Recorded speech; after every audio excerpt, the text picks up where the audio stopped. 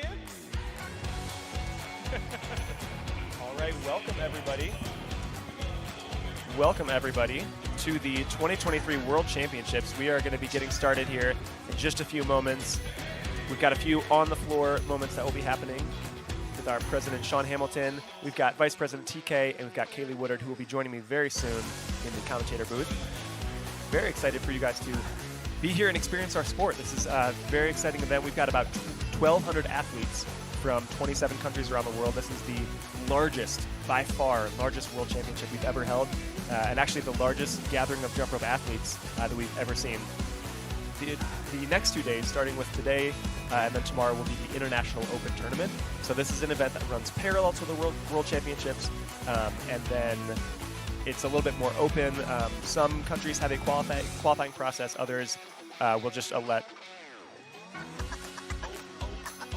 And yeah, other countries will just kind of allow athletes to come in. So we're going to switch now to the floor.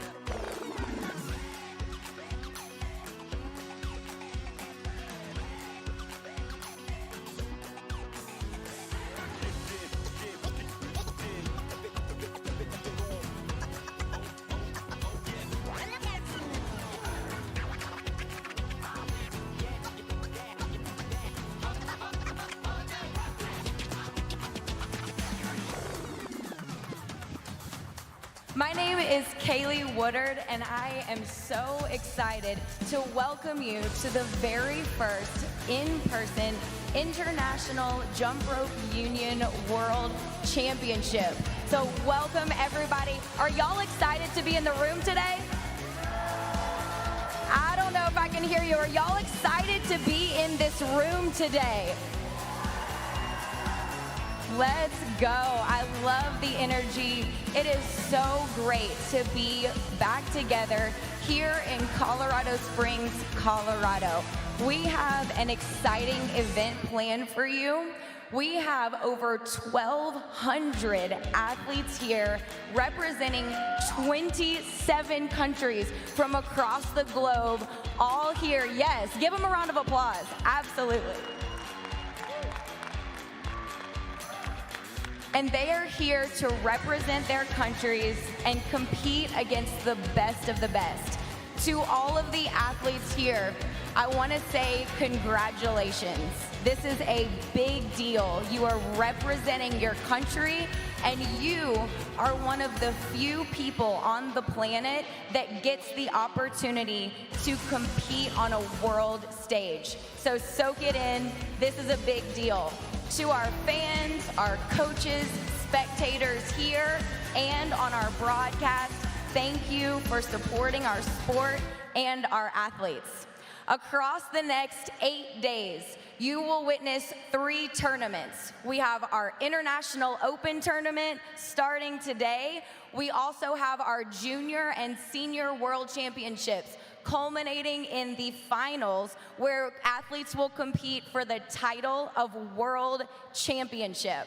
But all of that starts today, and without further ado, I would like to turn it over to our president, IJRU President Sean Hamilton. Oh, wow. Folks, give Kaylee Woodard a round of applause. We thank her so very much. She is one of the many voices that you will hear on the live stream. She's one of our lead commentators. Once again, we thank her for all her great work. Folks, we are ready to kick this thing off. I just simply want to make sure I acknowledge my right-hand person who does a lot of great work for this organization. Please give me a huge round of applause for IJRU's Executive Vice President, Mr. Takashi Ogawa.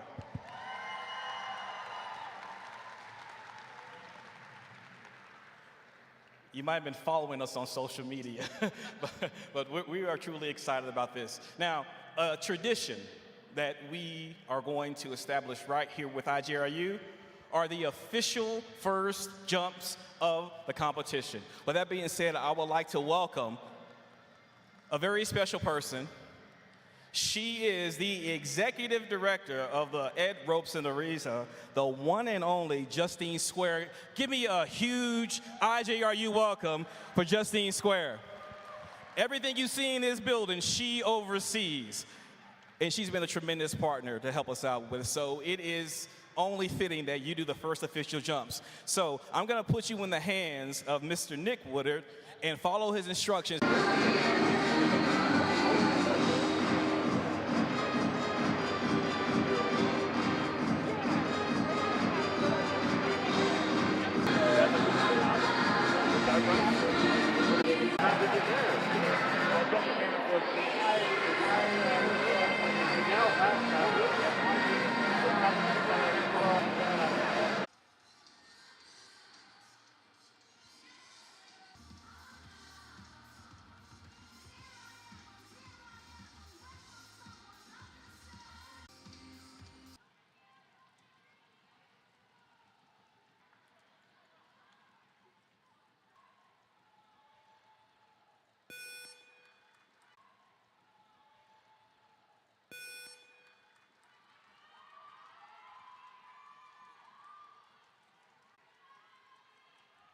Twenty.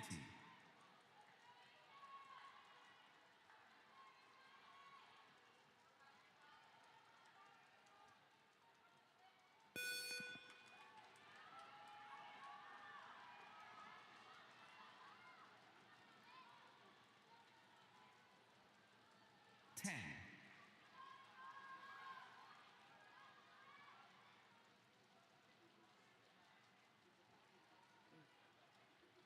20.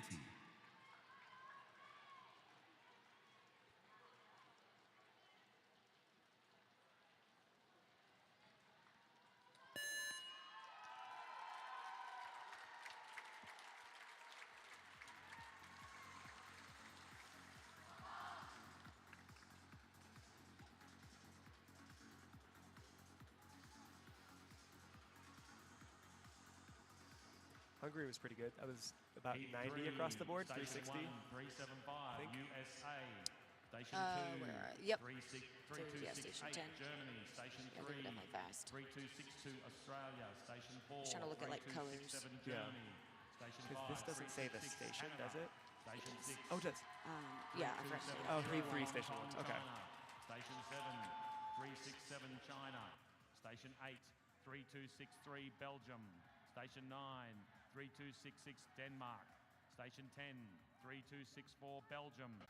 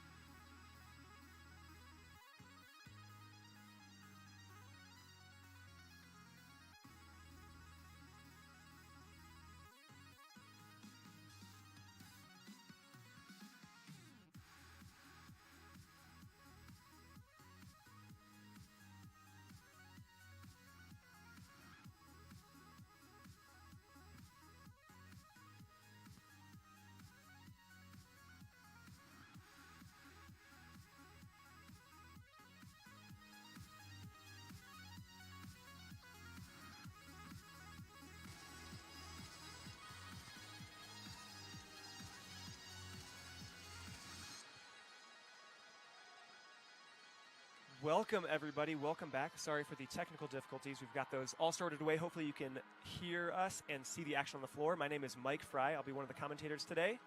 And I am Kaylee Woodard. We are so excited to be here with you. This is the 2023 World Championships, and this is the IoT, the International Open Tournament. Mike, how excited are you? I'm so excited. Anytime you get into an arena with athletes from all across the world and just get to see what they can do, how hard they've been training and preparing throughout the year, it's a great day. So I'm so excited. Love watching this sport in action. Yeah, absolutely. So right now you are watching single rope speed relay. So in this event, you will see athletes each jumping for 30 seconds, and they are going as fast as they can. They switch between the four of them relay style, and their score is a composite of all four of the athletes' scores. That's right, and we're looking for scores around 360 or higher. That would mean each athlete's getting around a 90. Very, very fast score. Kaylee and I were just talking about how several years ago that would have been, probably the winning score if one team could even, get 90s each. So anywhere at 360 or higher is definitely a good score to watch for. Yep, absolutely. And so coming up right here, this is Heat 5. So we've got teams on the floor from Canada, from Germany, the United States, from Hong Kong, China, from Australia, Denmark, South Africa, and then multiple here from Hong Kong and China as well. So we have got quite the stacked floor, it looks like. All flags are down, ready to go. Single rope speed relay, 4x30 seconds. Judges ready. Athletes ready. Set. And keep an eye out for those quick starts. If you start your rope before the beep, you'll get a deduction of 5 points, 5 jumps. But you want to start just immediately after that beep happens. Yep, and so you'll see here a lot of teams choose to put their fastest athlete either first to start them off with a bang, or they'll choose to save their fastest athlete for the last. So you'll usually see some really, really fast athletes going here. And then, Kaylee, can you talk about how speed is counted? Absolutely. So you'll see that they're using an alternating jog type step. The judges have mechanical clickers in their hands, and they are counting the right foot. So every time that hits the ground, they count. And the reason for that is because they physically cannot keep up to count every single foot. So we count the right, and then we double that score at the end to account for the left foot. Yeah, these jumpers are too fast. You'll notice, too, they're using a different type of rope than you'd see in most freestyle jumping or trick-based jumping. It's almost, in all cases, it's a wire rope. Goes super, super fast, but it hurts when you mess up. Yeah, absolutely. 10.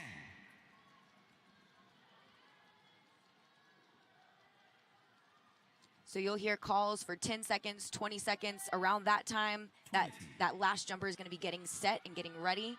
And as soon as you hear that switch call, you should hear that change because that fastest jumper is usually coming up.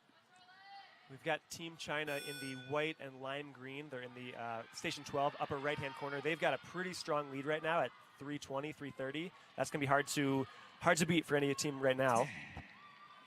Yeah, they're up there. That's faster than what we've been seeing in the first 4 heats for sure. Yep, there's that 360 mark, so we've already passed 90 apiece. 20. That's just unheard of. They're going to hit 400, Oh, my so that's goodness. over 100 apiece. You've got to be kidding. Oh my gosh, so fast. Yes, Man. wow. So unofficially, we've got, what, 408 here? 408. That's a what is it, 102? Now, keep in mind, so this is the IoT, that's the International Open Tournament. This is an event that usually runs parallel to the World Championships. And in most cases, if a team is out there on the floor, they will not be actually competing in the junior or senior World Championships. So these are athletes that maybe did not have a qualifying score. So the team you just saw with that 408 was not fast enough to make the official national team for the senior World Championship. Yeah, which is absolutely absurd. It's insane. And what Mike was saying earlier, these scores would have won the Grand World Championships Definitely. not long ago. Yeah. I mean, the sport's just progressing so fast. So here taking the floor, we have Heat 6. So in Station 1, we've got a team from the United States. Then we've got Hong Kong, China in Station 2, Australia, the U.S. again. Then we've got 2 teams from Canada in Stations 5 and 6. We've got the U.S. in Station 7, back to Hong Kong in Stations 8 and 9 and 10, and then the U.S. in our Station 11. We won't have anyone, it looks like, in Station 12 for this heat.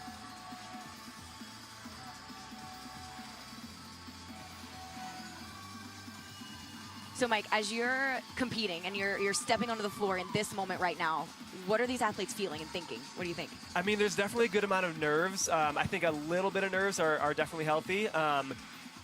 You've been training not just the entire year, but you've been training your entire life up to this. Some athletes start super young, 5 and 6 years old, and for many of them, this is their first time at a world championship. So it's kind of like all or nothing. You get one shot, you could have the best run of your life, or it could be a total train wreck, and that's it. So there's a little bit of nerves, there's a ton of excitement, they're just ready to go. They've got all this built up energy from all this preparation, and they're just ready to put it all on the floor. Yeah, absolutely. The energy is high in this room.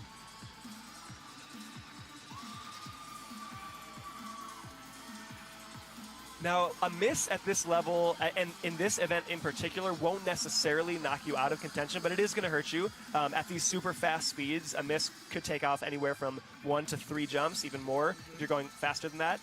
So nobody wants to miss, of course, but it's not going to knock you out of the running. Right. Yeah, and the key there is to recover quickly when you see a miss. And watch that, you know, as an audience member. See if you can kind of catch. Some misses are almost undetectable because they are recovered so fast. Ready, set.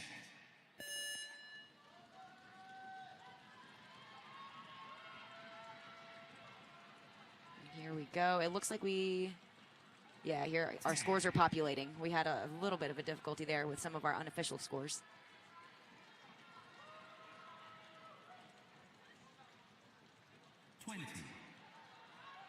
And you'll notice the stance of most of these athletes. It's sort of like leaning forward a little bit into like a half squat position. And this just allows for a shorter rope, which will travel around your body faster. You want to get that rope as short as possible without it hitting your feet or hitting your head. Yep, absolutely. You'll also notice these lines on the floor. So those blue lines there are the boundary lines. The teams must stay within those boundary lines. If any part of them or their ropes exit those boundary lines, they don't get counted for the jumps that occur. And so it's very important to watch that, and the teammates will help each other as well to stay in bounds.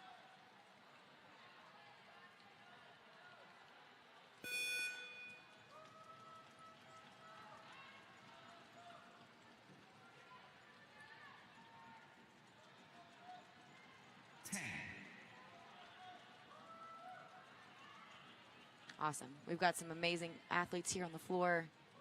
Looks like Hong Kong there in Station 8. Looks like they are going to town.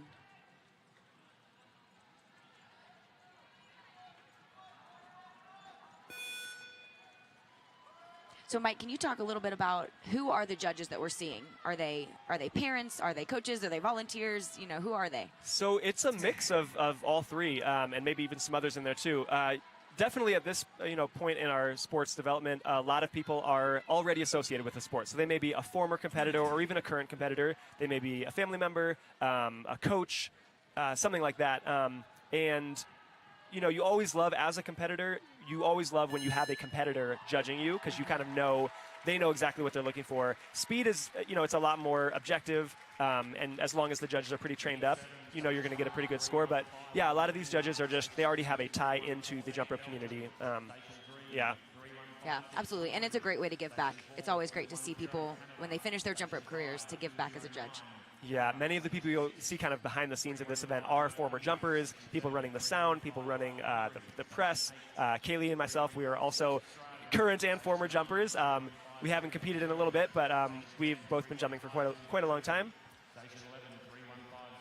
Yeah, actually, I got a question about that on my Instagram. Okay. So if you haven't headed over there, on my story, on Mike's story, we have a spot if you have any questions. But they want to know how long we've been jumping. So for me, it's been 26 years. Oh, my gosh. Yeah, how about you? I'm at 27. Oh, yeah, there just we about the same go. amount, yeah. There we go. So how old were you when you started? I think I got a little bit of a later start. I was 10. Okay. So how about you? Yeah, I was 7. Okay. So a little bit earlier. And where did you start jumping? So I started in my hometown of Baton Rouge, Louisiana, at my elementary school, actually. Oh, nice. Yeah, we had a team. And you started in Ohio. Ohio, also elementary school. Did Okay. you see a performance? No, so I actually saw kids leaving my school for a performance. Oh, okay. And it just looked like so much fun. I was like, I'm sitting here in class, and Right. they're going to jump rope. Yeah. So I was like, I should probably join that. Definitely a perk. In those Yeah. early days, elementary school, you get to get pulled out for performances. It's a lot of fun. Yeah, absolutely. It's really hard to imagine kind of what life would look like without jump rope. Like, had I not taken that chance and tried out for the team in 3rd grade, no idea. Oh, my goodness. It's definitely been a life changer.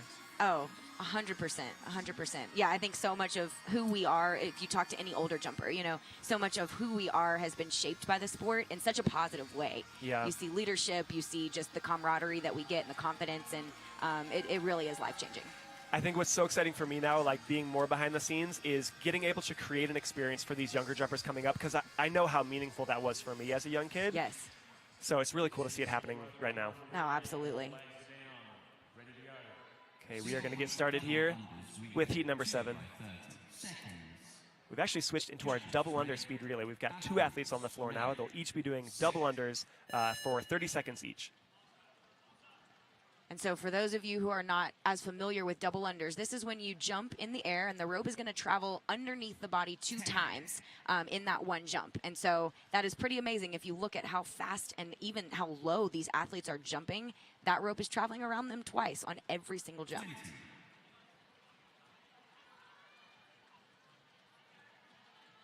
Now, you won't typically see as high of 30-second scores as you would in 30-second speed or a 30-second or 4x30 speed relay. It's a little bit harder to keep that rope going just as fast, but you'll see some pretty high scores. You'll probably see a couple that will be around 90, mid-90s, even 100 at the 30-second break. Yeah, and that's per athlete, keep in mind. So that's in 30 seconds. 90 double unders is quite the feat. Flying. Yeah. And so the key here, really, or one of the keys here, is to get that low jump. If you're jumping too high, yes, it makes the double under easier, but you're eating up all of that time in the air. And so these athletes will train just the jump. Yeah. And it's really an all-out sprint. So if this event were longer, 2 or 3 minutes long, they may take a slower and higher jump, but 30 seconds, you're going all out as fast as you can. So. Station 4, 3157 India. Station 5, 3154 Hong Kong, China. Station 6, 3160 Australia. Station 7, 3159 Australia. Station 8, Another thing to look for is the position of their feet. So my thought with how they're positioning your feet is you'd want them to be really right next to each other so that as the rope passes around both feet, it just has to pass the same mark of your toes or the balls of your feet hitting the ground. If you've got a split stance, which we saw a couple athletes just now doing that, it's got a little bit farther of a distance. It's not much, but it's got that much farther of a distance to clear to successfully get each double under. Yep, absolutely. And those split seconds matter, especially at this level.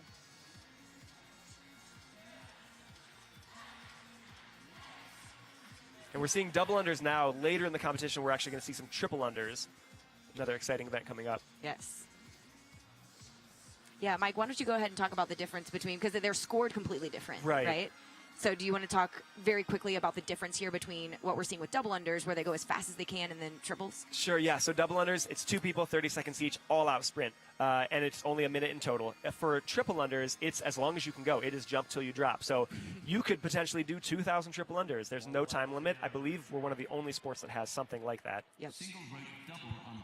So here you are seeing Heat 8. We've got teams here from the U.S., from Australia. We've got India represented here. We've got Hong Kong.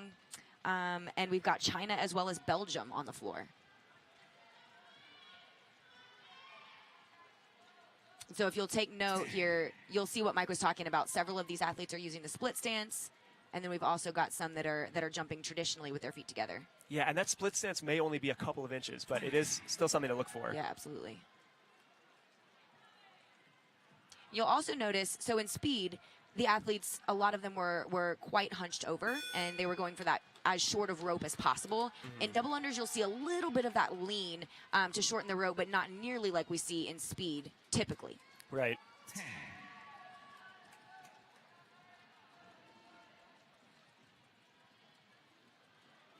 And so double unders, this is an interesting event and skill that we have in our sport that has recently kind of crossed over into the CrossFit games as well. And so now we've got people all around the world who are actually really good at double unders. The difference, though, I would say, is that in CrossFit and in some of these other fitness arenas, they are completing double unders within a workout, right? They're not necessarily sprinting. They're trying to do double unders and conserve energy. Whereas in our sport, we are going for that time, for that sprint. So that's the difference that you see. But nevertheless, double unders has kind of crossed the boundaries a little bit. Yeah, it's been very cool to see just even one other sport kind of adopting one of the things that we do and we've known and loved for so long. We also saw, I think this year, they introduced double under crosses. So it seems like they're interested in exploring different types of jump rope movements. And yeah, it'll be interesting to see what they do in the future. Yeah, absolutely. And that's just a testament to anyone can jump rope, right? So if you're listening or watching here and you're thinking this might look like fun, you can certainly do it. Start small, and you never know where you could take it. Yeah, if you have jump roped before in your life, well, let's start with this. If you've never jumped before, we have a challenge for you. Just stand up right now, no rope, and just bounce up and down for 30 seconds and just kind of see how that feels. If you are a little bit more familiar with jump rope, let's add a rope. Let's just try jumping for 30 seconds. And then if you can do your double unders, let's go for 30 seconds. And then if you can do all of those, try to go as fast as you can. So it's one thing to be able to do it, another to go as fast as you can. Absolutely. and see how you stack up, with these athletes. Another great thing with these speed events is you can track your progress over time. So you might start and only be able to do 10 double unders in 30 seconds. You take a lot of breaks and you have mistakes. But if you stick with it and you just keep jumping, keep practicing, that may go up to 20 to 30, and eventually you're getting these really high scores. So definitely stick with it over time, and you'll see that growth. Yes. We're starting with Heat 9 now. Judges ready. Athletes ready. Set.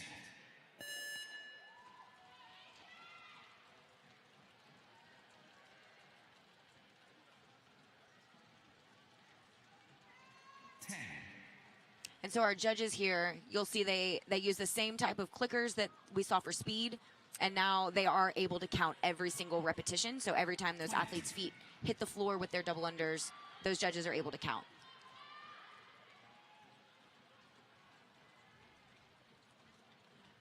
And that's another challenge at home. If you can see and you get a good look at one of these athletes, try counting them for 5-10 seconds. It is quite the challenge.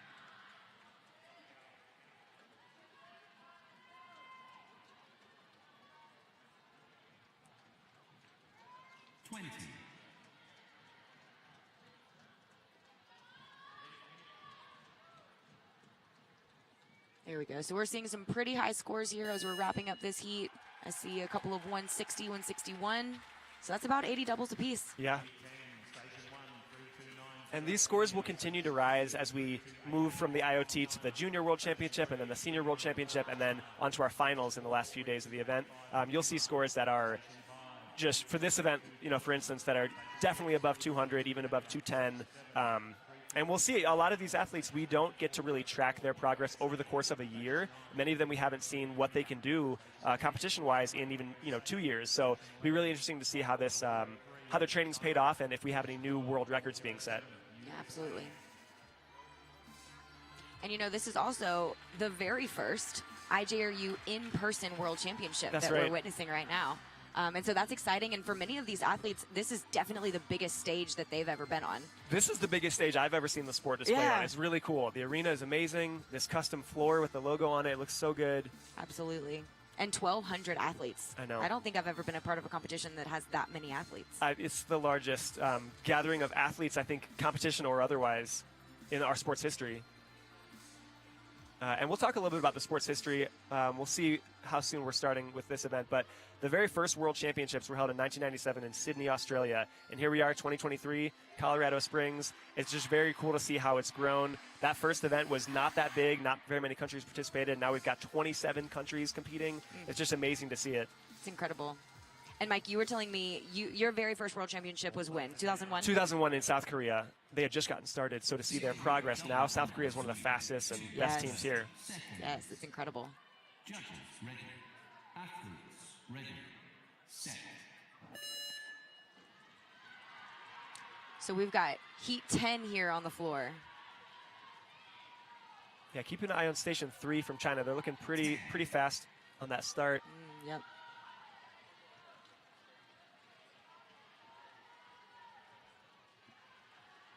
Just past 60. Station 7, though, also. Yeah, and Station 5. Yeah, keeping right up.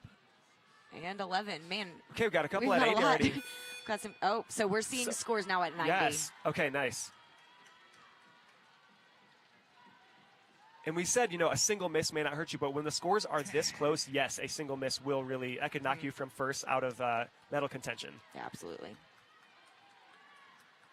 So let's see if they can get up to 180. We saw 91, I think, with one of the teams. Yeah, at the halfway mark. Got some 150s. There's 160. Okay, so 166. Actually, Station 5. Who's at Station 5? So we're creeping up. Is that Denmark? Let's see. It looks like 5 was Belgium. Okay, yep. With the 166, that's pretty impressive. That's 83 apiece. Very good. Nice. And I just want to reiterate how hard that is. I mean, I trained. It's so hard. I trained doubles, and I think that was about my highest I ever got was about 83. Yeah. Maybe a touch over that, but I've been training for 20 years. Yeah. To get to that point, these kids aren't even 20 years old. I know. I don't think I ever broke like 86 or 87 in doubles. My double score was always a little slower than single rope speed. Yep. But yeah, just really cool to see these athletes flying. Yeah, Mike, talk a little bit for the audience that has maybe never tried this before or never tried to jump as fast as possible. What does the body feel like? Like, what happens? So you start off and you're like, oh, I got this. I'm just going to crush this. And then, 10 seconds in, maybe you're still feeling pretty good. And then before you hear the 20, it's probably around 15, you start to feel a little tired and you're like, oh my gosh, what have I done? And you just try to hang on for dear life. Now, that is me. I'm a little out of shape. That's the last time I tried it. If you are training for this year round and have the years and years coming into it, you're probably going to be able to hang on a little bit longer. Granted, though, the competitive atmosphere is something totally different, especially if you've never been here before. So you have to keep your cool and do the best you can and really just try to pace it out while going as fast as you can. Yeah, absolutely. And a lot of people who are relatively new to jump rope are surprised because it is typically the upper body that goes first. People think jump rope and they think, oh, it's it's a lower body activity, but it's really total body. You'll feel your calves, but the upper body is often what fatigues first. Shoulders and forearms especially, because that rope is being driven through your arms. Yes, you are jumping, but a lot of times, yeah, as you said, the legs can really hang on. 20. So this is Heat 11 here on the floor. We've got teams from Hong Kong, the United States, Canada, Australia, India, and Belgium. And it looks like Station 1 Hong Kong was about 89 or 90 at the 30-second mark. Just crossed 120. They might be our closest yet to 180. 20. There's 160. It's going to be close. They'll definitely get 170 if they have a way to miss. We've got another one over there in Station 11 that is creeping up. Oh, nice. So 176 and 177. And 177, yep. Who's in 11? Let's see. That looks like Belgium. Okay, nice. Yeah, so we've seen two fast Very good. teams from Belgium here recently.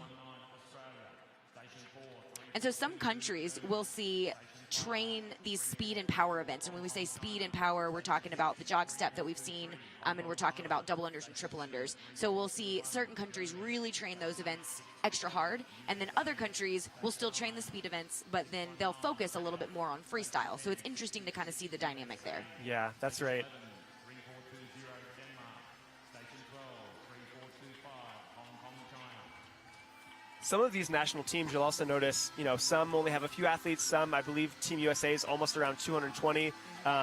There are 3 levels of the competition, as we've said. There's the IoT, which is happening right now. There's the Junior World Championship and the Senior World Championship. And there's spots available in each age and gender division for every single event. So your 4x30 speed relay, your double unders, your freestyles, all of those.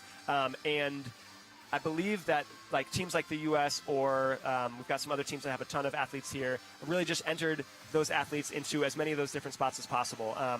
We've got a strong jump rope culture in the U.S. and it's been around for a long time. But yeah, you'll see definitely of varying sizes based on the national teams. All flags are down, ready to go. Single rope double unders relay, 2x30 seconds. Judges ready. Athletes ready. Set.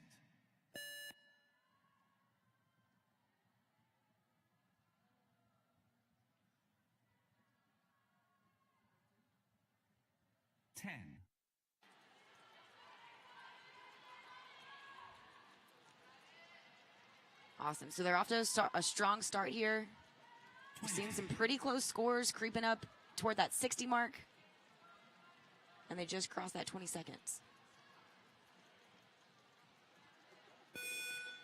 You'll also notice just outside of that competitor square, we have a smaller coach's box. And sometimes that box will stay empty, but in most cases, you'll have a coach in there either filming, cheering them on, giving them their splits at the 10-second mark. They'll call out, hey, you're at 30, letting them know kind of, are you on pace?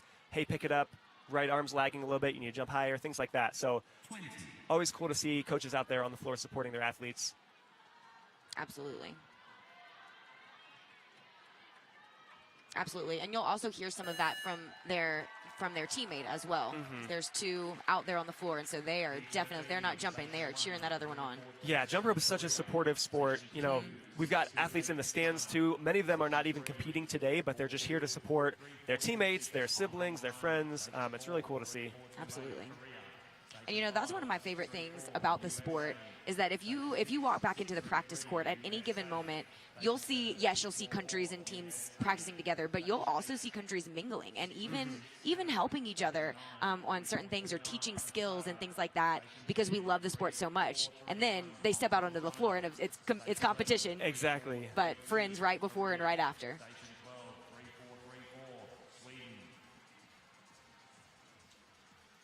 I think because our sport is still relatively young, we just want to see it grow. So we know that if we're out there back in the practice gym and we see a jumper from Japan doing something amazing, we want to learn it. If they see something from us, they want to learn it, so we'll teach them. And it's just a great way of helping to spread the sport and make sure that all of our techniques and strategies and new skills are being spread around the world. Yeah, absolutely.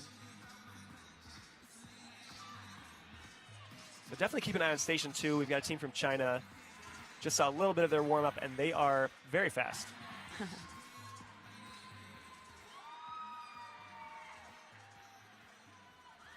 Oh, definitely keep an eye on Station 2. We've got Shaolin Sun from China. He is one of the fastest jumpers in the world. He may actually be the fastest in the world.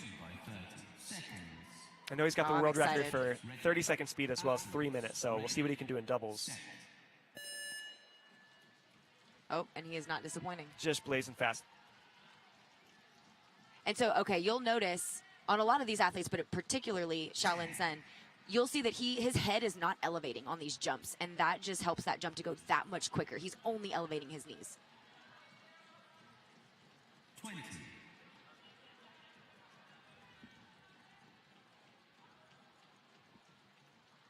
And we can't see the official score, the unofficial score right now. Yeah.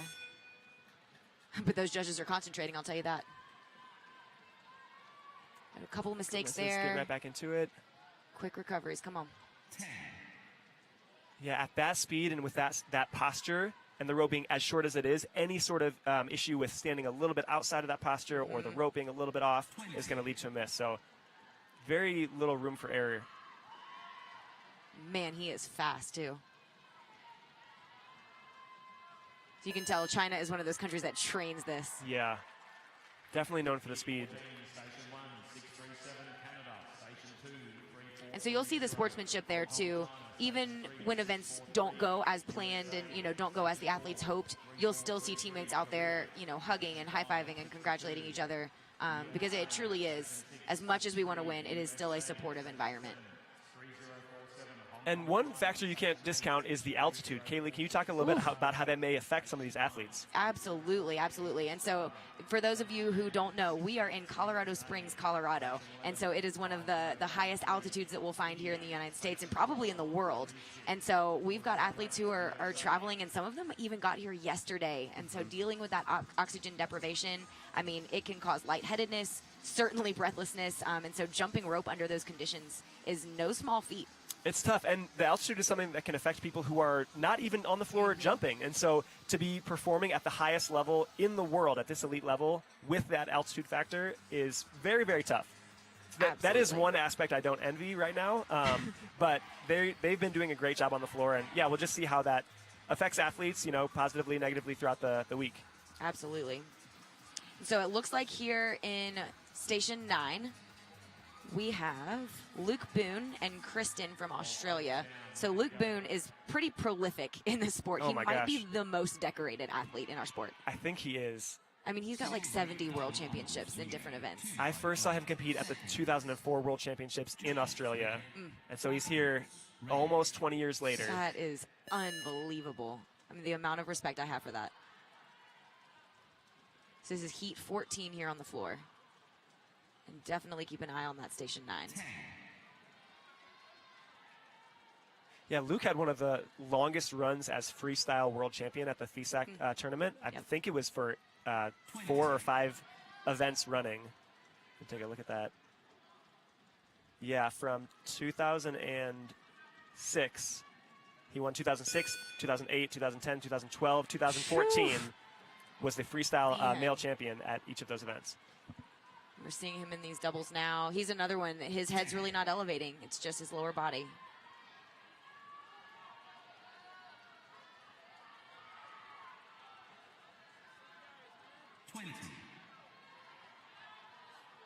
Awesome. And so we're seeing some of our older athletes here on the floor in these later heats, showing that they've still got it. Yeah. Love to see it. Absolutely. Got a couple of 170s. That's averaging an 85 per jumper. Yep. 175 there. Heat 15, Station 1, 3064. Germany, Station 2, 305. And so, you know, another thing that I really do love about our sport is that it's a lifelong sport. Yes. A lot of the jumpers that we see, they've started, like Mike and I, you know, we started when we were 7 and 10 years old, and then you'll see jumpers into their 60s who are still jumping and still having a blast, and their bodies actually can still do it, Yeah. which is quite amazing. And it's just a testament to, if you stay active and you stay a part of a sport like this, your body will thank you for it. You know, you don't have to age Yep. negatively. Exactly. It's always really cool seeing athletes in that 30 and over age category just still doing it. And it's jump rope is a very difficult sport to leave. Once you're in it, you want to stay involved in some level as a competitor, as a coach, as a volunteer, as a commentator. Like, we want to stay around and just be in the sport.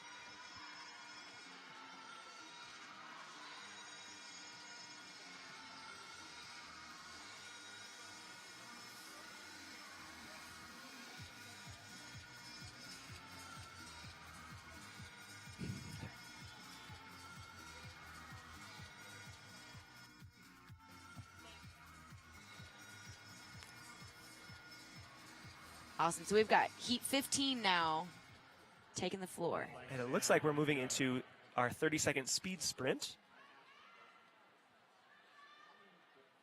So in this event, you'll notice now there is only one athlete on the floor. This is one of the most exciting events because they are going for 30 seconds in that jog step as fast as they possibly can. So you'll see some incredibly high scores. What would be what we're looking for here, Mike, in terms of scoring? Anything over 100. And I know that's asking a lot. That's very tough. I mean, as Kaylee, as you mentioned, like previously, an 85 and 90, that'd be a really high score. But if we can see scores high 90s or 100, that's looking pretty good. Which is incredible. If you take this back even 6 years ago at the World Championships, you're not seeing those scores. You're not seeing people really break 100. And now, I mean, you see it quite often, relatively speaking. Yeah. You know, winning scores from 2010, 2012 were like 99 and 100. We were finally starting to cross that 100 barrier. So we see some scores, 94, 94. That's pretty good. And I think we'll see some higher ones too, but not too bad. And this event is sort of jump rope's version of the 100-meter dash. It is an all-out sprint. It happens so fast. It does take a little bit longer than that 100-meter dash to complete, but it's so exciting to watch for that reason, because at that level, you're one person out on the floor, 30 seconds. You don't have your team to back you up and cover for a miss. It is all you. One miss really will knock you out. Yeah, absolutely. Station 10, 3068. Hungary. Station 11, 3072. Australia. Station 12, 3078. Korea. So as you're watching this event and keeping an eye on these athletes, take a look at their technique.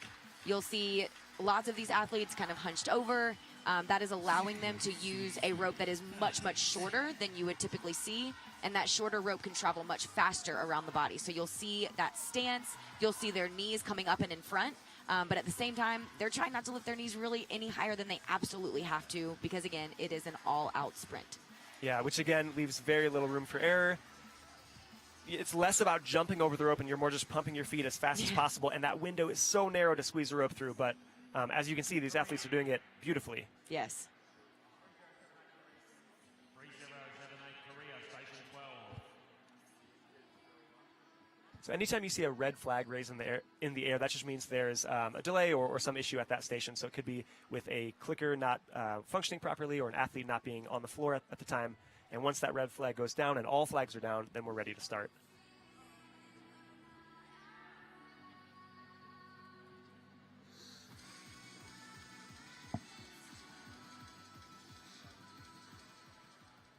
All flags are down, ready to go. Single rope speed sprint, 30 seconds. Judges ready. Athletes ready. Set.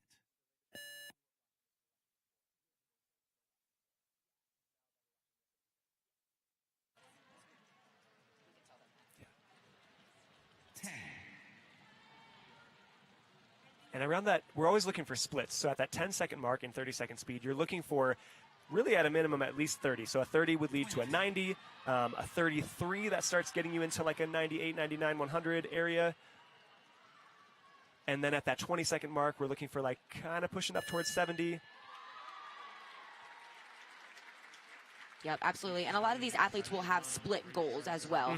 And so some of them will attempt to count themselves, which can help some people stay on target. It can also throw some people off. And so for them, they would rely usually on a coach to give them their split times and kind of keep them on target. That's right.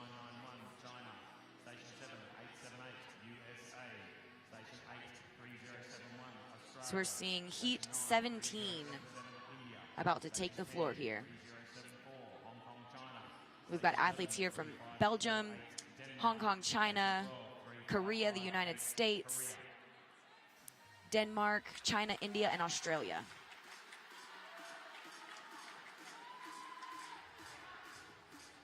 Again, watch for how quickly these athletes can get started right out of the gate as you hear that beep. You can't start before the beep, but as soon as you hear it, we want that quick start, because that could actually make the difference between one extra jump or not getting that jump in. Yeah, absolutely. And, you know, a lot of times the difference between our 3 podium spots is 1 jump. Oh, yeah. Single rope speed 3, 30 seconds.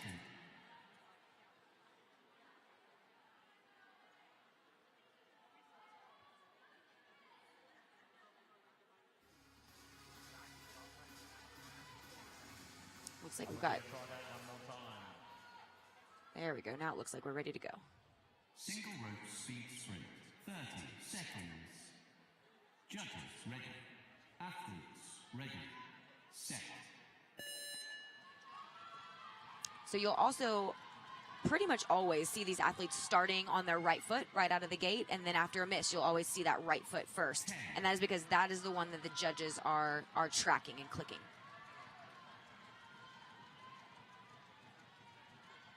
And you'll even see some athletes, I don't think I've seen it today, but keep watching and you'll see it. Some athletes will wear a different colored tape on their right foot shoe just to kind of help those judges out, because, again, they are going so fast that the judges often have a hard time even seeing it to count. So any help is good. Now, we're seeing a score of 126 at Station 5. That is most likely an error with the skip track or the clickers not working. We have not seen a score in the history of the sport higher than, I believe, a 115. Yeah. So that'd be pretty unlikely that we're seeing a 126 right now. However, we see 100 in Station 6, which is possible. That is definitely possible. At this point, yeah. And now, we mentioned this before, but the judges are counting the right foot only. So if you see a score, let's say of 100, that's just 100 right foot hits. So that actually means that the jumper has jumped 200 times. The rope has gone around their body 200 times in a 30-second span. It's hard to fathom that kind of speed unless you're seeing it up close, or unless, as we said before, if you try it at home and kind of see, okay, I'm doing 40 or 50 in 30 seconds, and then what does it take to get me to 60 and then to 70, and you start seeing, you know, fewer and fewer gains, or the gains get a little bit harder to come by, and just imagining reaching 100. And if you think about this per second, a score of 90, which we've already established is good, but definitely not going to win, that would be 6 jumps a second. Wow. Yeah. And so we're seeing at least 7, you know, when we get to these higher. Unbelievable. Yeah. Ready. Athletes ready. Set.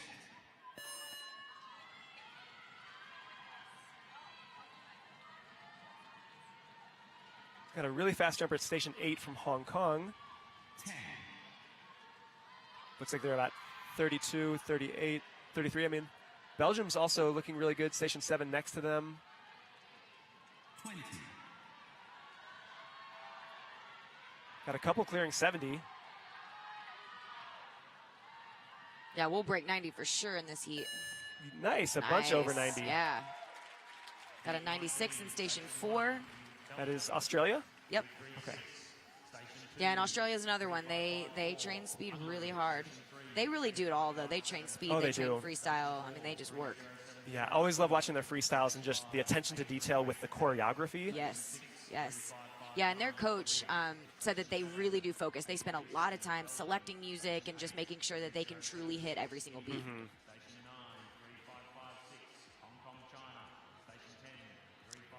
So we've got Heat 19 taking the floor.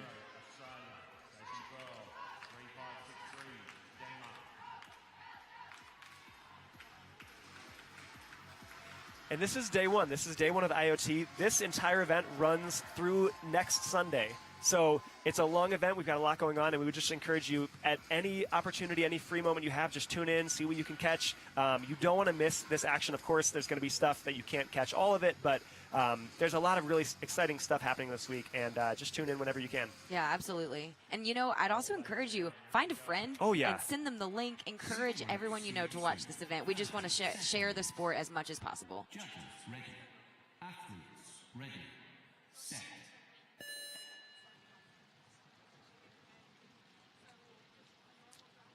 Looks like we've got some some fast ones. athletes in this heat.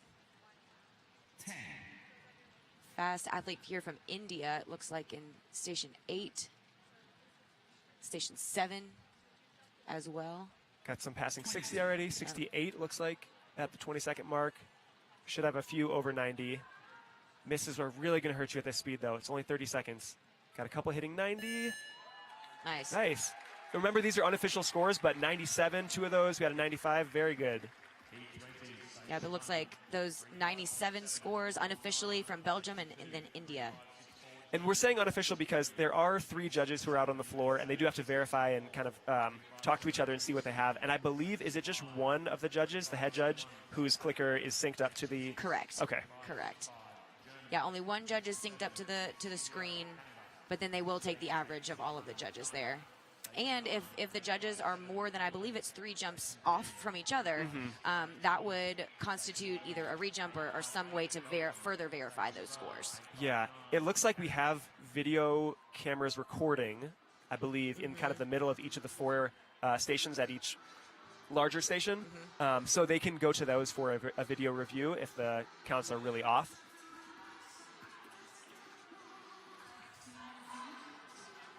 But yeah, if those scores are pretty close, I believe they'll average the closest 2. Yes. So if you've got a 92, a 93, and an 87, they'll just average that 92 and 93. You'll have a 92.5. Correct. Correct. And usually that is the case. Our judges are very well trained, and so usually our scores are right on. They're very close to each other. Speed 3. 30 seconds. Judges ready. Athletes ready. Set.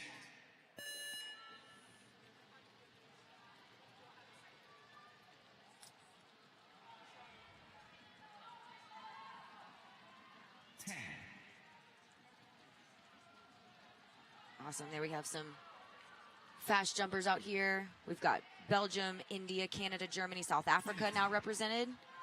This is one of the first South African jumpers that we've seen out here on the floor. So that's exciting. Station 1 and 8 already passing 90. Oh, unofficially, we've got 100 and 101 from 1 and 8. That's China and Hong Kong. Very nice.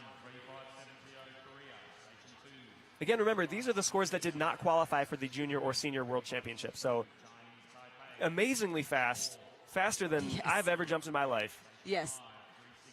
Try though we might.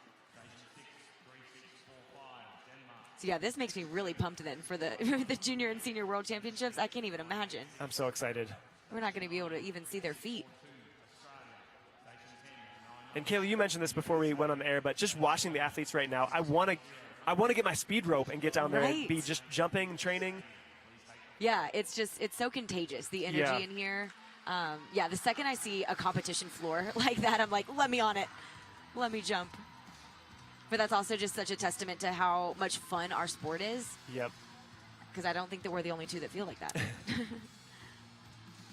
Yeah, this is like the dream floor, too. Like, obviously, it looks great, but just that wooden floor, it gives you really nice support as you jump. A lot of us, we kind of just have to jump wherever we have space available. That might be on concrete.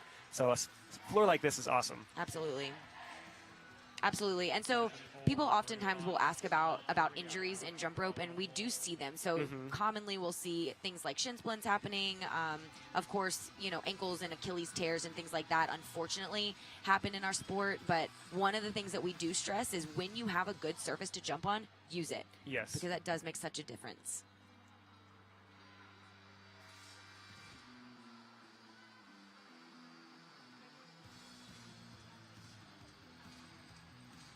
Station 4 is scratched. So it looks like we had a small little delay, but we are maybe ready to go with heat number 21.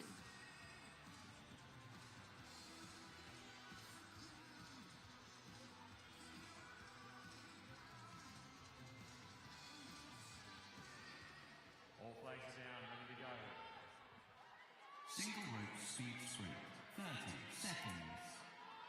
Judges ready. Athletes. So you'll see them in their stance right now as they start. Half of them are, you know, bent in half.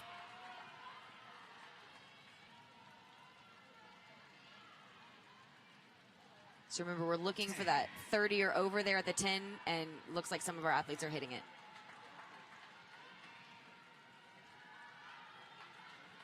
We've got Korea in station 1 at 73 at the 20-second mark. And then also Korea at station 4. Oh, Wow, we've got an unofficial Man. 107. oh my goodness! And it looks like she's happy with that too. Yeah, that looks like a personal best. Wow. You always hope to peak at the right time, and I mean, there's never a better time than right here at this competition to peak. So yeah, they look very happy with that. Yeah, man, that's what you train for, like that moment. Mike, can you talk a little bit about that? So how, as an athlete, how do you strategize to peak at the right time? Because it is difficult. It is. So, I mean, throughout the year, you've got many things pulling on your time. A lot of these athletes are still in school or in college, or if they're out of college, they're working. So you're trying to make as much time as you can throughout the year to train. And I think I can speak to my experience. Early on, it was, twice a week with my team, and then I would do my own practices at home. And then as you're gearing up for competition, maybe 2 months prior, we were doing like 3, 4, and 5 times a week, sometimes 2-a-days. And then the week or so, I'll say, yeah, for me, it was about a week and a half or so before I would really kind of like ease back on the, Yes. and more like maintenance jumping, just like, am I staying in shape? But I'm not going for all out, records. Yep, absolutely. That tapering phase is super important. And that takes experience and it takes confidence in yourself, because the last thing an athlete wants to do is not go hard the week before competition. Exactly. Single rope seat 3. 30 seconds. Judges ready. Athletes ready. Set. So this is Heat 22. We've got some big names here on the floor. We've got Porter Ballard Porter. out of the U.S. He is definitely one of the top freestyle jumpers and can hold his own in speed.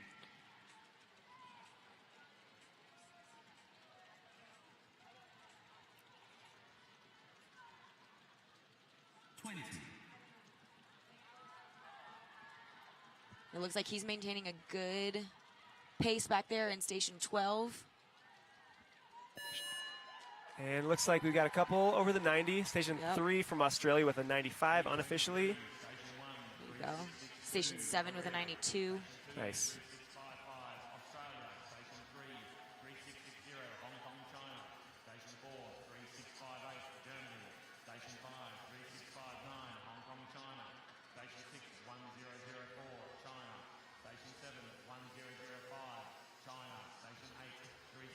As we move through the week, which events are you most excited to watch?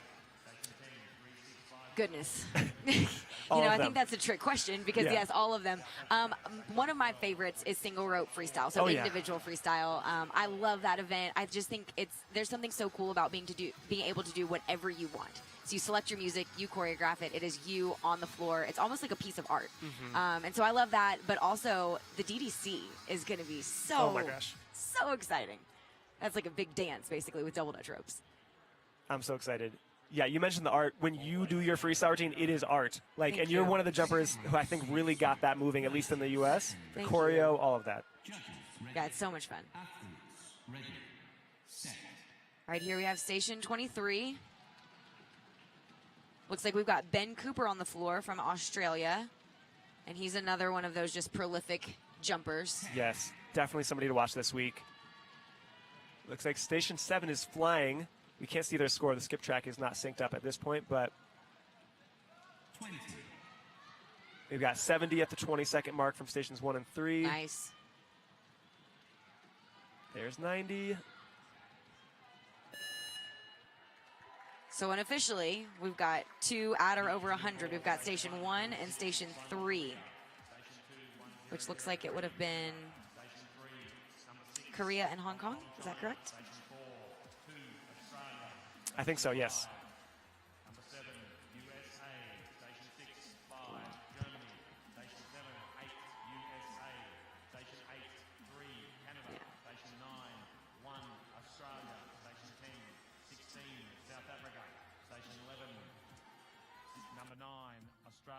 Station 12, 14, Hong Kong, China. Please take the floor.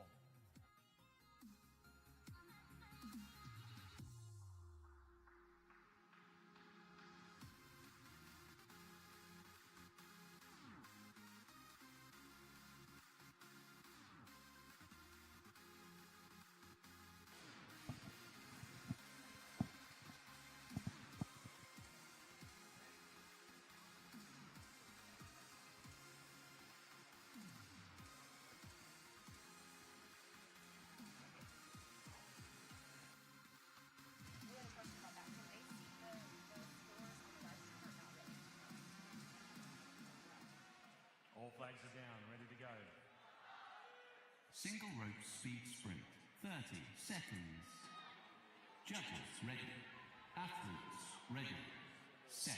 So we are here with heat 24.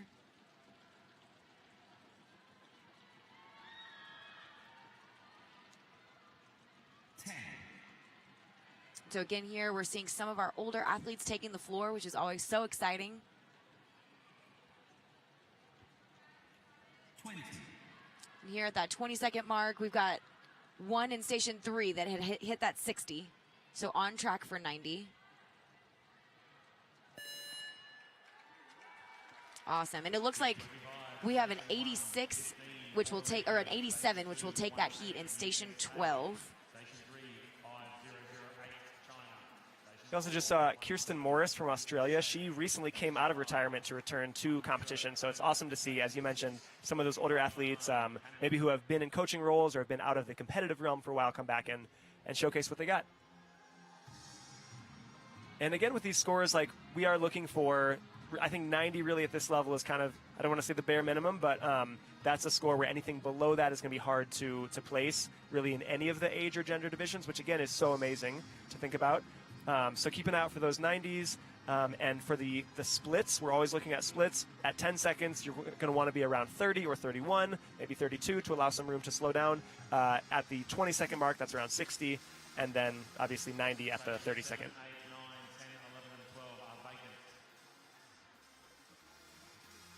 See some of the crowd there. They're all anxiously awaiting their teammates.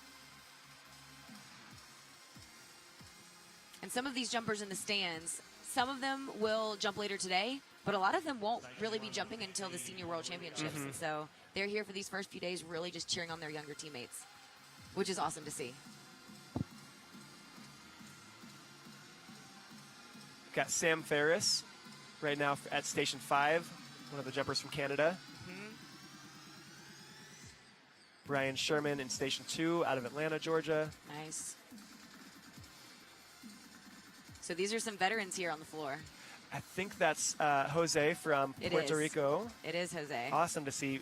I think we first saw him at the 2006 World Championships in Canada, so great to see him still out there. Yeah, very nice. And so a lot of these guys will coach, these older athletes, they'll coach, and then they'll kind of jump on their own time, you know, and train and get their own training in.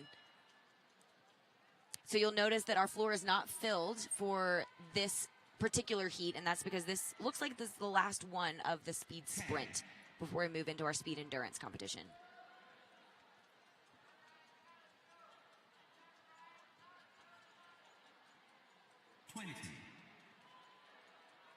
Awesome. So not quite as fast on this heat from these veteran athletes. However, the fact that they're even hitting these 70s and close 78. to 80, yeah. I mean, that's pretty incredible after jumping for, what, some of these guys 30 years maybe? At least 20. 3087 Denmark, Station 2, 3083 Austria, Station 3. You may even see some parents out on the floor who have gotten into the sport, you know, through their involvement with their kids joining the sport and loving it, and, you know, their kids just encouraging them to give it a try. So that's always cool to see. Yeah, absolutely. All right. This is actually one of my favorite events. I think I'm one of the only people who really enjoys watching this, but we're going to move to single rope speed endurance. This is our 3-minute speed event. And I just love sort of the story that unfolds over the course of 3 minutes, because it's really, really hard to jump rope for 3 minutes straight at any speed. We mentioned, you know, giving 30-second jumping a try at home. give it a try for this 3 minute. If you're feeling like you're in pretty good condition, pretty good health, give it a try. Just jumping without a rope for 3 minutes, jumping with a rope for 3 minutes, actually doing that jog step. And then if you can do all of those, now go as fast as you can. We promise you will get a good workout. Yes. It's one of the most grueling events out there It is. for any athlete, no matter what condition you're in, how fast you are. This will tire you out. Absolutely. And, you know, Mike talked earlier about kind of what happens to the body during 30 seconds. It is different during 3 minutes. During 3 minutes, I know I can speak from personal experience. I'm looking for splits. So, you know, for these athletes at the 30-second mark, some of them will be aiming for that 90, like we were seeing in the speed sprint. Others, though, probably more commonly at this level, will be seeing that they're aiming for around the 80 mark at the 30-second split. And then, you know, for me anyway, around the 1.5 minute mark, when you know you're only halfway done, but yet already halfway done. Yeah. It's kind of an experience, and you're tired at that point, but you're like just encouraging yourself, like, come on, 90 seconds left. That 130 mark is a strange feeling because, yeah, as you said, like, you've made it 130, you're halfway there, but at the same time, you have another minute and 30 seconds. It's very hard mentally. And I think, again, with that, like, kind of the story of it, it's just mentally getting yourself through it. You know, you start and you're feeling fresh. At the 1 minute mark, it's like, well, I've got 2 minutes left to go.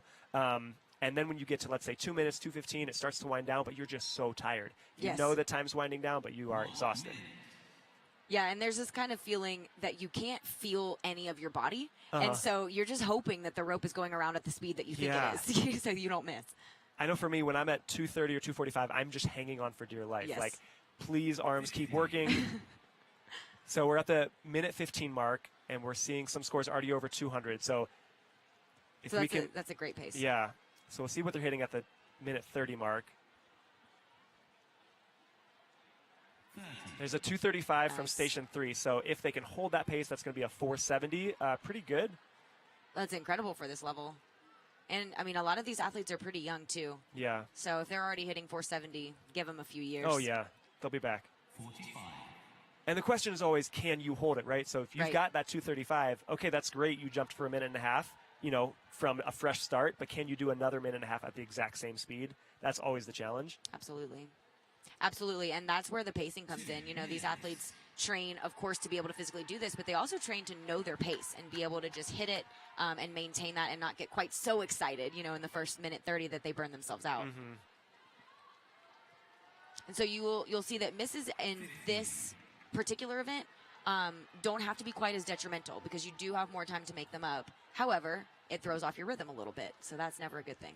Yeah, we saw some misses from Station 3, which actually allowed Station 4 right next to them to catch up. They're just neck and neck, right about at 360. And misses, in addition to, you know, you're not getting jumps during that miss, they're just so draining, physically draining, but also just mentally to overcome that and just keep going. Looks like we've broken 400 there in Station 8. Oh, Station 8, great. And you can tell she's flying. You know, we know she's got to be tired, but it's not showing. She's got her form looks awesome. Yeah, it hasn't broken down at all. And that's a jumper out of China.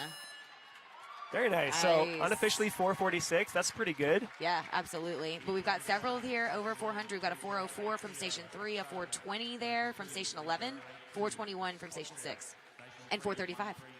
Lots over 400. So 446 is a 148 at each minute mark, approximately.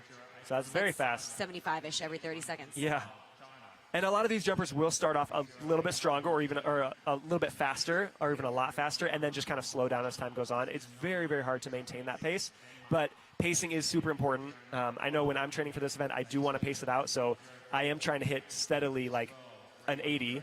This was several years ago. But if I can hit 80 and then 160 and then 240, I know I'm doing pretty well. So it's interesting to see the strategy because you will see some jumpers start really, really fast and get an early lead and then slow down and still hold on to that lead. Yeah, it's true. It's true, and it's all about what works for your body.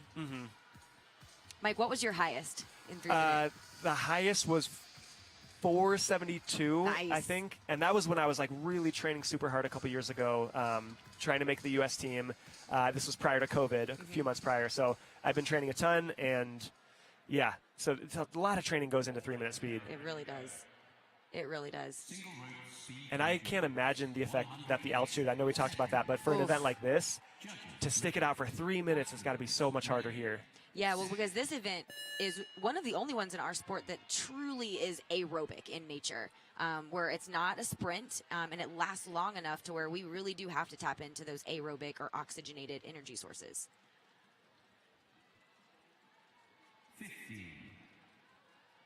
Seen some jumpers pass 40 at 15, so that would be on pace for like a 480. Yep. Seeing some really nice technique out there. Loose arms is what you kind of want to look for. You don't want to see tight shoulders on this event. So anytime you see an athlete that really does look loose and kind of relaxed out there, it's a good sign. Yeah. Like this one right here that you're watching. Very loose, very relaxed.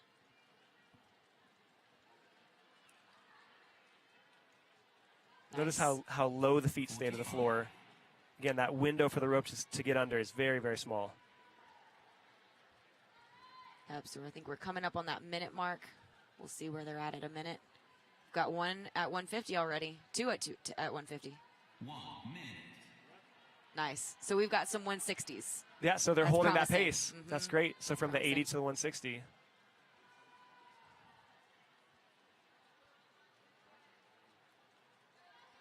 What's nice about an event like this is the individual competition events that they're doing are a little bit more spaced out than you'd see at like a national championship that's shorter and fewer days. So athletes do have time to prepare and warm up for it, and also time to just cool down and stretch those muscles before their next event.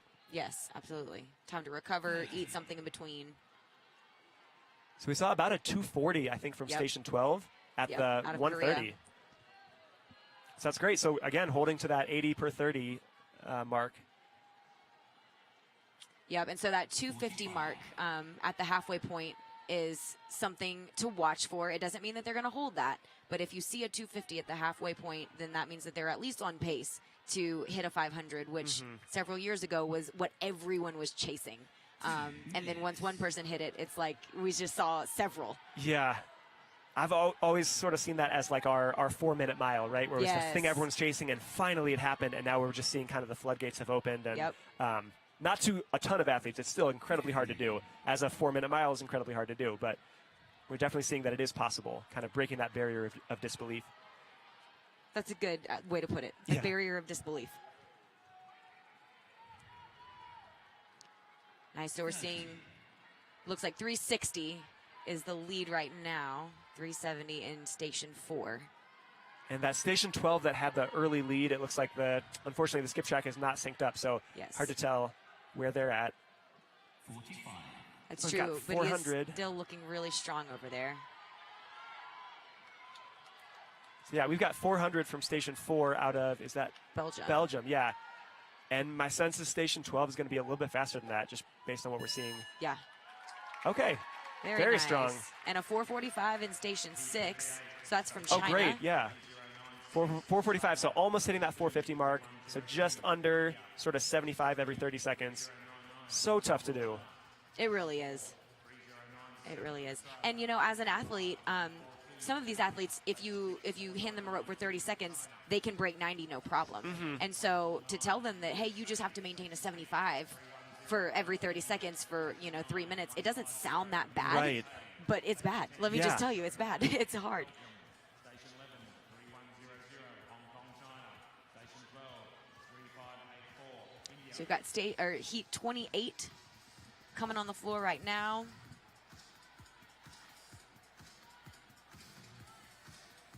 So I know when I was walking onto the floor for this event, my nerves were super high, usually, because I knew what I was about to try to do.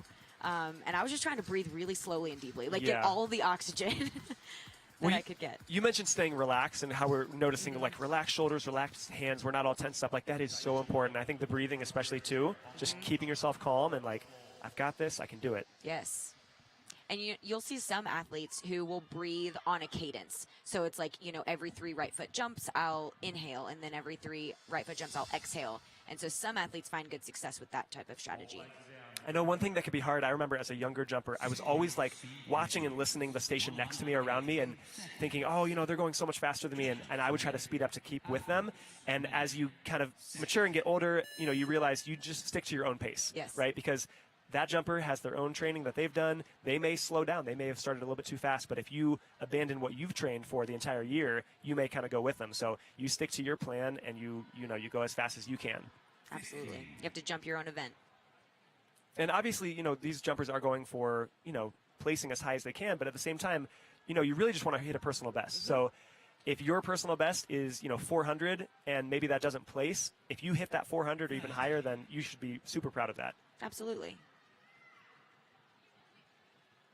So it looks like we've got some Chinese jumpers here on the floor hitting phenomenal paces. Wow, Station 6, from China. Really strong. 45. Just about 130 at 45. That's nice. That's incredible, yep. And they make it look easy. So we're definitely passing 150 before the minute. Oh, nice. Oh, yeah. So, Very yeah, nice. We're hitting 170 in a minute. So if this pace holds, that's going to break 500. That'll be a 510. That's if is always the big thing, but For sure. he's looking strong. Already at 200. Yeah, and his technique is pretty flawless. Yeah. So it's looking like he's staying relaxed. Very efficient. He's not moving around in that space. Oh, we have a handle drop, which is tough. Obviously, he's missing that time to be jumping, but also, it's, as we said, very physically and mentally draining. Right. So it gave some of these other stations, so Station 8 and 3, a little bit of a chance to catch up, but now he's kind of taken off again. And he's still right around 250 at the minute 30 with a rope drop. That's so impressive. It's incredible. 45. So Station 8 out of India, holding strong here. About to hit that 2-minute mark and about to break 300, so that's Very solid. nice. 2 minutes. So 2 minutes. He's at a 330 right now. That's Station 6. So that he would need a 170 in the final minute, which he did hit. Yes. Yeah. He just has to hit that one more time. But to hit a 170 after already jumping for 2 minutes is very hard. It is tough. Ooh, But Mike he's I flying. think he can He's do flying. it. I actually think think he can do it. If he can hold that, stick with that pace, avoid any misses, I think he might hit 500. Folks, this is day Come one. on, We may come see a on. 500. If not a 500, we will be very, very close. Which is unheard of at an international open tournament. It's not even the World Championships just yet. Oh, this is where it gets so exciting. Come on. Let's Come go. on, we want clean at this point. He's thinking like stay relaxed and push. Okay, he's at 15 450. seconds, So he's got to hit seconds. 50 in the final 15. That is tough to do. Really tough. I think we're going to see it close. I don't know if we're going to hit it, but it's going to be but so we'll be close. in the 490s at least. Come on. Come on. There's 490. 490. Oh, so close. My goodness, 495. Can you imagine? Wow. Oh, my gosh. Whew. Again, a score like that was unheard of. Absolutely unheard of. That would have easily won several years ago. Easily won the entire championship. And that was, it looks like Siki Ru from China.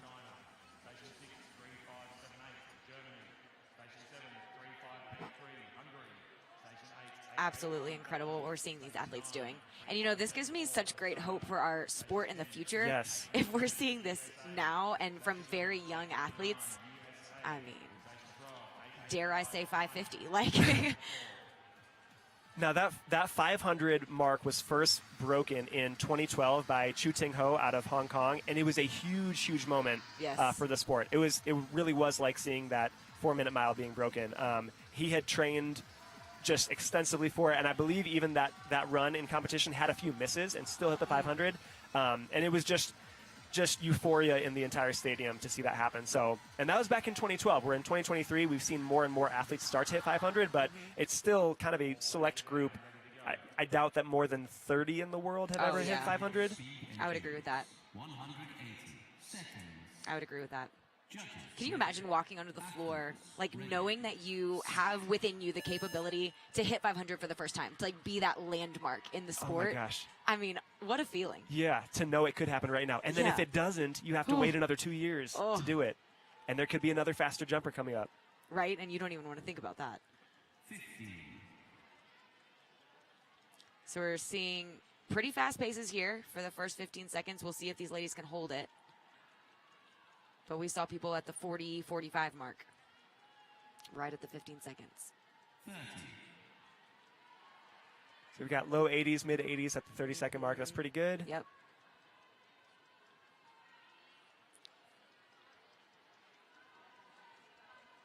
So again, you're seeing these athletes somewhat hunched over, using those shorter ropes that allow them to travel faster with less effort.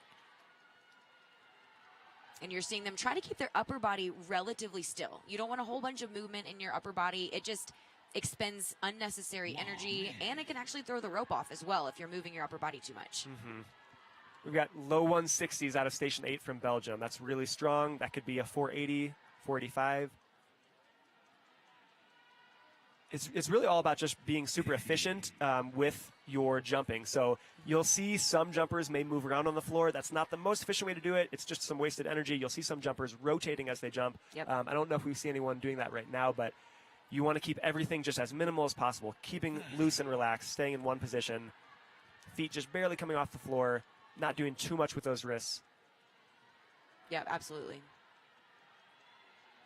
And remembering, you know, this rope is a wire rope, so it's a cable. It doesn't weigh a whole bunch. Now, it feels like it weighs a whole bunch around that 2-minute mark. Yeah. But, you know, you got to remember less is more sometimes in terms of effort. And Belgium out of Station 8 still holding that lead. 2 minutes. So 2-minute marker at Nice. 320. That's 160. So they could be around 480 if they can hold on to that. Which would maybe be the highest that we've seen out of a female today. Is that correct? I think so, yeah. I think so. And again, we've talked about the misses, and just as you get deeper into this and you're at the 2-minute mark and 2:15, that form that you've trained for can kind of go out the window because you're just trying to hang on to it. So you may be kind of in that low squat and then stand up a little bit too tall and then miss. And so we see Station 9 here. She's making a run for it. Like Yeah, really hauling at the last part. She is sprinting. It caused a miss, so she slowed down a little bit. Station 8 now at 430. 45. Okay, All still with right. 15 more. 480 is very she'll possible. hit 480. That's just 40 in 15 seconds. Yeah. You got this. And she's picked up the pace, too. Yeah. Oh, no, miss at come the on, end. come on. That's so tough right Come at the on. end. Oh, Another two one. of them. Oh, those misses right at the end. Man. Super frustrating. But 472 is still a Yeah. respectable score. Very good score. Yeah. So we've got that. We've got, let's see, a 427 in Station 1, 433. So some pretty high scores here. Yeah.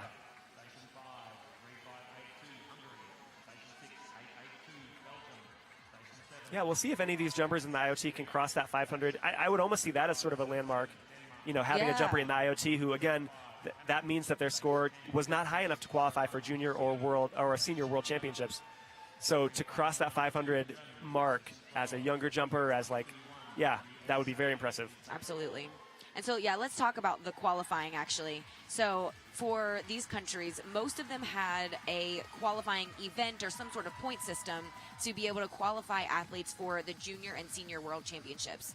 So for the junior world championships, that's athletes that are 16 and under, and then senior clearly are the older athletes. But each country, per gender division and per event, they were able to bring at least 3 athletes. A few events allowed for 4. But then that means that these IoT, these International Open Tournament competitors were probably placed 4th or 5th in their countries and did not quite make that world championship. And I believe each country has the option of basically deciding how they do their selection process. So it could be a national tournament. It could be a separate world championship qualifier. It could be video submissions. If they've only got a few athletes, it could be, hey, this is the group we've got. We're going to take them. So it's kind of up to each country to send their best athletes and give their country the best chance. Yeah, absolutely. Yeah, I know some countries even did a point system where they accumulated points across multiple tournaments. Oh, cool. Yeah.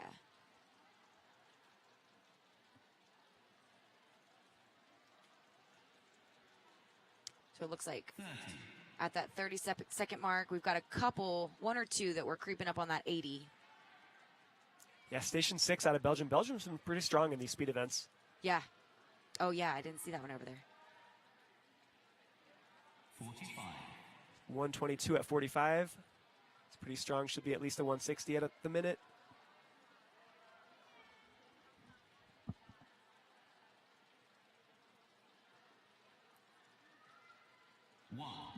Yep, there we go. You were right. 160, and then we've got Station 3 not far behind.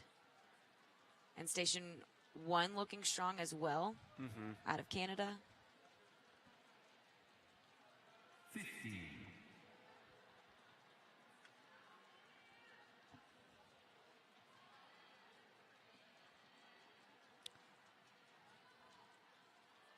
So station 6 from Belgium still holding the lead there, it looks like.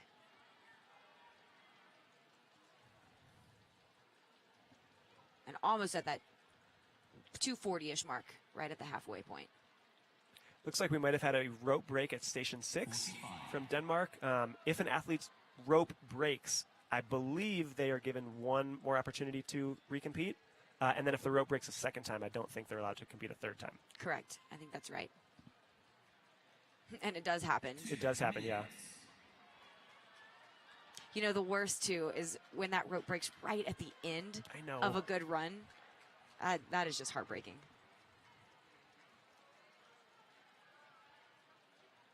Yeah, station 6, Belgium still holding pretty strong. Already passing 360.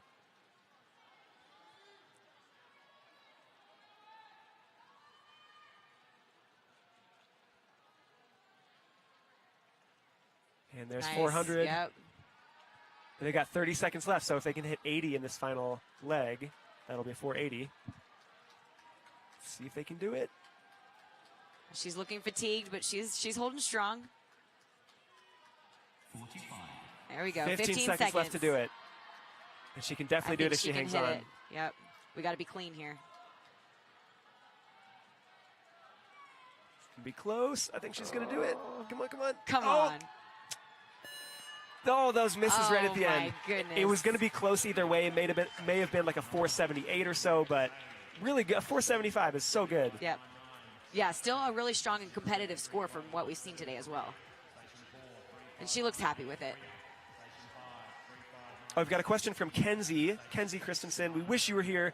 We miss you. But she was wondering if you and I trained to music for speed, for pacing. Oh, that's a good question. So, yes, I did in my later years of competition. And I think it was a game changer for me, Yes. honestly. Like, it just helps your body kind of break through barriers and plateaus a little bit better. What about you? It really does. It keeps you kind of accountable to the beat because the beat's not going to change for you. It doesn't care if you're tired. So I know I would always start with like maybe a slower song and, yeah, just go for like, hey, can I hit 75 and 30? And then if I would make it all the way through my 3-minute run, keeping that 75 pace, getting a 450, now I know I'm ready to move on to that, 76 or that Yeah. 77 pace in 30 seconds. But yeah, BPM training is super important. Anyone listening at home at any level of jumping you're doing, I would definitely encourage jumping to music. Yes. Just helping you stay on the beat. Yeah, and so if you're a beginner, what I always recommend is start somewhere around 120 or 125 beats a minute. That's usually a pretty comfortable pace for people, and see how that feels. And it's a good starting place. And if you need to go faster or slower, then you'll know from there. 180. But it's also more fun to jump to music. Yes. Judges ready. Athletes ready. Set. So heat 31 here on the floor. We've got South Africa here represented again, which we've seen a couple of times today. I think they only brought a few athletes 50. for the IOT. Station 8 hitting 45 at the 15-second mark. That's from China. Nice. And so that's that 90 pace, which again, Mike, do your math. What would that? Oh my gosh. So 90 and then 180 and then 540. That'd be Nice. 540 in 3 minutes. That's insane. He's keeping it so far. And we've got Station 3 and Station 8 just neck and neck. 45. So 130. He slowed down just a little bit. It's not much. Oh, yeah. Station 3 you mentioned. Yeah, so from Korea, Wow. got And 4 from Korea. Yeah. Yeah. They're both just going. looks like Station Wow. 4. Oh, it looks like we just had a hiccup with the Yeah. scoring. Oh, now Station 4 is Oh, wow, pulling wow, ahead. wow. Okay. And Let's just go from Korea. Just for a marker, Station 3 was at 173 at the 1 minute mark. So that is 519, I think. Okay. So slowed down just a little bit, but nothing crazy. Yeah, but 8, 3, and 4, those are definitely some ones to keep an eye on. Yeah. 3's pulled back ahead. This is exciting. 30. Looks like maybe at Station 4 we've had either some mistakes or some hiccups with the Yeah. counting. Hopefully they get back on. I think, Ah. little miss from Station 3. He was about at low 260s at the minute 30 mark. 45. All right, a minute 15 left. We're crossing that Already- 300 wow. mark.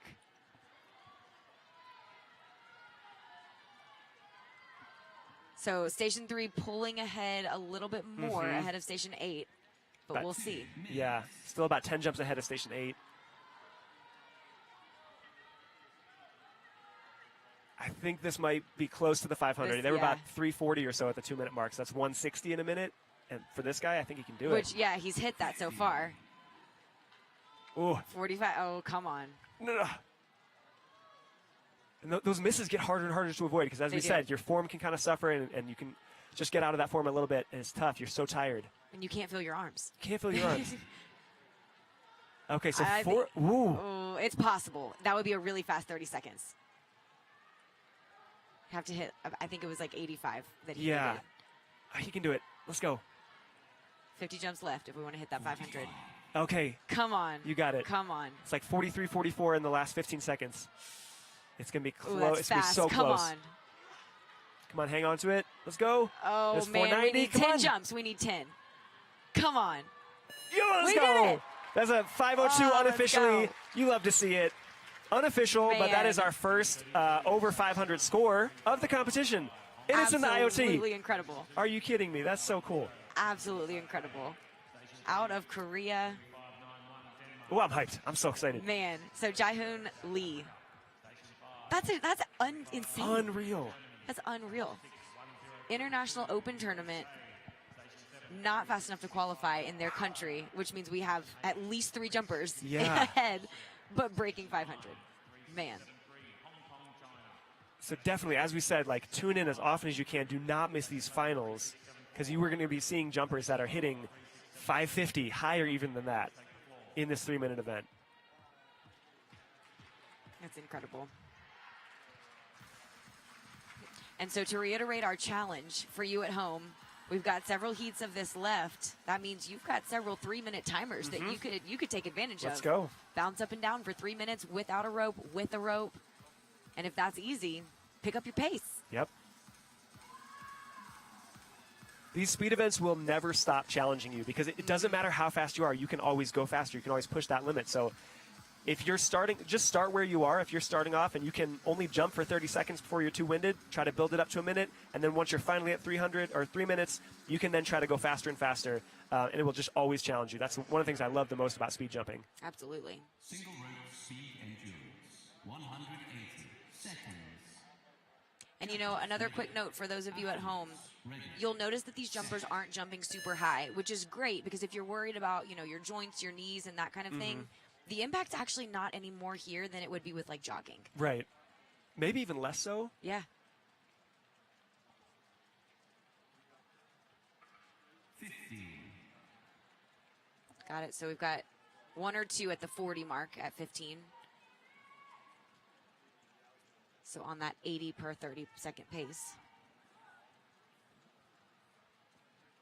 30.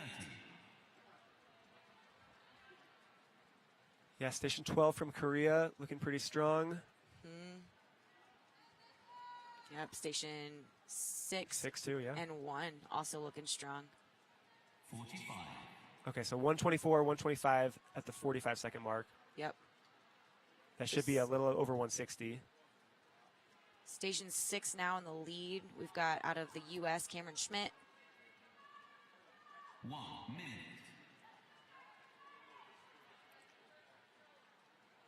Oh, so we've got several neck and neck Oh, wow, yeah. here. We've got Station 10, Station 12, 6 and 1. Oh, wow, yeah, all around Yeah. 180. 15. Looks like 6 and 12 are going to hit 200. There's, yeah, 1's at 200.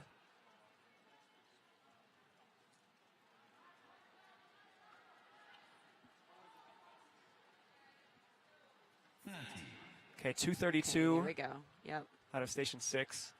We just passed that halfway mark.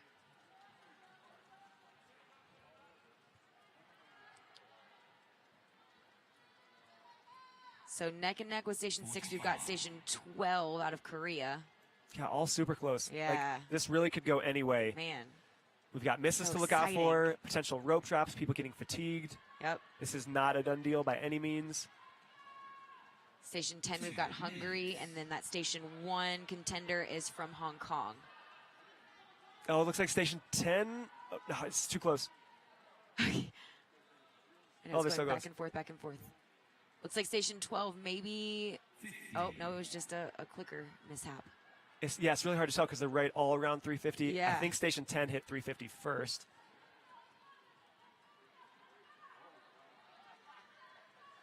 Oh, my goodness.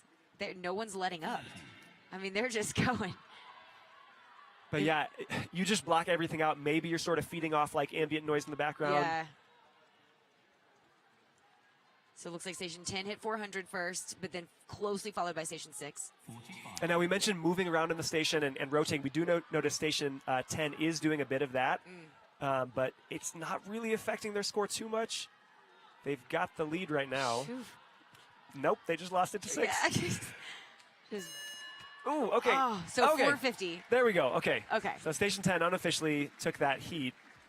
Very strong. 450. Yeah, and so that was out of, looks like Hungary. Nice. That's like 75, maybe 76 every 30 seconds.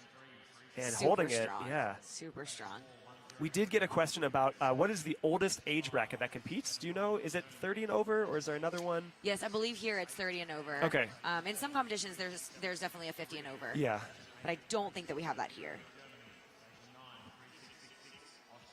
Another quick question we can get this one addressed is when and where is the next one? So very exciting. The next one is going to be in Kawasaki, Japan in the summer of 2025. I don't think we have a date set yet. So, hey, if you can make it to Japan or if you're in that area, please come on over. We've got a lot of jumpers in the Philippines and Hong Kong and South Korea. We hope to see you all there. It's going to be very, very exciting. Absolutely.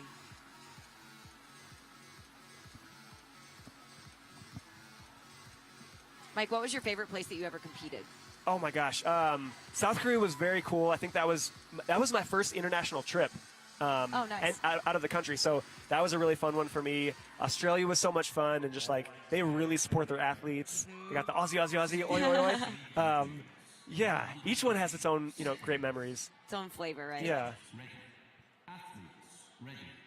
Set.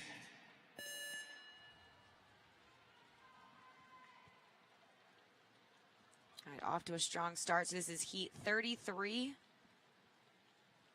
Looks like we've got Porter Ballard back on the floor from the U.S. 50.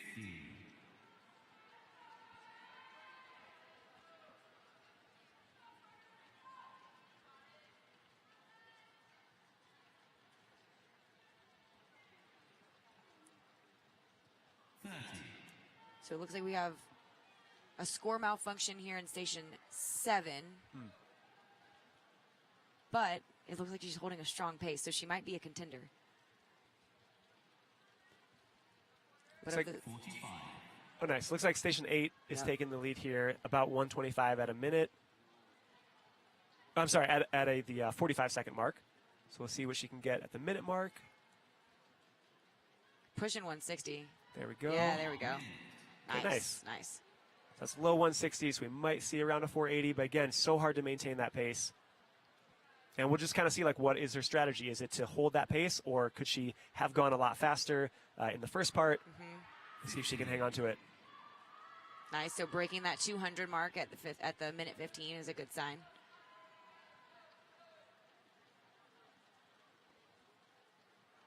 And she's holding the lead.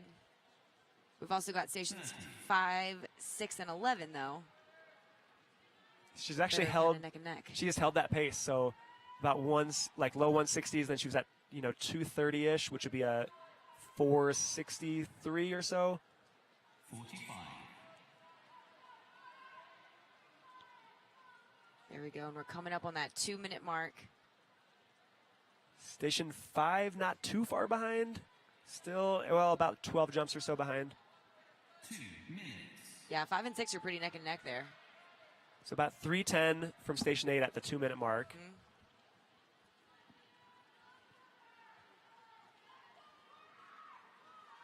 Yeah, so she's on target. It looks like for over 450. Or Yeah. right at.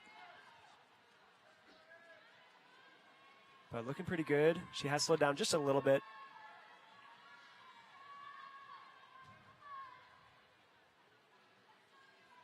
But she's holding the lead. There you go. 30 seconds left.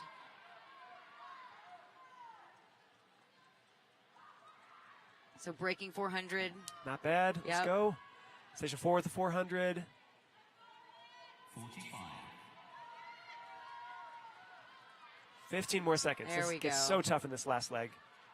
Yeah, I think she'll hit 460. Oh, Let's she's go, gonna come on. miss. That miss will kill you. There's 450. Okay. Nice. Nice. There we go. Very so nice score. 453 unofficially.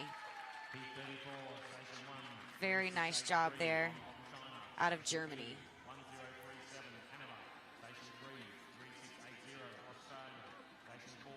Kaylee, what's been your favorite country to compete at? So I loved South Africa. Oh, yeah. Yeah, and not only was it just beautiful, but the atmosphere there was so cool, and the South Africans did a really great job of hosting. Yes. Just, you know, making everyone feel so welcome and so excited. They did cheers and chants. Yep. I mean, yeah, it was just, the atmosphere was incredible. There was a ton of energy, I remember, at that event. Yeah. Yeah, so that was the 2008 Worlds. And taking a quick look at our 3-minute scores from 2008 from that event, we had Luke Boone, who won the event with a 472. So Nice. very fast score, but we're seeing scores, like we said, that are going to be, we've already seen scores over 500. When we get to our junior and senior world championships, we're going to be seeing like 530, 540, 550. So yeah, back in 2008, it was many jumps less. Yeah, lots of these would have won. Yeah. Which is crazy. Also that same year, Tori Boggs won in the female division with a 476. There we go. And So those- what did Luke Boone have? 472. Okay. Yeah. Very nice. Speed endurance. Yeah, that's just, it's incredible to see the evolution there. Judges ready. Athletes ready. Set.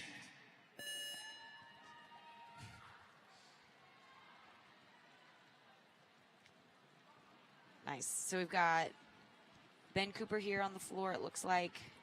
Yep, station 3. Yep. We've got Xiaolin Shen from China. Yes, he is the current world record holder and I believe world champion in this event. Yep. And he's at station 5. Yep, just flying. Notice that posture. He's super Oh, down yeah. low. Super relaxed, too. I mean, that head is barely moving. So station 5, let's see. We've got about a 130. Looks like that's our highest right now. Yep.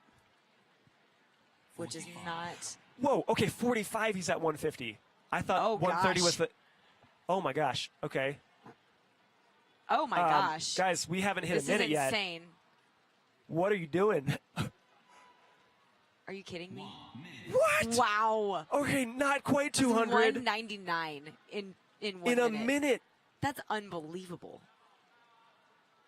So that's Oh my 400 gosh. jumps. 400 jumps, because that's 200-ish right foot jumps in a minute. Sorry, I had to take a moment to just... I couldn't even... I had to collect my thoughts for a second. That is unreal. Oh my goodness. I mean, he is flying. Like, look at him. He's so efficient. He's down low, feet just pumping up and down. There So you go. You get a good look 290, there. 290 at a minute 30. That is a 580 pace. Oh my goodness. We had a miss. Okay, he's back in it. Yeah, he's back in it. he's back. He's okay. If we see a 480, I'm going to pass out. Like, you might have to Yeah. just scoot me up. Like, He was so fast, I had no concept of where we were in the event. I was like, oh, that's probably Right. a minute in. No, it was 45 seconds. Oh my goodness. And so, if you look at Station 5 versus the other scores, I mean, Wow. he's got like a 40 jump lead. Oh my gosh. Be very okay, so surprised. you just broke 400. Yep. Holy moly. And we're at 215. Yeah. And he's already at 420. It's insane. So it'd be very surprising for anybody else to win this event at the IoT. Oh, yeah.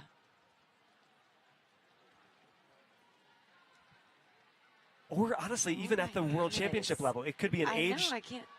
It could have just been an age thing that he couldn't maybe compete. it is an age. Oh, come on, let's get back into it. Come on. So a miss that took a little while.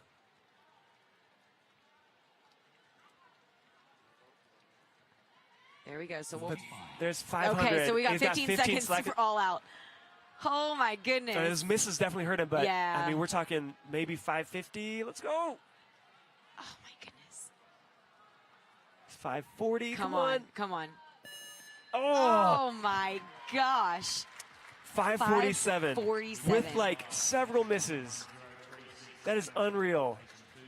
Yeah, because we saw at least 2 or 3 misses, right? Yeah, I think I saw 3. We may have missed one of them too. And one took a second. That is amazing. So, for context, Shaolin Sun from China, he is able to hit higher scores than that. So at Worlds in 2016, 550. Worlds in 2018, 568. Yep. And then 2019, 573.5. Which is the current world record. Okay, that's what I thought. Wow. So not his best run, and like that can happen. You know, you go out, you've trained your whole life really for this, and you can go out and just not have your best run. But that's the highest score we've seen by a huge lead. Yeah. And, you know, it makes you wonder, was he going for 580? Because he was on pace for 580. Yeah. So was that his target? Which would make sense if his record right now is 573.5. I mean, A 1 minute split of 199 is insane. bonkers. That's insane. I can't even fathom what it feels like to go that fast. Yeah, what is it like to be that fast? That if we interview him, that can be the question. What is it like to be that fast? What is it like to be Superman, basically? Wow. All flags are down. Let's go. We might actually see some higher scores than that. Like, just to be ready for it. Like, 547 is so high, but we've seen other jumpers out of China, other jumpers from South Korea, from Hong Kong, be very competitive and around that 550 level. That's true. And, you know, if we see clean runs, too, we could very much be pushing that 550, 560 mark. Yeah, 2018, I'm sorry, second place was a 564. Another jumper out of China. So very possible that we'll see something beating that score. But that would be amazing. Yeah. Wow. All right. We've collected ourselves. Yes. That was, got me going. Right.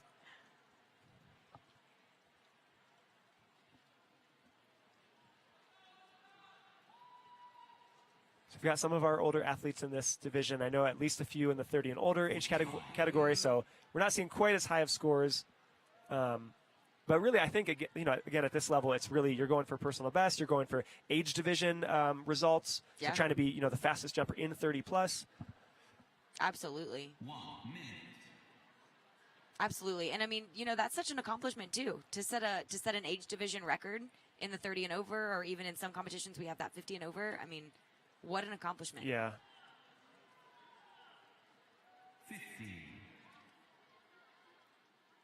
So it looks like we've got Station 11 and Station 7. Oh, yeah, Station 7 just took the lead. And Station 6. All really high up there.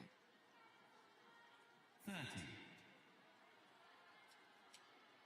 So it looks like Station 6 is around a 400 pace. Oh, wow. Nice. Yeah. Okay.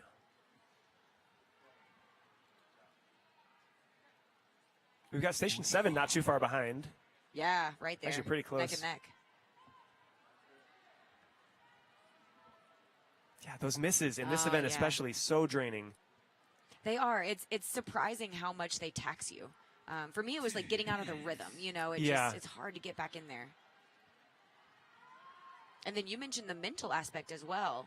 How does a miss affect you mentally? Well, I know, especially if you're pacing yourself and you're like, okay, great, I got my 40 at 15, I've got my 80 at 30, I've got my 160 at a minute, and then that miss kind of like takes you out of it. It's like, shoot, do I keep the exact same pace and go a little under, or do I try to pick it up a little bit to get back to my 40 every 15-second pace? Yeah. And it just depends. Like, do you feel like you have the energy to do it, or do you just want to try to stick to that same pace and go a little under?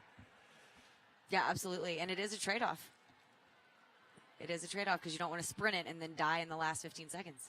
I think, too, the way I'll approach misses is, it's already happened. You cannot change the fact that miss just happened. What can you do now moving forward? You just do the best you can and kind of put that out of your mind. Absolutely. So creeping up toward that 400 mark in Station 6 there. Very close. Yeah. Very close. 392. 392. That was out of Germany. Yeah. Very nice. And it looks like second place there in that event, or in that heat, was Station 7 out of China. Nope, out of Austria, excuse me.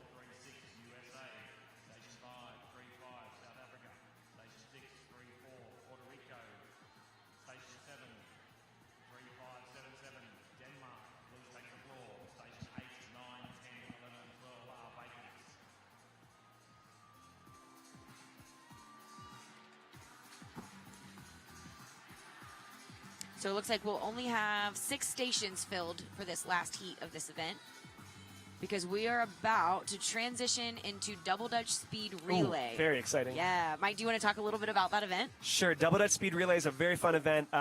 It's actually more like a relay event than our single rope speed relay in that we have switches happening and handoffs. So you've got 4 jumpers, start off with 2 turners and 1 jumper.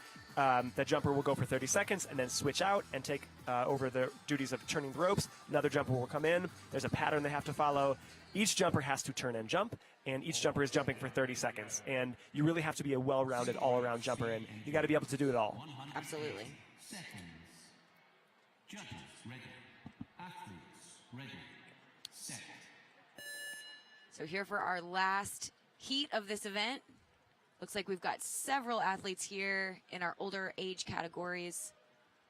So cool to see them out here competing. Looks like we've got China, Australia, Hong Kong, U.S., South Africa, and Puerto Rico. Nice. And again, a lot of these older athletes, some of them have been jumping their entire lives. Others have just recently picked it up. They're maybe coaches or parents, and they've watched their kids training and thought, hey, that looks like fun. And they picked up a rope and they're doing it. 45. Yeah, and take a look again at that coach's box. Really cool to see. In some cases, it may be one of their children who's out there. Could be one of their teammates. Could be one of the kids that they coach themselves. And they're all just out there supporting them, giving them their splits, telling them to pick it up. So here in Station 3 out of Hong Kong, we had about a 150. Oh, nice. Yeah, at that 1 minute mark. So that's on pace for a 450. Yeah, he's doing great.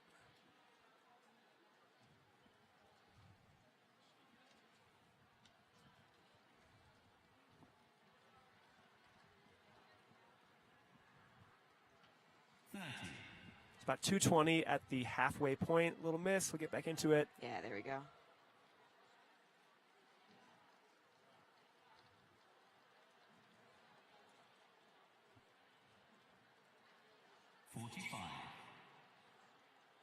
Nice. Yep, Holding he's that looking good. pace. Yep. We'll see him probably almost reach that 300 mark at the 2 minute. So almost holding that pace. 2 minutes. Yeah, about 10, 12 jumps off. And South Africa looking pretty good. Not too far behind. Maybe about 12 to 13 jumps behind him. Yeah. And solid form from this jumper out of South Africa. When the screen pans over, you'll notice a little bit tighter shoulders, which could be contributing to some fatigue there.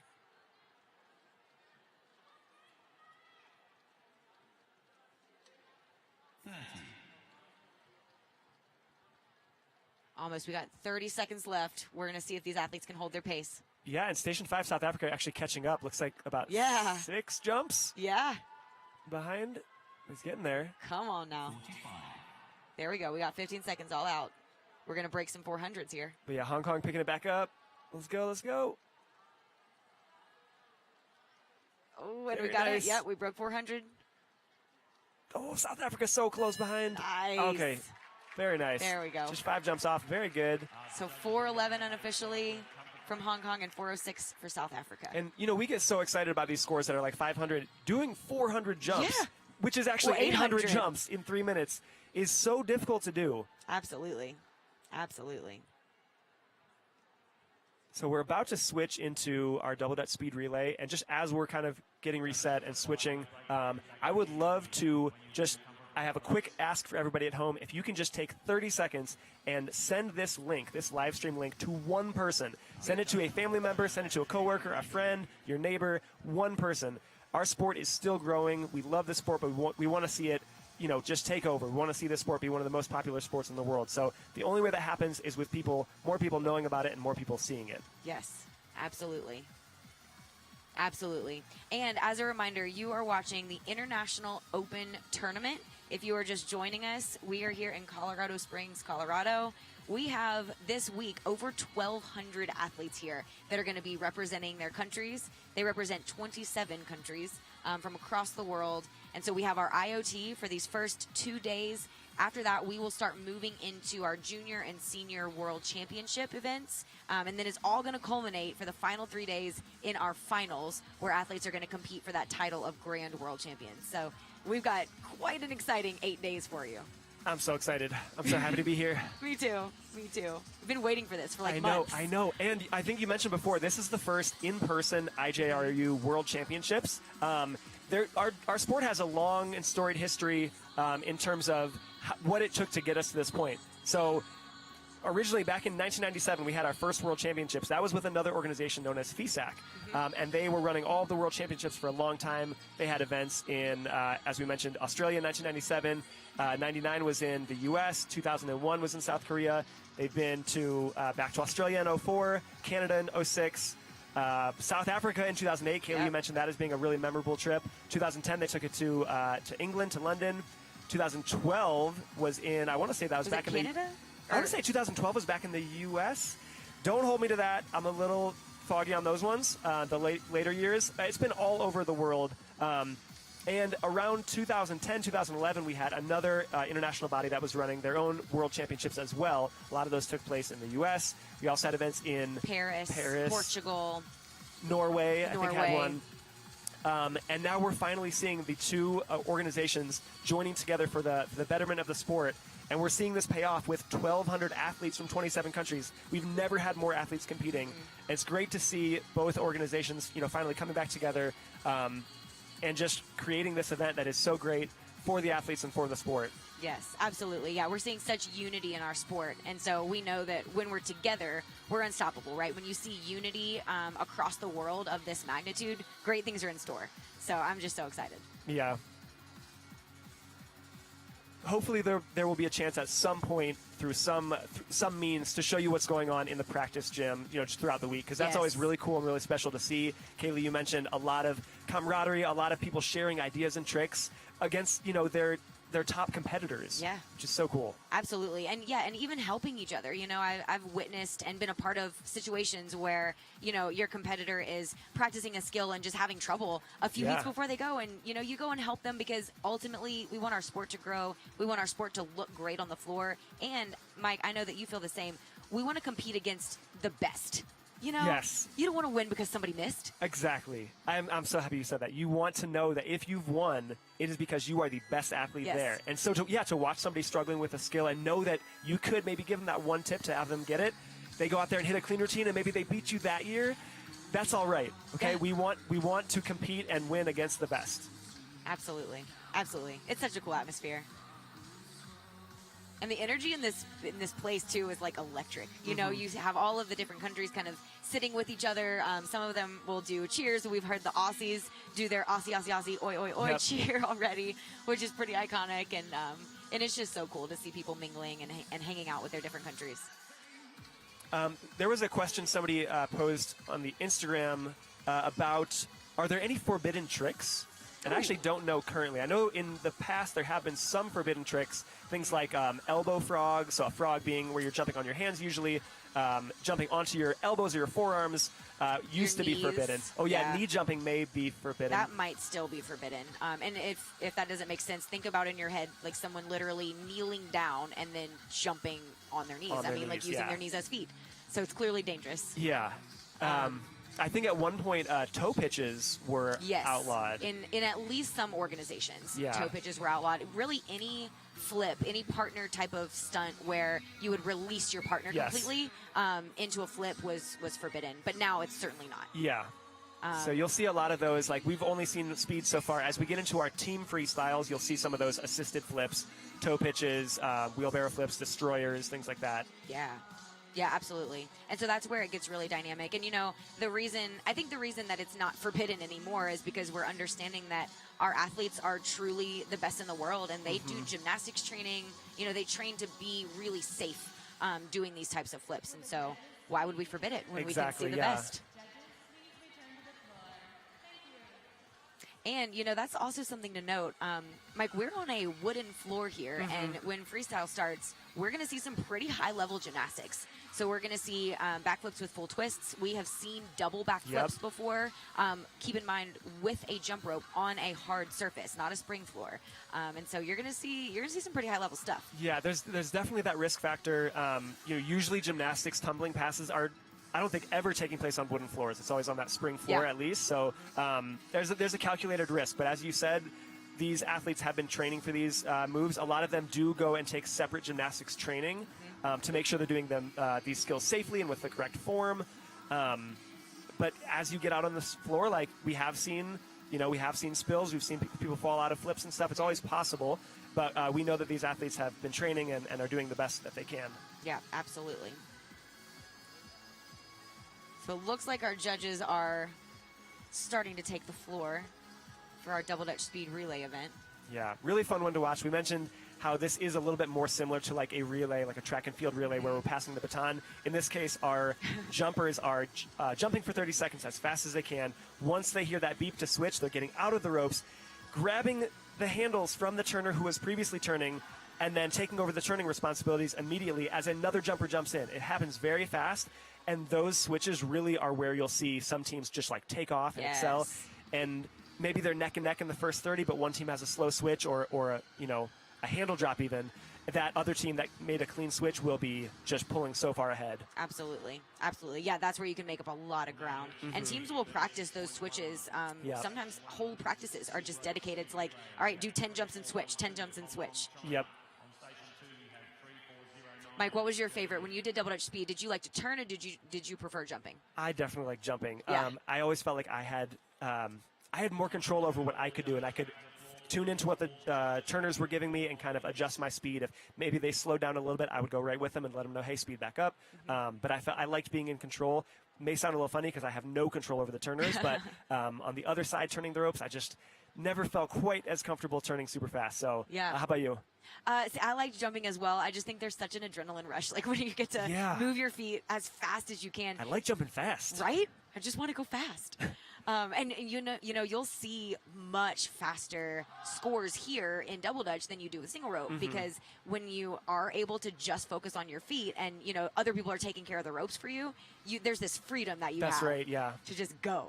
And like we are seeing the single rope speed scores starting to catch up to what you could do in double Dutch, but I don't know that they'll ever fully match just how fast your feet can go. That's true. I think what we're seeing now is a re-jump. Yes. That's my guess. So we may have had like a broken rope before. Yeah, so it looks like we have two teams here re-jumping this event. And this looks like we've got Hong Kong and is this looks Germany? Like Germany, yeah. I'm pretty sure, yeah.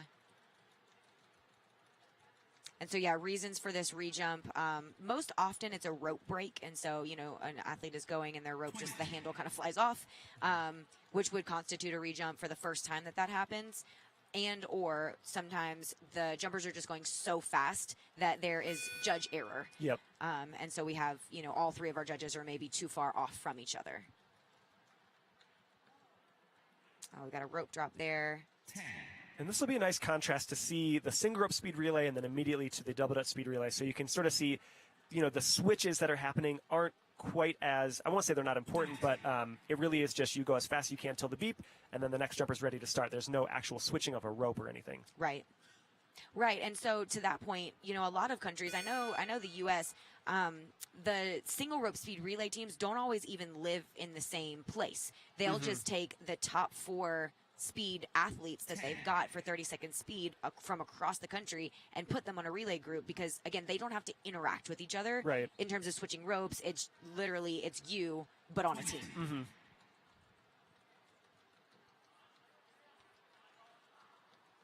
And Station 1 from Hong Kong pretty far ahead. Yeah. Almost at 300. It also looks like we've got a male team, though, and a female team here on the floor. So technically they won't be competing against each other when it comes down to it. So our divisions here for these group events, we've got all male, which you'll see from Hong Kong. We've got all female, and then we also have a mixed division, which can be a combination there of male and female.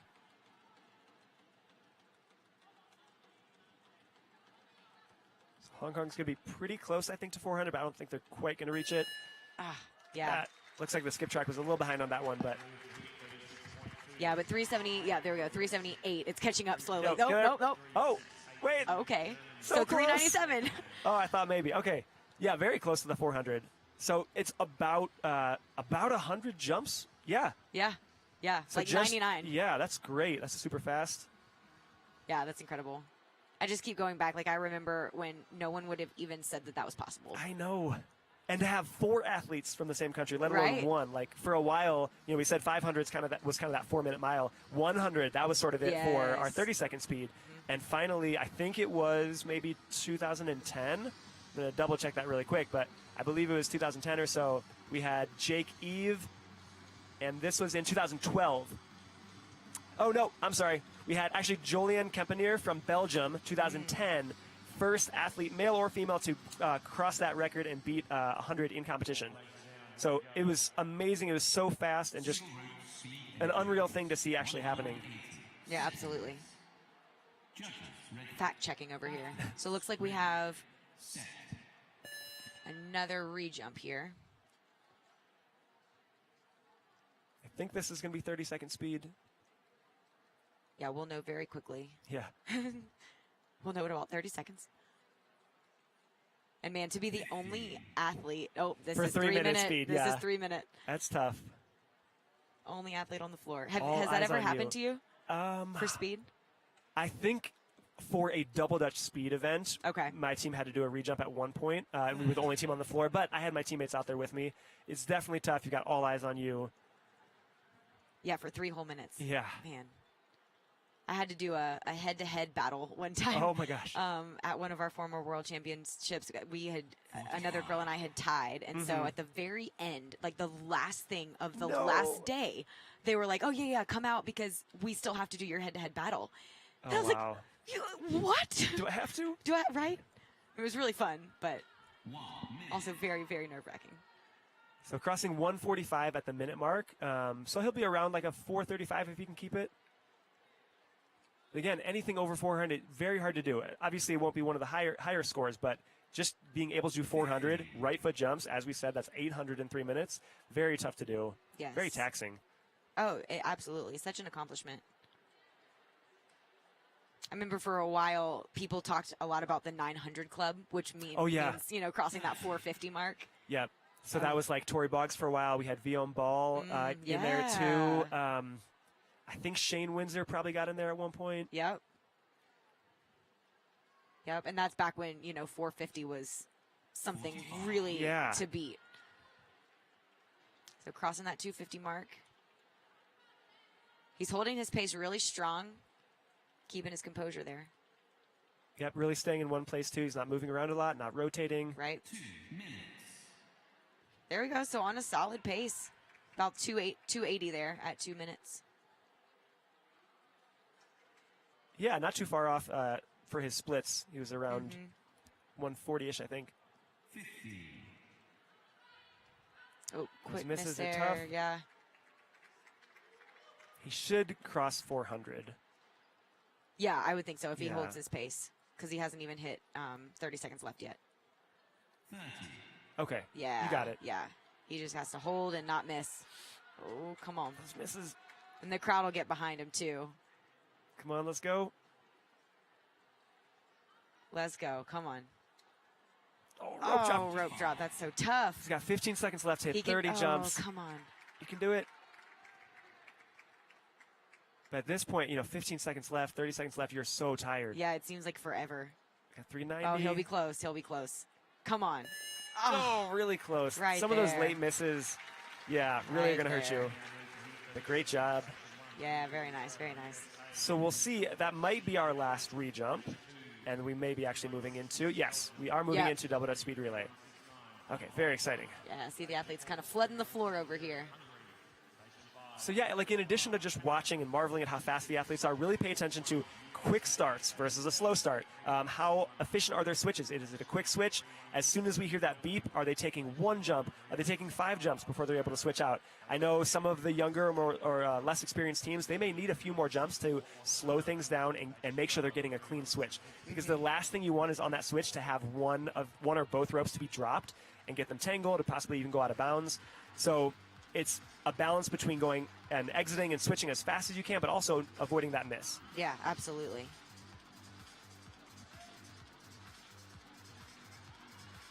And so let's talk a little bit. We've got turners and jumpers here.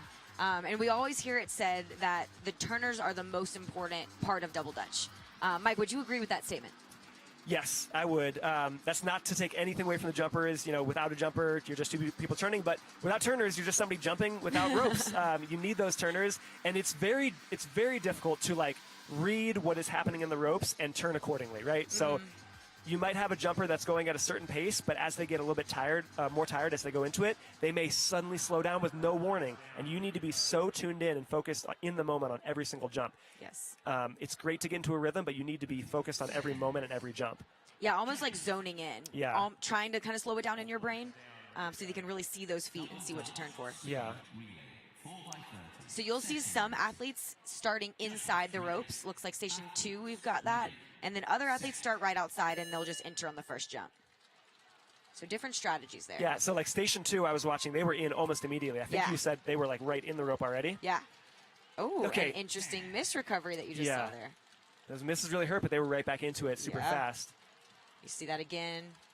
So a lot of athletes, the reason that that's different, a lot of athletes will actually exit the rope when they miss and step back. But what you just saw there in station 2, she never exited. She just kind of stayed there and let the turners Right back into regain the control.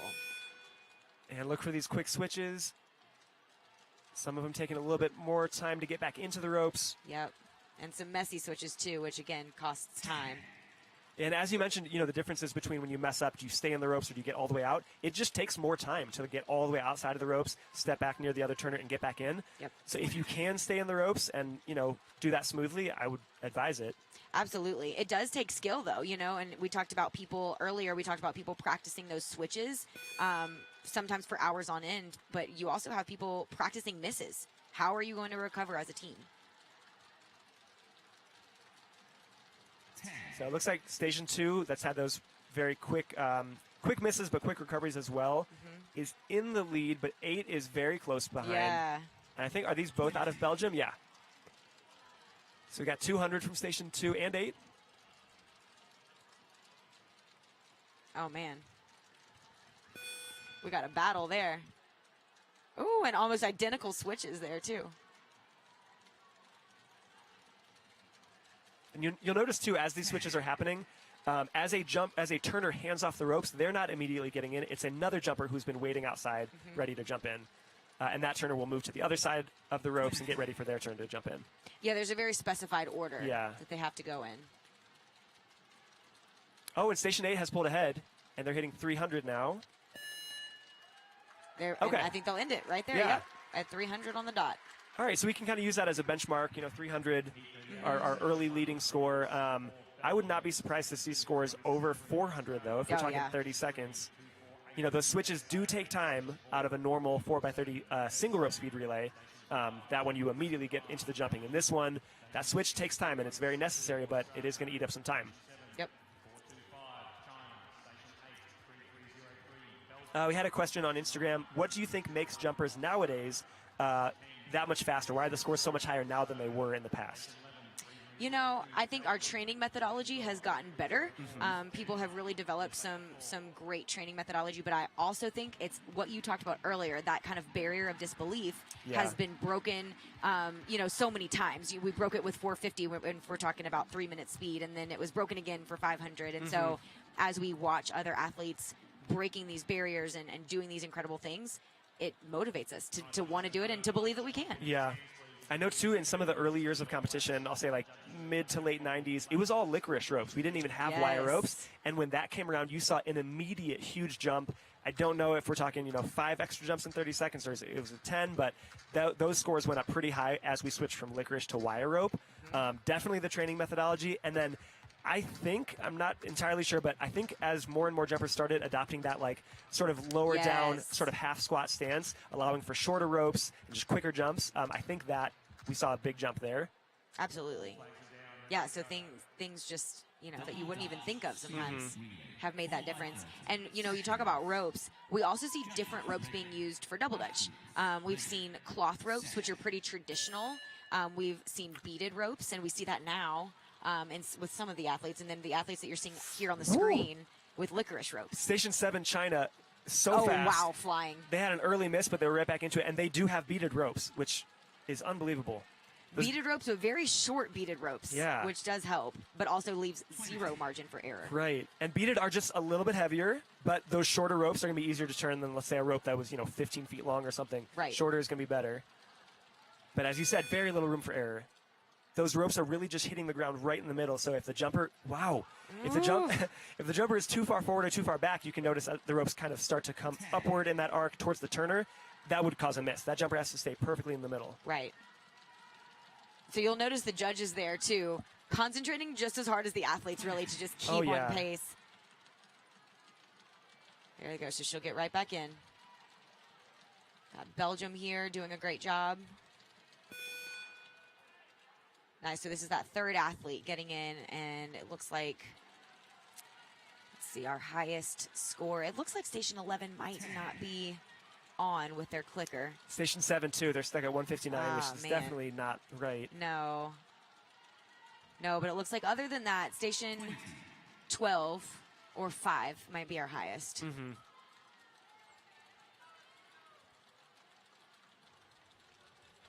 And notice just how solid the turners are. They are just standing there, feet apart. They are not moving. They may make sort of small adjustments, moving to the left or right if necessary, but honestly, at this level, you don't see much movement from the turners because those jumpers are staying in the same place. Right, absolutely. And, if a turner moves too much, too, it can throw the ropes off. It can make one rope move a little bit wonky, and that can cause a miss. So many things that can go wrong. See some of our younger jumpers here from the U.S., and then younger jumpers from Australia as well, doing a great job. Very nice. So it looks like there was a lag on the counters at Station 7, but it looks like the scores have finally caught up. So 356. Nice. Definitely by 50 jumps took that heat. It's even higher, 372. It just repopulated, which doesn't surprise me. As fast as they were going, about 370, 372. Doesn't surprise me there. Amazing job. Station 8, 431, USA. Station 9, 3309, Hong Kong, China. Station 10, 3310, Hong Kong, China. Station 11, 442, USA. Station 12, 3311, Australia. Please take the floor. What if you went to heaven?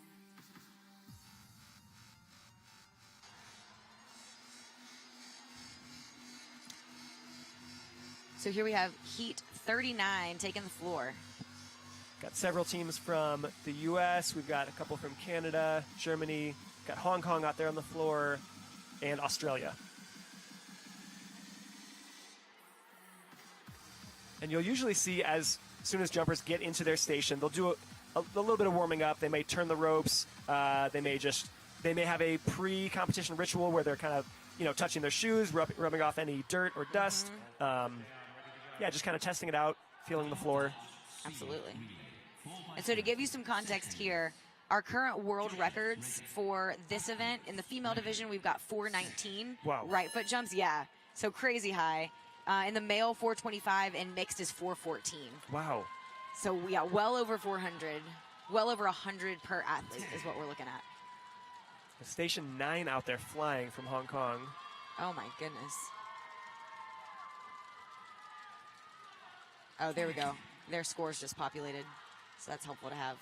And they did have a miss, but they stayed pretty close to those ropes. They didn't get out too far. Yeah, and it looks like Station 8 is actually in the lead right now and hitting that over 100 jumps per athlete mark, but their switch was a little bit slow. And anytime you're dealing with more than a couple misses, it gets really tough. But we'll see if they can be around 200 at the 1 minute mark. Yeah. 20. So again, if you're at home watching right now, try to watch the jumper's right foot and see if you can keep pace with it. Yeah, it's definitely more difficult than you might think, but a fun challenge. So Station 8 looks like they're still in the lead, but we don't have a score for Station 9. And they certainly look like they are flying. Yeah, Station 8 from the U.S. doing great. 20.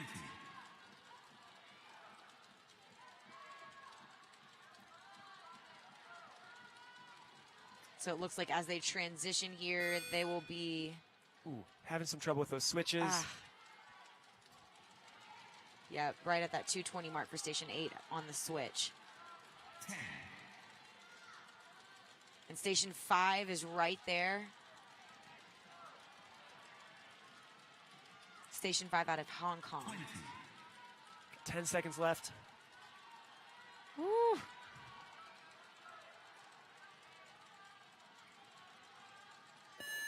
Nice. Very nice. They were flying, dealt with some misses, but still looks great. Absolutely. Oh, and their score just There it is. Okay. popped up. Yep, 383. So that's the highest that we've seen so far. Yeah. That Very definitely nice. would have been over 400 without those misses. Yeah. But at that speed, it's just so tough. It really is. You know, and we've talked about misses kind of hurting you in different events more so than others. I would say in Double Dutch, a miss can be even more catastrophic than in any event that we've seen so far. Just because there's so much to get back together. Yeah. And it's not, you know, if you're jumping by yourself or even as part of a single rope relay, you have a miss, you're the only person who has to figure out how to fix that miss. Yeah. If it's in Double Dutch, all 3 of the people or even 4 of the people involved have to know what to do and know how quickly to accelerate, know how quickly to get back into the ropes and how far away from the ropes to get even before getting back in. So there's a lot to have to figure out right in the moment, you know, Absolutely. on the floor at competition. And as we said, you have this one shot. Yeah, absolutely. Nerves and all. And it makes a difference. Those nerves can make you go faster than you ever thought you could go Yeah. in practice. And, you know, it's a problem if one teammate does that and the other 3 don't. One thing I was noticing in that last heat as I looked around is just small differences in turning posture. Even just taking a look out of Station 7 there from the U.S., we had one turner who was a little bit more leaning back and the other one who was more forward. We saw turners who are a little bit really, you know, deep into that squat stance and others who are more upright. You'll see turners with their arms pretty much straight out in front of them, all turning from the shoulders. Others a little bit more tucked in, elbows bent, and turning, you know, more forearms from your elbows down. So just kind of take that into consideration as you look around. Yeah, absolutely. I know when I jumped, sometimes we would have, in certain teams, we would have like a power turner and then a control turner. Yeah, Did you have that as well? I think so. Yeah. I was not the power turner. I was just like, hang on for dear You life. were the control turner. So we're seeing several teams here out of Hong Kong using those really short beaded ropes that we've seen. And it seems to be working for them because they are, I'm telling you, they're flying. Yeah, we saw mid-30s at the 10-second mark, and that's taking into account the start, which takes a little bit to get in. Yep. 20, There's 70 from Station 1 at the 20-second mark. Ooh, just flying. Dang. Yeah, so they'll break that 100 mark. Let's go. And 106. Station 2, yeah. Man. So yeah, both of these teams from Nice. Hong Kong. Definitely ones to watch. 10, And these scores are really going to go back and forth because you're going to see misses from one team, and they'll take the lead, then the other team misses, and then they'll take it. 20, So yeah, Station 1 and 2 have a pretty solid lead. We also see those Station 8 and 4 with some high scores as well, and they look like they're neck and neck. Well, almost. So 190 at the 1-minute mark from Station 1. 2 not far behind. 10, Different teams have come different on. strategies around who goes first. You know, do you start off with your strongest jumper? Do you finish with your strongest jumper or your fastest jumper? Yeah, that's true. And that I think it just, you also have to play with different turner jumper combinations. You know, Right. who turns best for who jumps best facing which direction, you know, which turner. All of those things you got to take into account. So Station 1 definitely taking a lead. Yeah, a pretty hefty lead. I don't think we'll see 400, but we'll be close. Be 370, 380. Yeah, and again, they were well on pace to hit that 400 mark, but the misses and just the time that it takes to get back in there have kind of eaten up some of their score. Oh, wow, and 2's caught right back up, I think, as 1 dealt with some misses. Okay, Interesting. so unofficially, Station 1 takes it by a jump, but that could change. Absolutely, it could change. And so right at the end of that heat on your screen, you saw a turner there who was not even looking at the jumper, which that's not common, but it does happen. And when it happens, you know that that team, number one, they've practiced their rhythm so much that they just know, but also they're using their ears. They're listening to their jumper's feet and trying to tune out everything else so that they can turn for their jumper. I don't know if I would advise, though, not looking at your jumper. Yeah. In most cases. Usually good to just use all of your senses to take in what's going on. Definitely keep an eye on Station 4 out of China.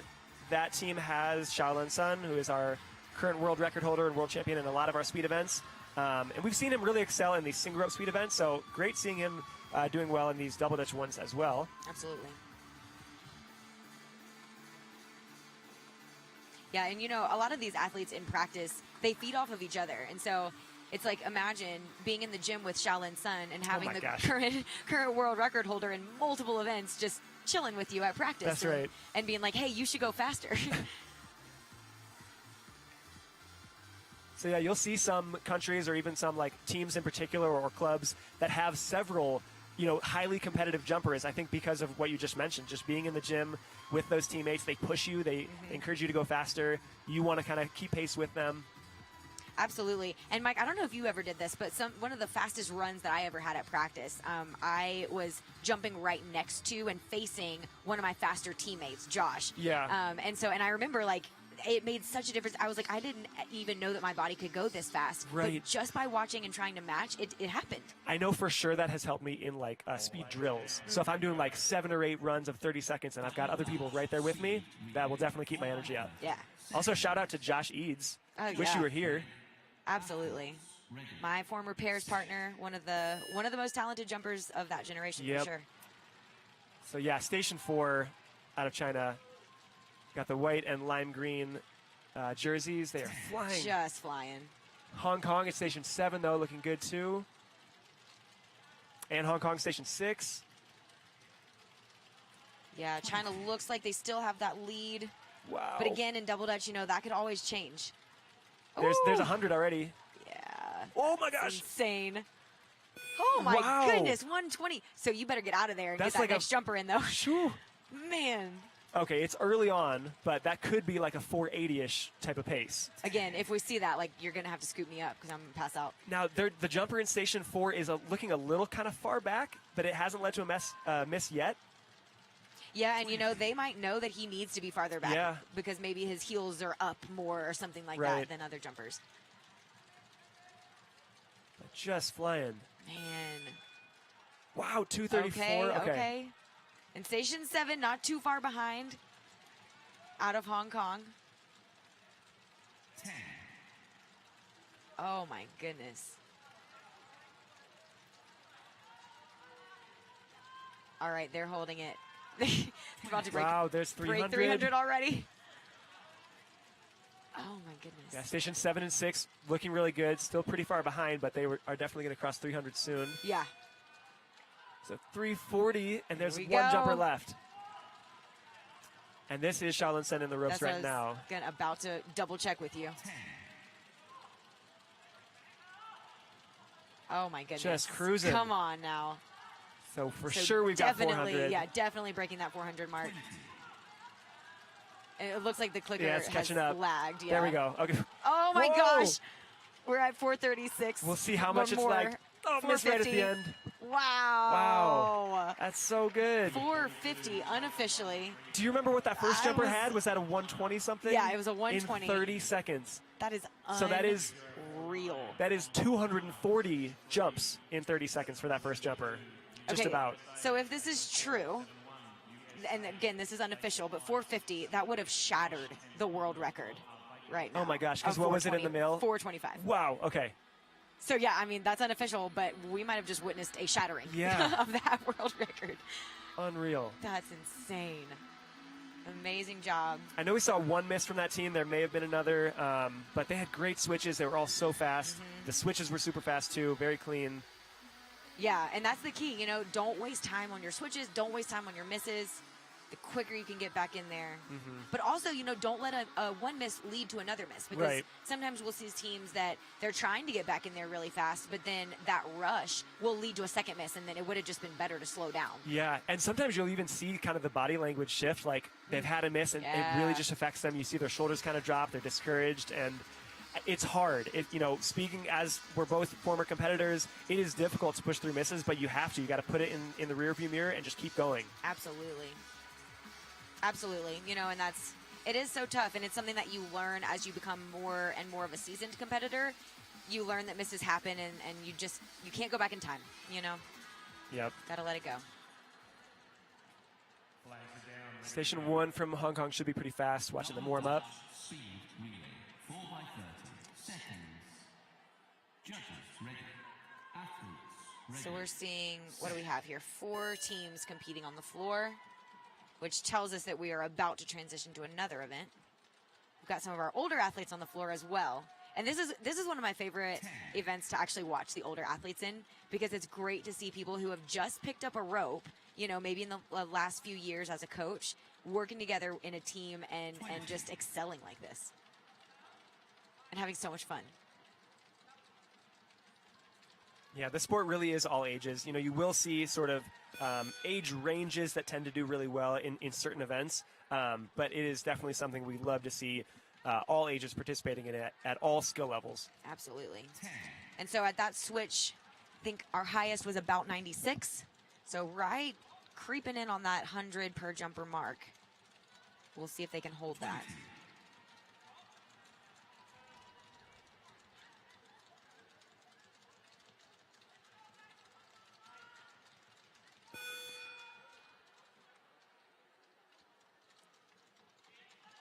Nice. So these two teams here out of Hong Kong, pretty neck and neck, stations 1 and 2.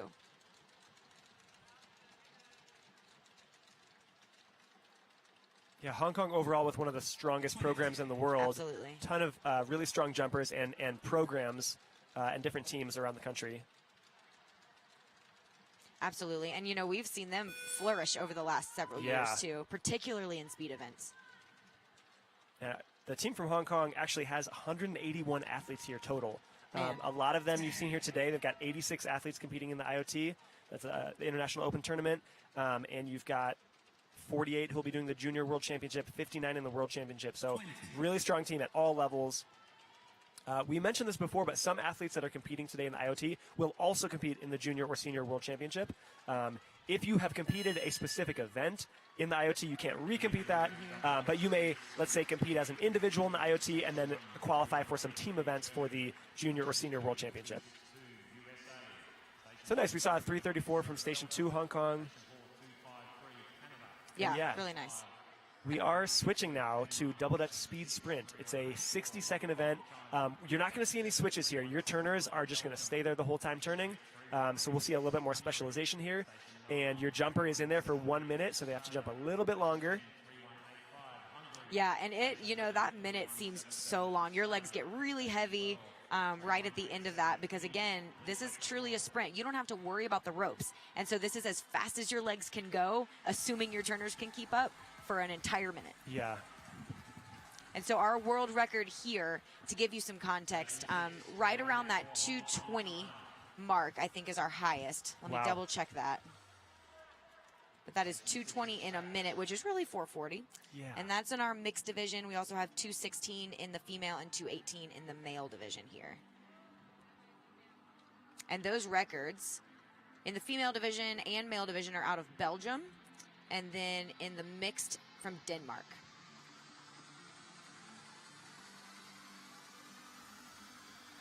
And we've actually got Belgium and Denmark on the floor right now. Yep. 2 teams from Belgium. Looks like 1 from Denmark.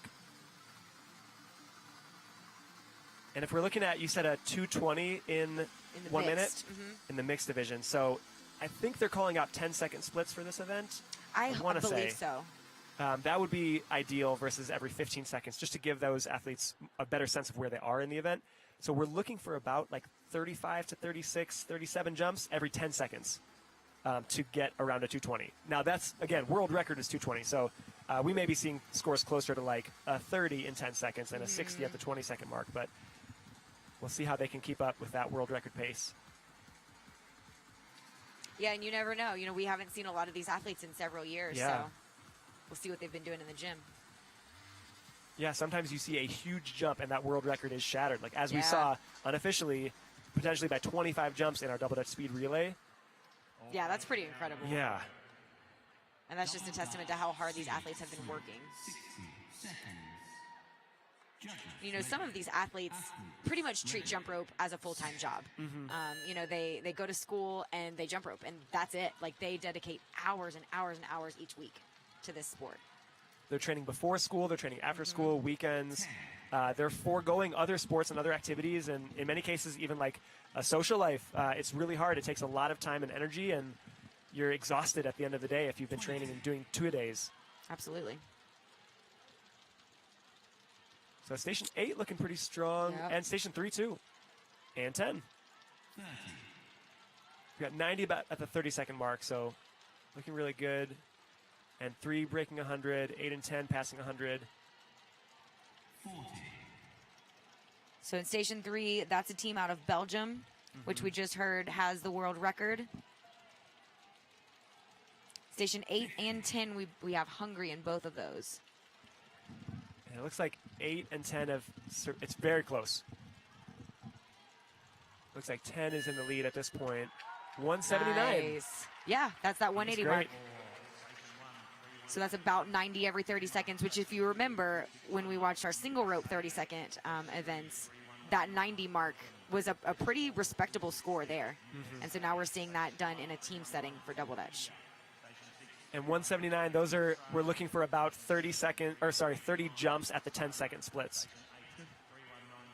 Belgium, Station 9, 3327 Hungary, Station 10, 3325 Hong Kong, China, Station 11, 358. So heat 43 taking the floor here. And again, this is our double Dutch speed sprint where one athlete will jump for 60 seconds, all out. No switching of turners and jumpers. We really get to see specialization here. And you'll see as jumpers and teams first take the floor, almost all of those red flags are up. And once everything is sorted out, your jumpers are all there and accounted for, your judges are ready, the red flags will start to drop. So we're seeing a lot of those drop. See a few still up.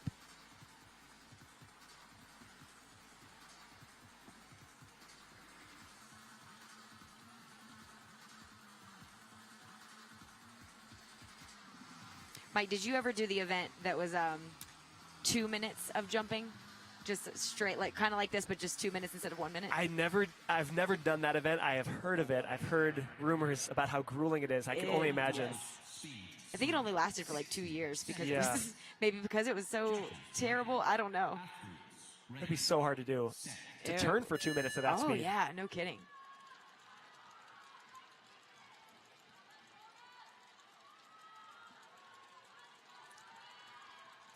Nice. So it looks like we've got a early lead in Station 8 and Station 1. Kind of going neck and neck there. Station 2's got a lag, but they were looking pretty fast early on. Oh yeah, they do have a lag. So Station 1, Denmark. Station 2 out of the U.S. And then that Station 8 that we mentioned is from Belgium. Station 1 passing the 100 from Denmark. Nice.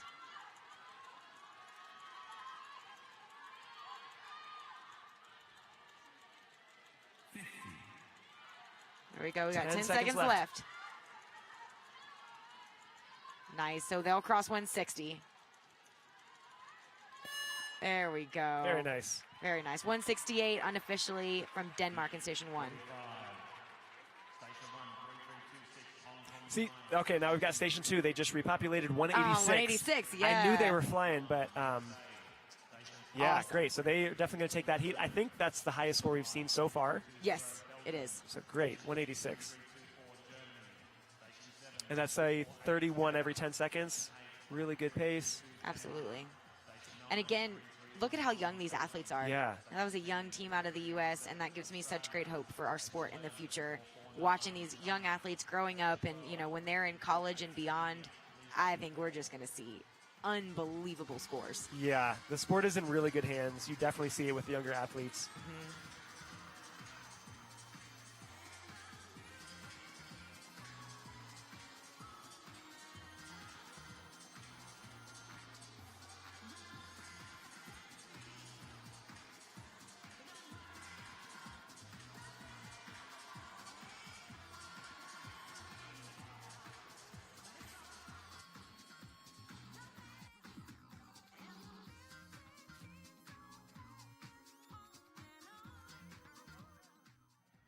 All flags are down, ready to go.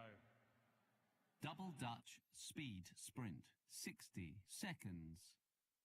Judges ready. Athletes ready. Set.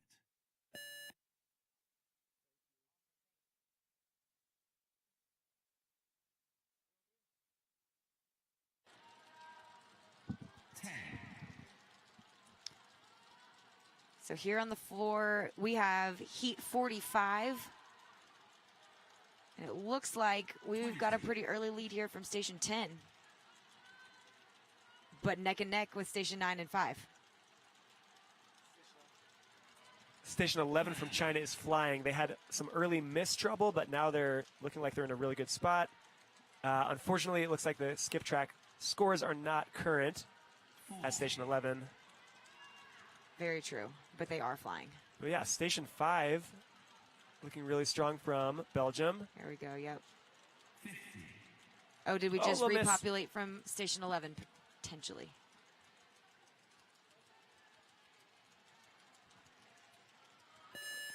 Ooh, 186. I think that tied our previous high score. And they Yeah. had some misses too.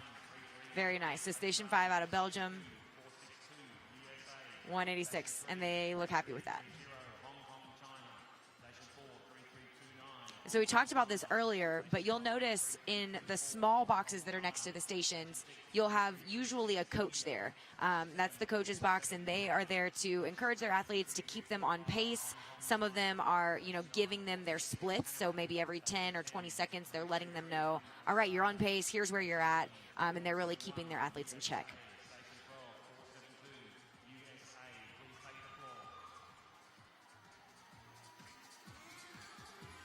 Yeah, and we haven't always had that coach's box. I don't remember when Sure. it first kind of entered into the competition, but it's a great addition for sure. You'll see some coaches bringing in a video cameras so they can record, and athletes have a chance, and coaches have a chance later to review it and look for areas of improvement, spacing issues, maybe how they dealt with a mistake. But I know, yeah, after an event, I always like to watch the tape and kind of see, like, what did I do well? What can I improve? Absolutely, and especially in an event like this, in a speed event where you've got turners and jumpers working together, we always like to kind of analyze, okay, what went wrong? Like, why did we miss? In fact, Mike and I were just turning together for an NBA halftime show that we did. Oh, yeah. And we did that same thing. We missed Exactly. on the floor, and the first thing we did was, all right, why did that happen? Uh-huh. Double Dutch speed sprint, 60 seconds. Judges ready. Athletes ready. Set.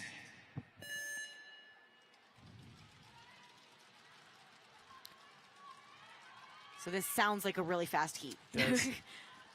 Looks like we've got a team here from China in station 4. Excuse me, Hong Kong in station 4.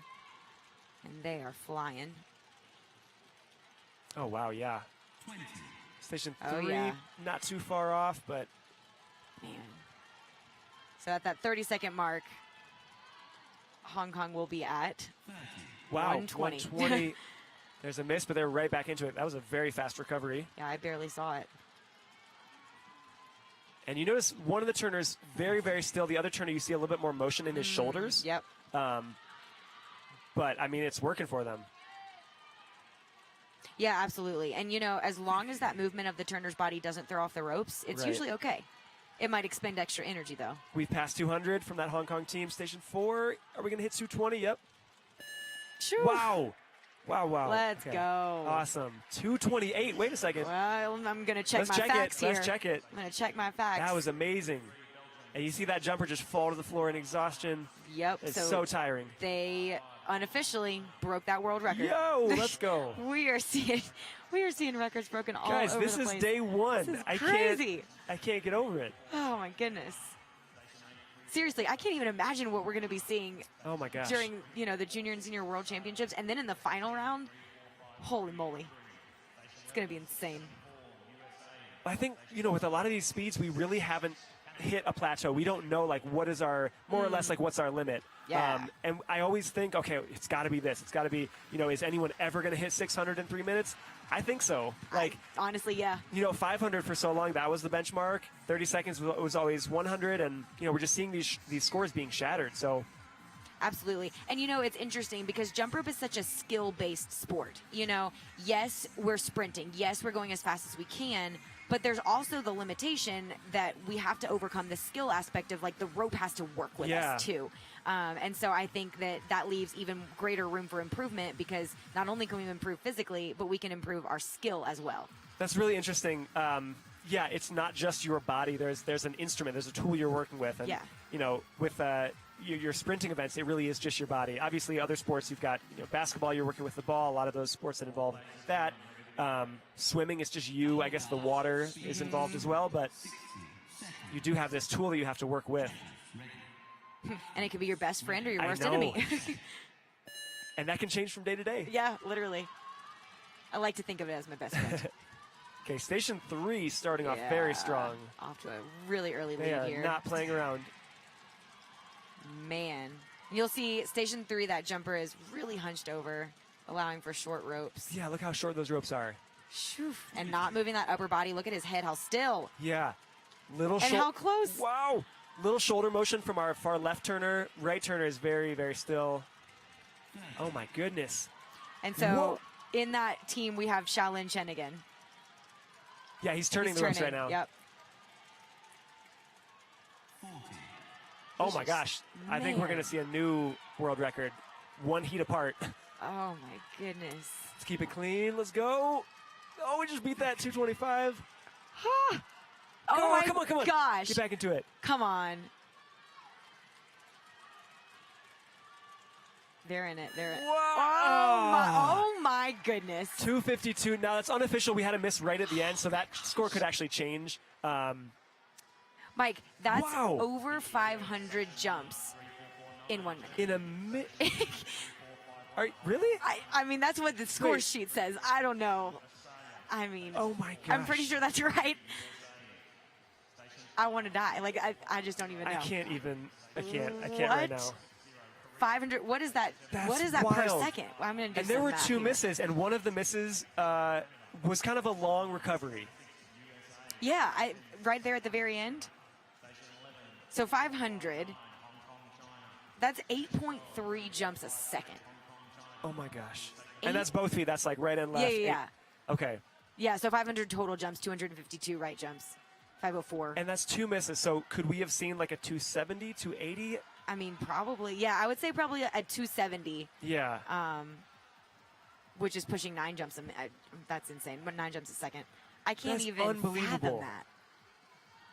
As a turner, you can't see that. You can't possibly see it and adjust and react. I think it's just a It's feeling a rhythm. at that point. Yeah, it's got to be just a rhythm. No one's going to beat that. Nobody can beat that, right? I don't know. Don't speak too soon now, Okay. Mike. Anything's possible. You might be Guys, eating your words. This is the World Championships. Anything is possible. Seriously. And this is the International Wow. Open. Yeah.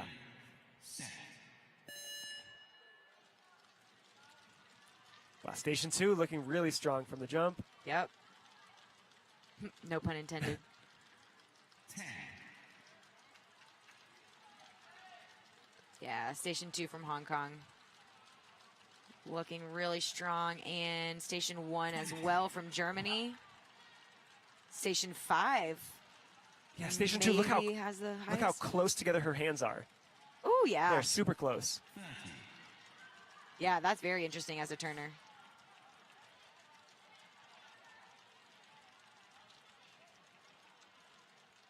I'm still getting over that last heat. That's amazing. Okay, let's go, I Station know, 2. I can't catch my breath. I wish that score was a little bit more I current. wish it but would populate, I know.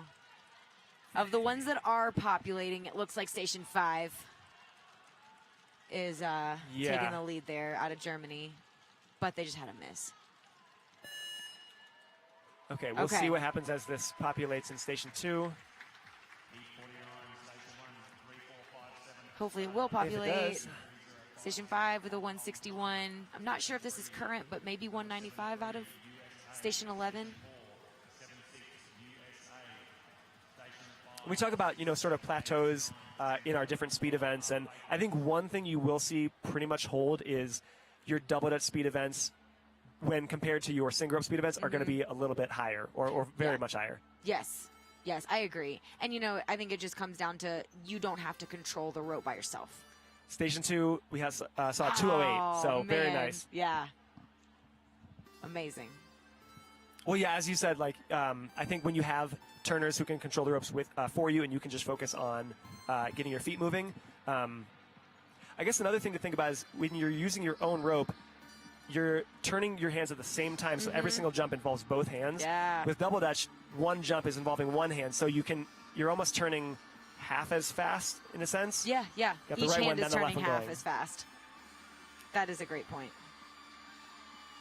Yeah, so each foot gets a rope, basically. And if you're watching at home and you've never double Dutched before, I would encourage you to try it. You can really use anything as a rope. You don't even have to have double Dutch ropes. And start with one. Start with one, find a turner, find a jumper, and just see if you can do, we call it long rope. Just one rope, one jumper, and two turners, and then gradually progress your way to that alternating double Dutch type of motion. And it is, I'm telling you, it's a blast. It's so much fun. It is so much fun. And especially if you did it as a kid, it is never too late to get back into the sport. No. If you've got those memories of jumping rope or double dutching as a kid, find some friends in the area and just start doing it. So Station 2 here from Hong Kong, flying. Looking really strong.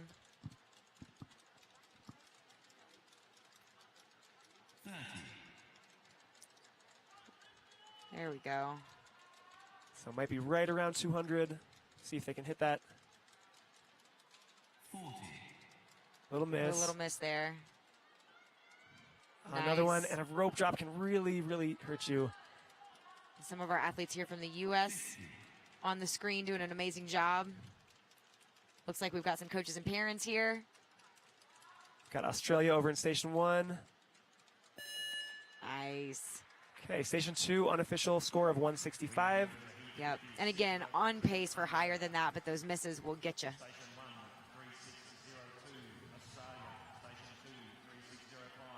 So it looks like we are transitioning now into our triple unders event. Mike, do you want to tell them about triple unders and how unique it is? Yeah, so triple unders, if you've never seen them or heard of them, it's exactly what it sounds like. You are jumping in the air and the rope is going 3 times under your feet in each jump. And each time you successfully land a triple under and your feet are back on the ground and the rope's cleared you 3 times, that is 1 triple under. And you are doing triple unders in this event for as long as you can go. This is really a jump till you drop type of event. I don't know of any other similar events in other sports. Track doesn't have an event where you just run until you fall over. Thankfully. Yes, nobody wants to see that. So this is a very tough, very grueling event. Sometimes you'll see this event as the last event of the day or even of the competition. It's very, very tough, very physically tough to do. The other thing, too, is you are pretty much out once you miss, once you have a miss. So you could train, you could be hitting 400, 500 triple unders and then have a mistake at 20 and you're done. Yep. I don't know if it's the case for this event. I know for the U.S. Nationals, you can reach up to 15. Yep. And if you hit 15, that was your attempt and you're done. If you hit 14 and mess up on jump number 14, you can re-jump it. One time, One right, time, yeah. Yeah, which is nice because sometimes, that first jump or two, you got the nerves or whatever happens and it's just a weird miss. So that tiny little safety net can help.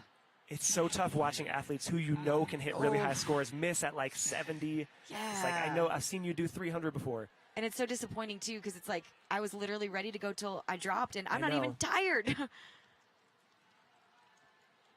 So as you're watching these athletes, a couple of things to kind of keep in mind. Number one, you're going to see that they're trying not to jump any higher than they need to. You'll see them jumping higher than doubles, of course, but not crazy. And you'll also notice that they're trying to relax their upper body, use their wrists and their forearms to turn that rope, definitely not trying to use their shoulders.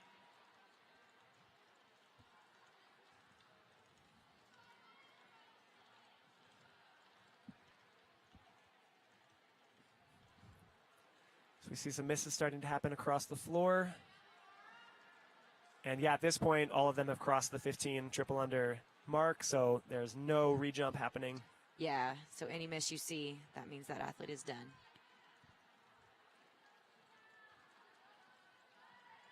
You'll see different, oh, sorry, go ahead. No, well, I was going to say something really cool that happens in this event, particularly when there's a jumper on the floor that the audience knows can hit a high number. Once they start crossing thresholds, so they cross 100, they cross 200, 300, the crowd will get more and more and more into it. Yep. And excited. Yeah, that is really interesting, cool to see. Like, there's that 100, that 200, mark. They get super into it. Mm-hmm. So you can also tell when athletes start to get tired in this event. So we see the athlete that you're seeing here on the floor. I mean, she is pushing. Yeah. Yep. She hung on for a long time, She though. did. We've got one left from Canada. Let's go. Yep. This is... Looks like that's 155. Oh, Sydney Nichols. That's another jumper you're going to want to yeah. watch for her single rope freestyle routine, but also a really strong triples jumper. Yeah, absolutely. There we go. Oh, nice. Okay. Solid score, 172. She looks really happy with that, She too. does. She does. You always wonder, when they look like that, was that a personal best for them? Was that what they were going for? And in this case, it certainly looks that way. Aw, I love that. So definitely keep an eye out for different strategies for this one. So you'll see some jumpers stay really low and just quick triples that really pop, and then others take a more slow, high jump on their triples, and they take a little bit longer. So you'll see somebody take a really early lead because they're going super fast, but they may get tired and miss at 80, whereas that other jumper jumping super high may last longer. It's really personal preference. It's kind of knowing your body and what's going to tire out sooner. Is it your legs? Is it your arms? Did you have an approach? Were you a higher jumper or low and quick? I think I was kind of right in the middle. So I definitely didn't want to go low and quick because I knew that my upper body couldn't hang with that, But then the super high jump, I just thought that was unnecessary. Yeah. So, yeah, I tried to kind of go in the middle and just keep a comfortable pace. Yeah, what about you? Triples was never my strong suit, but I think also somewhat in the middle. You go too low and quick, and yeah, your arms are going to tire out really quickly, but I don't want to, ruin my quads jumping crazy high, so I would try to go somewhere in the middle. Yeah. I know at our U.S. national tournament for a year or two, we had 1 minute triple unders. So that one really was jumping low and quick, and you'd see scores around 100, 110. Ah, that's very interesting. That would be a really fun event, actually. So it looks like mostly on the floor here we have our male division with a few females sprinkled in. So we see an early miss at station 3, but it was before 15, so he's going to re-jump this one. Yep.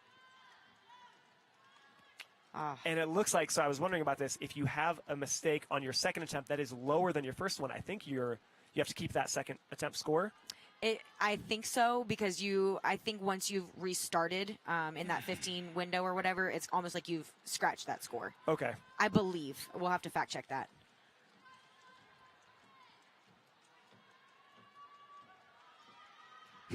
This is kind of a personal thing, but sometimes you get on that spot on the floor that is like, you hear it. It's like kind of a loud spot, you know?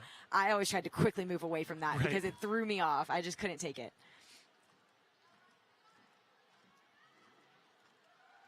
Nice. So you see that this is interesting. So you see the athlete here using one arm quite a lot more than the other arm, and that is certainly personal preference. Looks like it's working for her.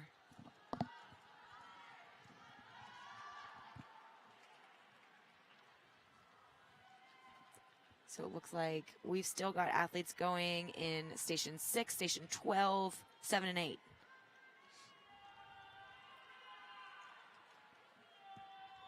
All right, station 7 is down.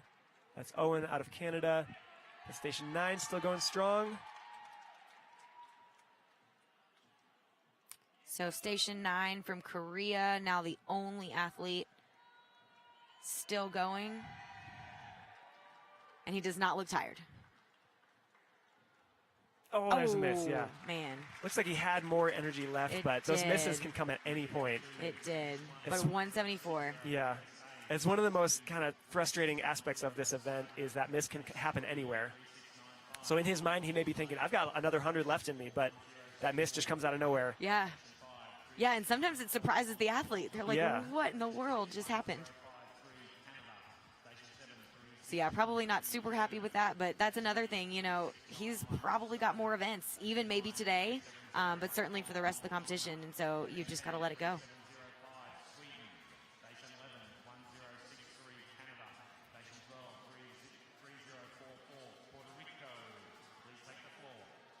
So heat 51 coming up here.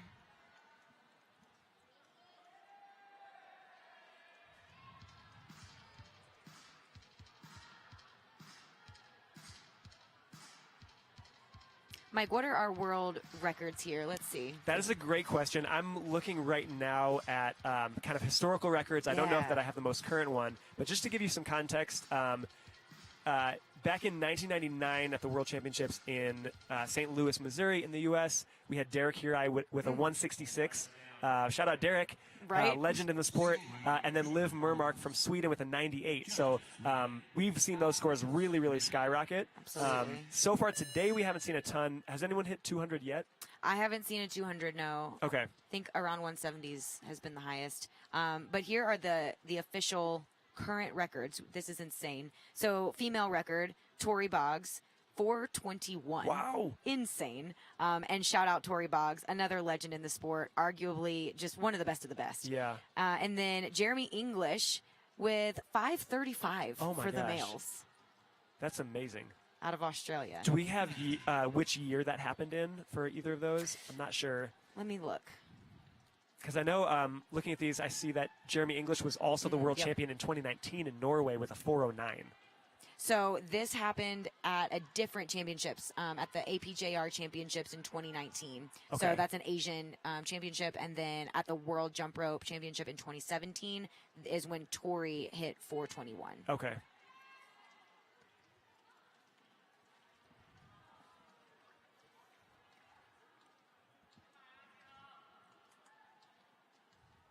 So we've got, it looks like 2 athletes still going. And maybe both from Canada. Looks like it.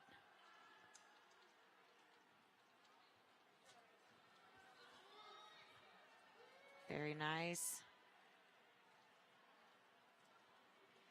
Looks like Station 4's score is 121, and then Station 11 not too far behind, but their score is not up to date yet. Yeah, we've got Rowan Reith and Everett Graham, both out of Canada. Nice. Both looking pretty strong right now, not looking that tired. No, they look solid. Oh. Miss from Rowan. Still got Everett going strong. So you'll know a lot of times when athletes start to get tired, you'll see them start to bend at the waist. And that's a telltale sign. There's a little bit of rotation happening as he's jumping too. Oh, He's getting he tired. looks tired. He looks tired. Oh, Good. little miss there. Okay. Okay. So I don't So- think it's score populated, Yeah. but I would say like 170 Yeah, maybe around if I there. had to guess. He looks pretty happy with that. He 181. Okay, good. Nice. Yeah, really good. So Rowan, the second to last one there, is one that I've watched grow up in the sport. I remember watching him when he was just really small, and he's flourished, he's practiced and worked, and now he has become quite the athlete.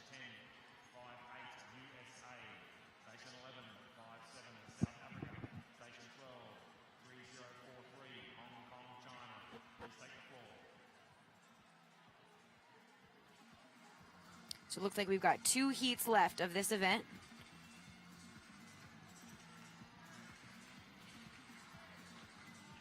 Yeah, we'll see if anyone can cross that 200 threshold. I believe in you guys. Right? Let's get someone. Let's do it. Let's do it. But really, this is an event where hypothetically you could see scores that are 800, 900. Like, as long as that athlete can just keep completing triple unders and avoid misses, then there's really no limit to what their score could be. Oh, absolutely. Absolutely. And, you know, this is an event where training is so essential, even for safety.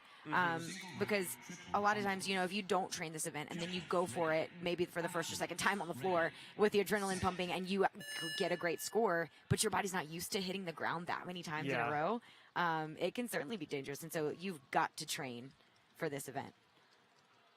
Build up your muscles, your tendons. So looking strong. Looks like we've got everybody still going at this point. Let's go, guys.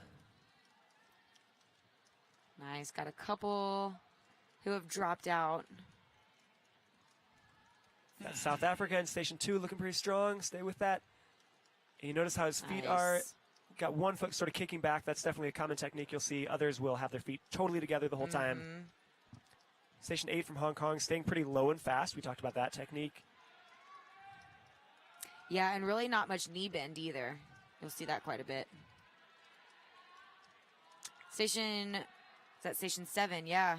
Looking really solid out of the U.S. Yeah. That's Conor Kreska. It is. Definitely somebody to watch, especially in the individual speed events. He'll be doing those for the Senior World Championship in a couple of days. South Africa with a miss. And had just passed the 100 mark.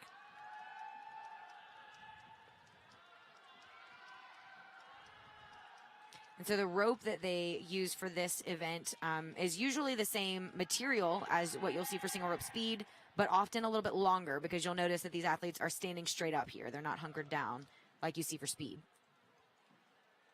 which would be very uncomfortable for triples.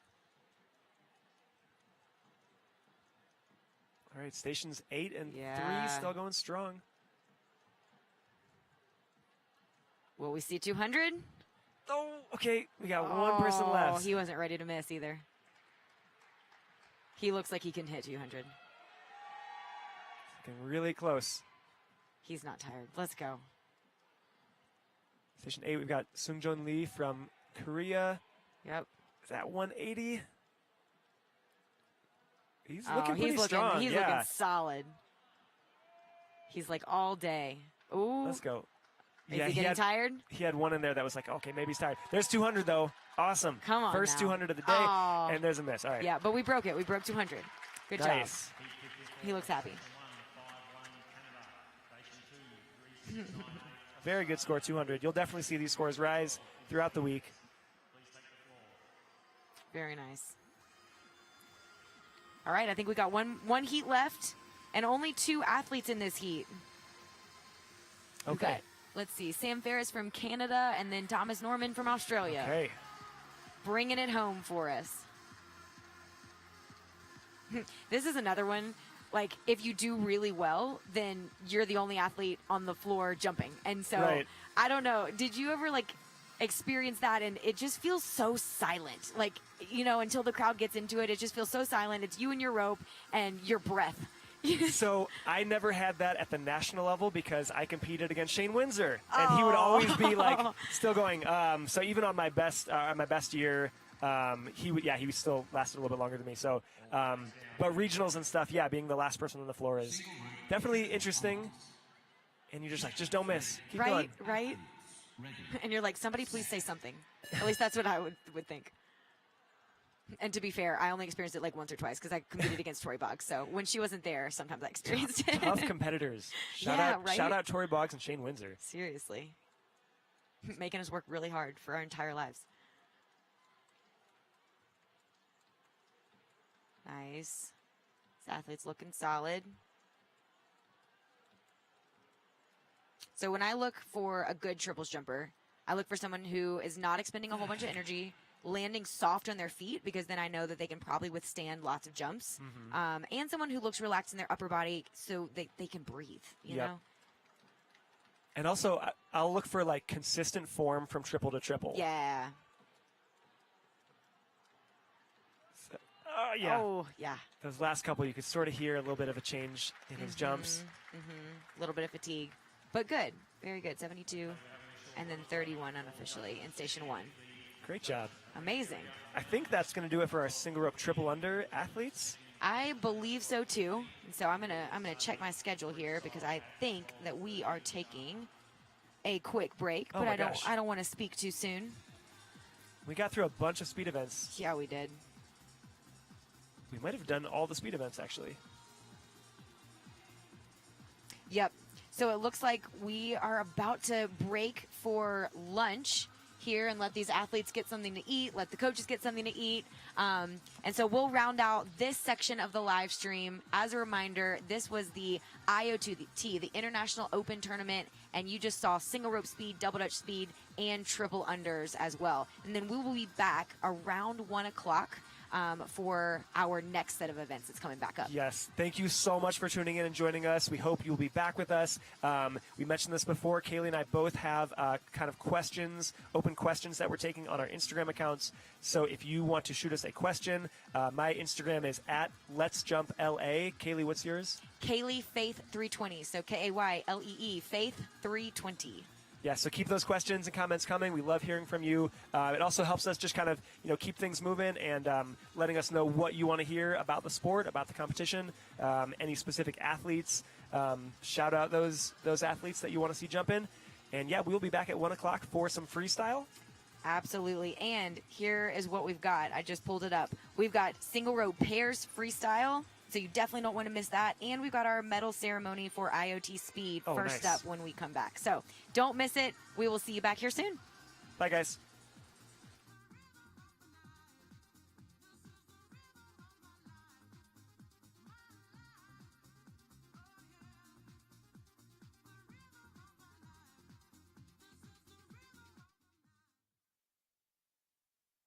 Competition will resume at 12:30 sharp for freestyle. Competition will resume at 12:30 sharp.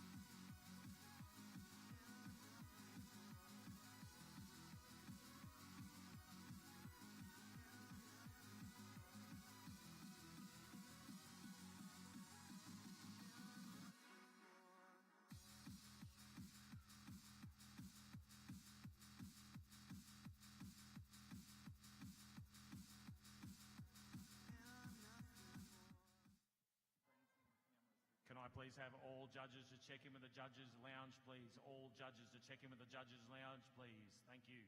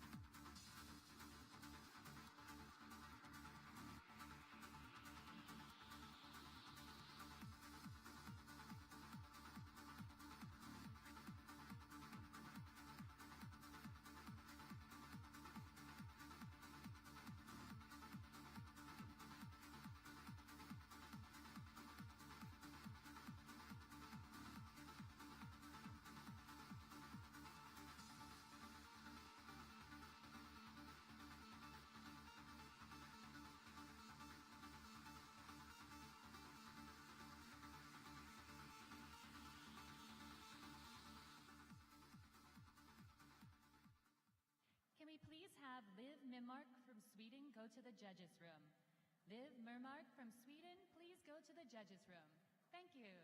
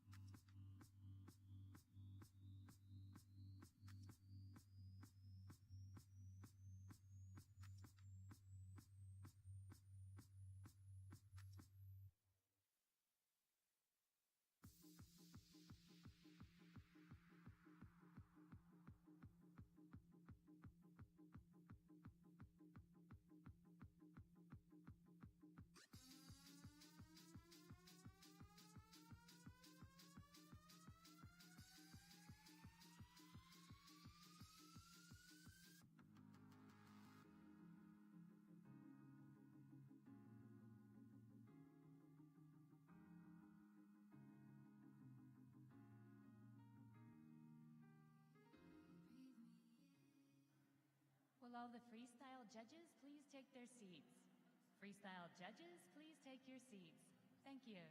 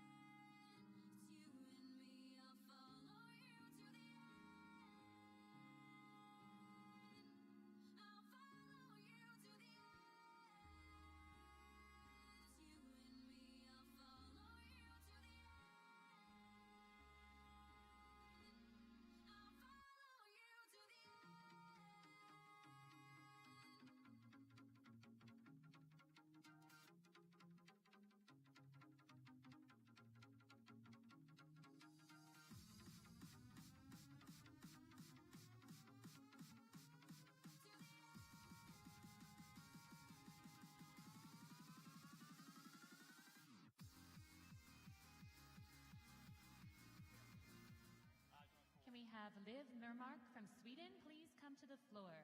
Liv Mermark from Sweden, please come to the floor. Thank you.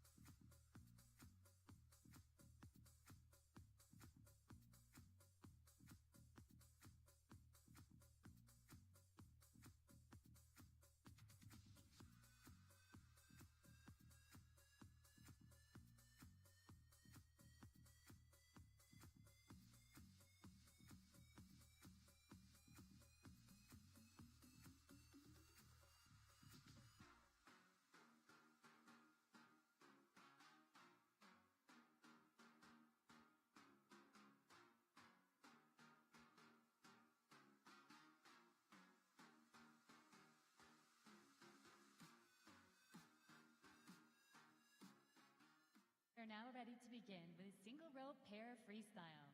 Heat 55, Station 1, 3203 from Hungary, Fanny Ansvia. Station 2, 4998 from China, Yang Qi and Hook Ki Huai. I would like to remind the audience that we will have 2 freestyle stations going at the same time. And I would also like to remind you we have no flash photography. Thank you.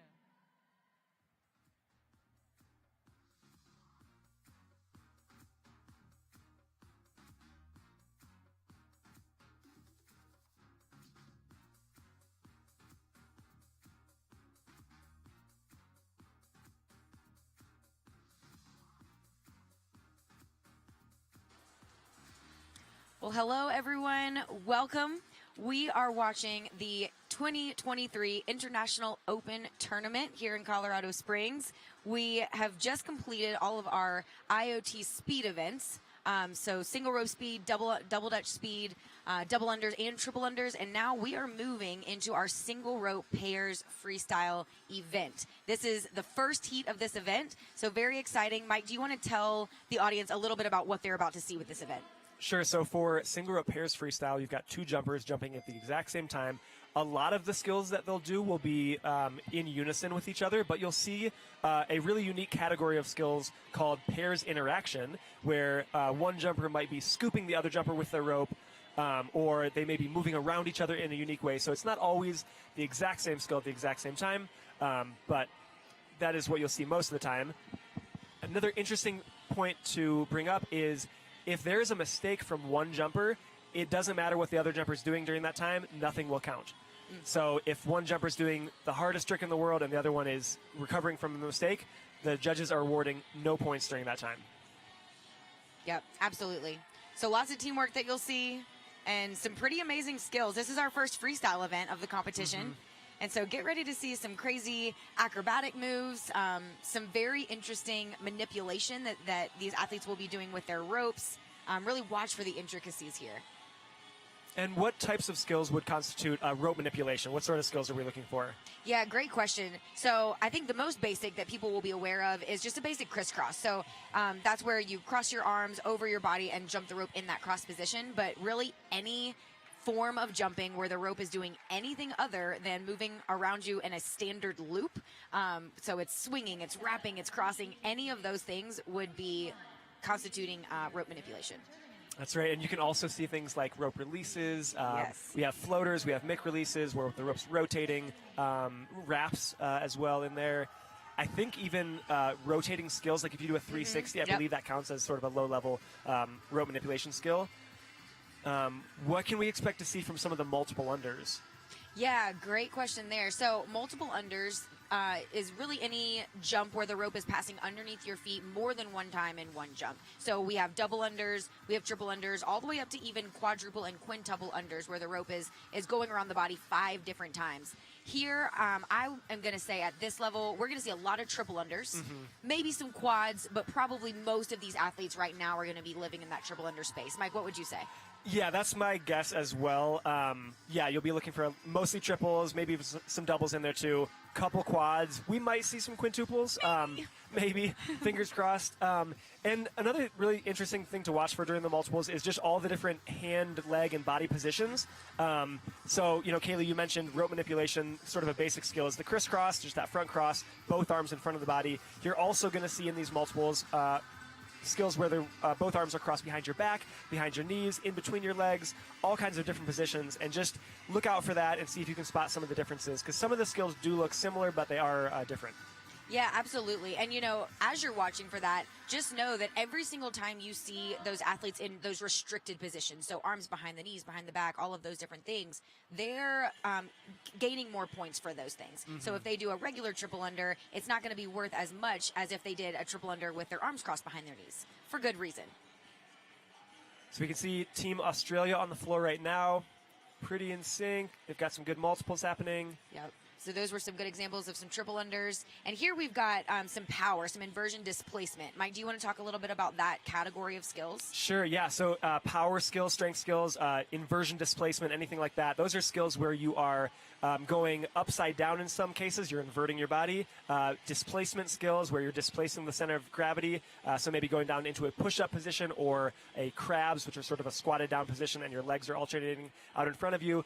This is also where you'll see skills like some of your gymnastics moves, so cartwheels, round-offs, handsprings, front flips, back flips, things like that. Right now here from Germany, we saw a pairs interaction.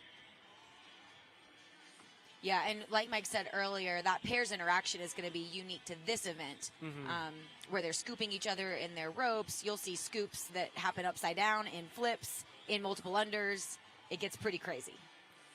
And Kaylee, you mentioned this before. You know, one thing to really watch for is those modifiers. Any skill that kind of bumps up the level of the skill you already have. So I think like with a triple under, a basic triple under, that's a level 2. Yeah. But if you add a one arm restricted, let's say a toad, to that triple under, that bumps it up by 1 level to level 3. If you have a 2 arm restricted, something like an AS or a TS, that moves that triple under up to a level 4. So you could see a level 4 triple under skill that is like a side swing TS open. Yeah. And translation, side swing behind the back and then coming open. Would be a level 4 in that regard. And those modifiers are going to hold throughout all of the different styles of jumping you'll see. So in your strength moves, in those sequences, if you do a push-up, I think that's a level... I think a push-up, an advanced push-up, I think is a level 2. That sounds right. And so if you do that advanced push-up and land it in a toad, that's an under-the-leg cross, that becomes now a level 3. If you add an extra rotation to that push-up and you do a double under out of it, that adds 1 level. That actually might add 2 levels of power. Yeah, because that's pretty difficult. That's a really tough skill to do. We can fact check that. Yeah. But yeah, landing it in a multiple under, even doing it on one arm too, can be a modifier. Exactly. Yeah. So yeah, advanced push-up I think is level 2. One-handed advanced push-up, that's the push-up pull-through, is level 3. And so some of these athletes, we may not see it today, but some of them are doing level 7 and 8 skills even. Yeah. It has gotten absolutely insane. And so we'll do our best. We'll point out, you know, if we see one of those level 6, 7, 8 type of skills, you know, we will point it out because that is something to behold. So on the floor right now, we have 2 teams from Australia here. And Australia is known for their freestyle. They spend a lot of time choreographing their routines. They spend a lot of time practicing them. And so you're going to see probably some finesse from these teams and some great synchronicity as well. That's right. And because there are 2 teams out on the floor at the same time, I believe both stations are going to have music. It may be a little tricky on the live stream to pick out that music, but if you can hear it and you're watching a certain athlete or team on the floor, see if you can match out some of those beats and look for moments that they spend some extra time on the choreography. I know as we move through the week and we get into our finals events, that will just be one freestyle team out on the floor at a certain time. So you'll see more of that choreo. Absolutely.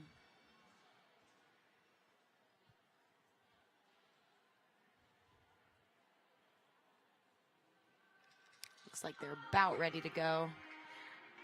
Mike, can you talk a little bit about the nerves right now, like waiting? And sometimes, for freestyle, you're sitting there waiting for a technical difficulty or whatever, and you're sitting there for like 30 seconds or a minute. Yeah. Feels like forever. It's so tough because, you're waiting on the side, and at that point, you don't really have all eyes on you yet. You take the floor. At that point, everyone is watching you, and, you're ready to go. But as you said, if there's a technical difficulty or a delay, you're just kind of stuck there waiting. And now it looks like we are getting ready to start, but you're definitely nervous. You're definitely excited. And you're just ready to put it all out on the floor. And you just really hope that your training's paid off. It's with these events, it's not just you, it's you and your teammate. So you just hope that those hours in the gym training and that they pay off.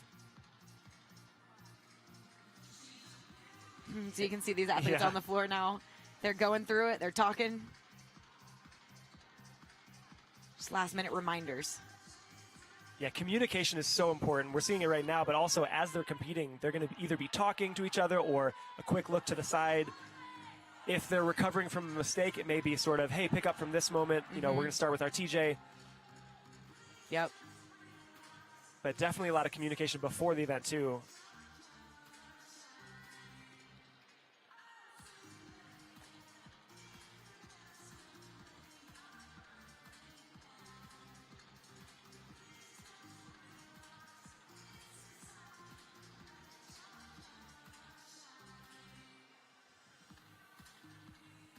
So this event, this pairs freestyle, is one that has had some iconic pairs throughout the years, right?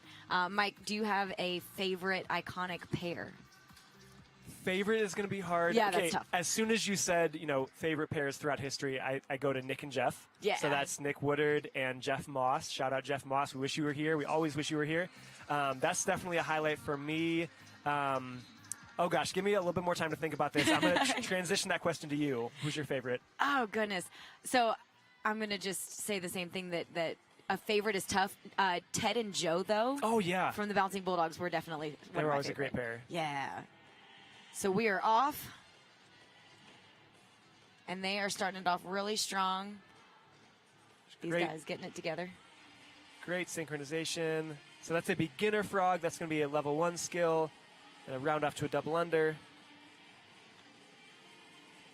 There we go. So there's some of that interaction that you'll see where one jumper scoops the other one inside of their rope. And so presentation is also a part of this scoring. And you'll notice that these ladies are doing a nice job of smiling and kind of interacting with their audience and their judges as they're jumping. They do have extra points that are kind of awarded at the end of their score for those types of things. So presentation can either help you at the end of the day, or it can actually be discounted from your score as well if there was a poor presentation. That's right. And we see this group recovering from a miss.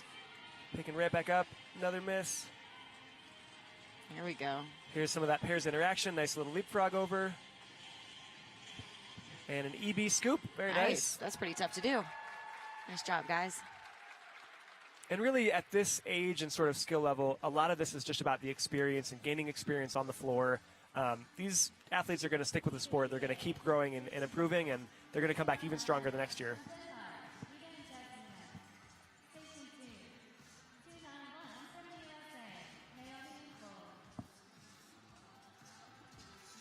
Awesome. So it looks like we've got a team from the U.S. taking the floor, and then perhaps a team from Canada. Let's see.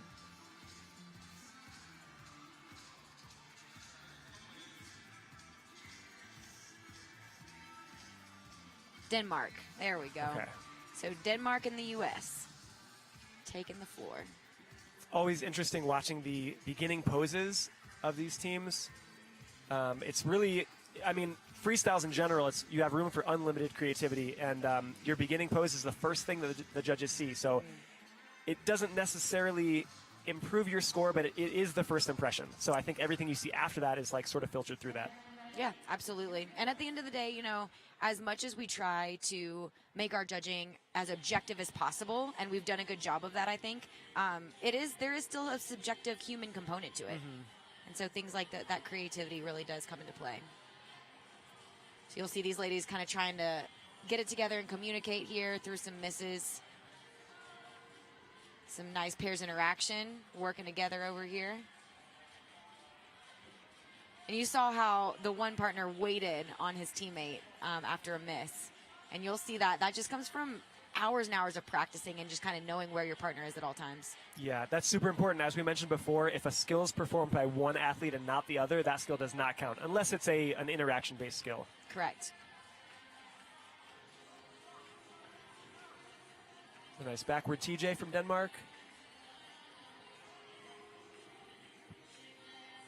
Nice. So this is an interesting little rope manipulation where they wrapped it around their foot and the rope kind of swung around like a helicopter.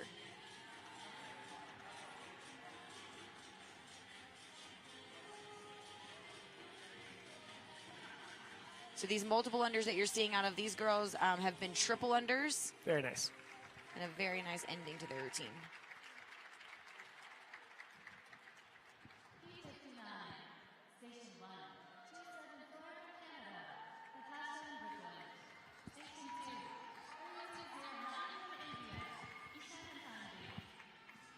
Taking the floor for Heat 59, we've got a pair from Canada and India.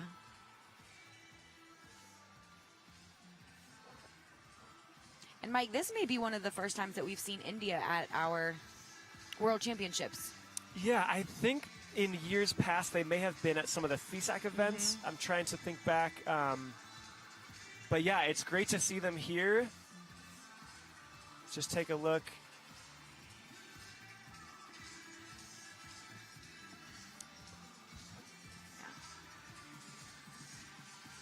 But we've definitely seen a lot of really great, super strong jumpers out of India just blowing up on social media recently. Yeah, so it's really absolutely. cool seeing that sport growing over there.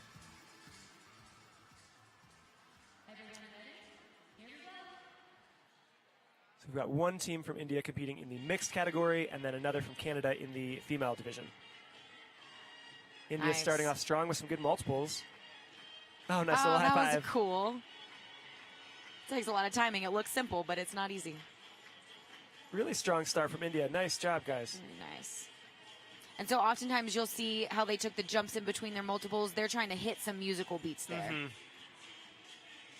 Oops, some tough interaction there. Yeah, those scoops can be really tricky. If your spacing's off just a little bit, that you may not have room to get them in that rope. Go some nice multiples from our girls.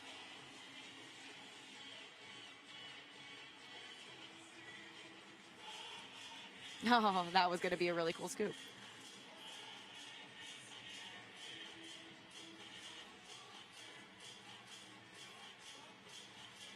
And so in these types of events, we mentioned before, you'll see some gymnastics type of moves here. Some flips, also some handstands, push-up positions, things like that. And so a lot of these athletes will train gymnastics as kind of cross-training for their jump rope training as well. So a lot of that kind of comes into play when you watch freestyle.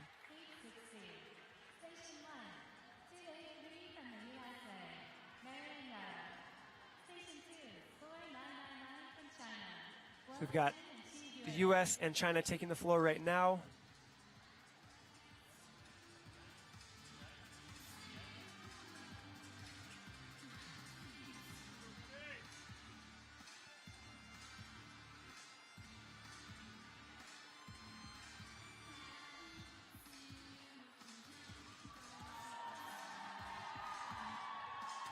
U.S. getting excited. They're getting behind their team. So oftentimes when you see athletes warming up like that right before they go, sometimes they'll want to just throw one of their hardest tricks really quick just to kind of get the nerves out. Just make sure they can still hit it on the floor. Right, exactly.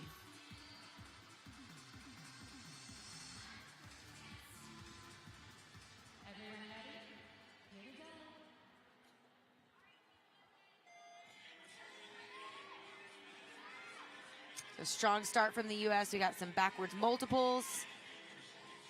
Oh, very nice multiples from China as well. Oh, yeah, we're seeing some quads from them over there. The quad AS from China. Very nice. Quad CL. There's that scoop. Nice into some triples where that rope is traveling around 3 times. So I know China focuses on multiple unders quite a lot, which makes sense. They're great at speed. They're great at moving the rope fast. So why not transition that into multiple unders? Nice, good communication from those girls in the U.S. Waiting on each other. Love to see that.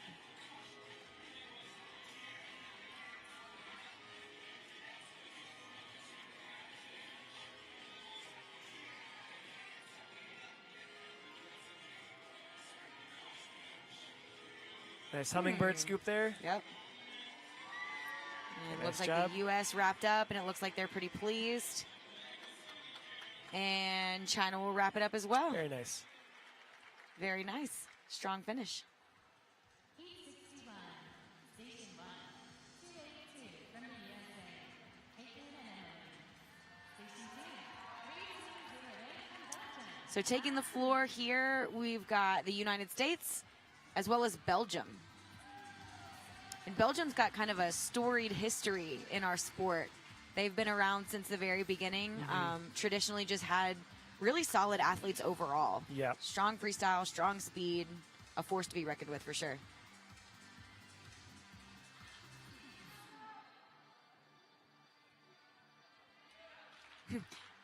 Looks like she might have had the wrong pose. Maybe that was pose for a different routine. You know, it happens to the best of us.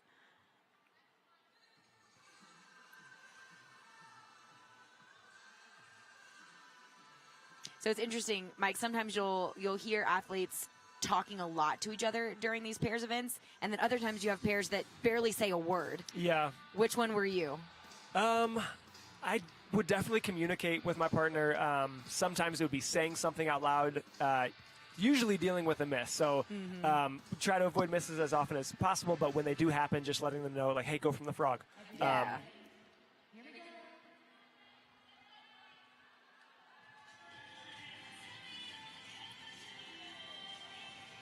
Oh, interesting start there. Yeah, it was a nice exit.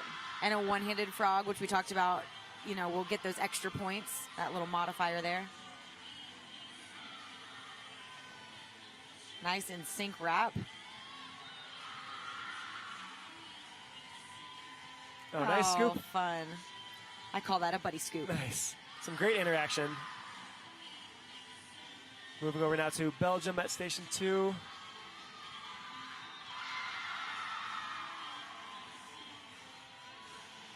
Excellent. Good. So a strong series of triple unders there. Some crosses, some restrictions. Some very interesting wraps here from the U.S.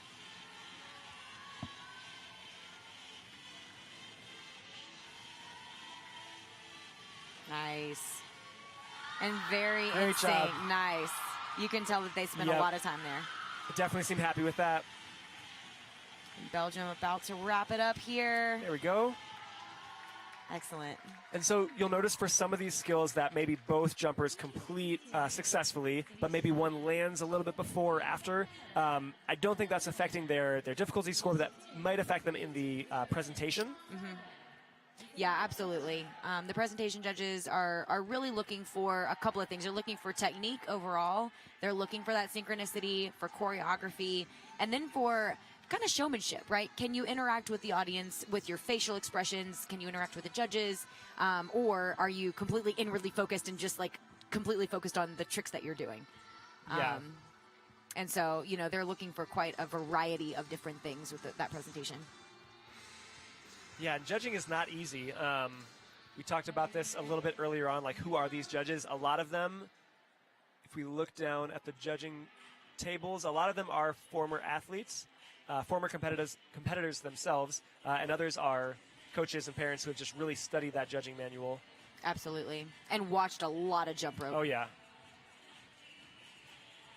Some solid multiples here from Australia. We've got a few quads going on, and then into some triples. And he'll get back with it.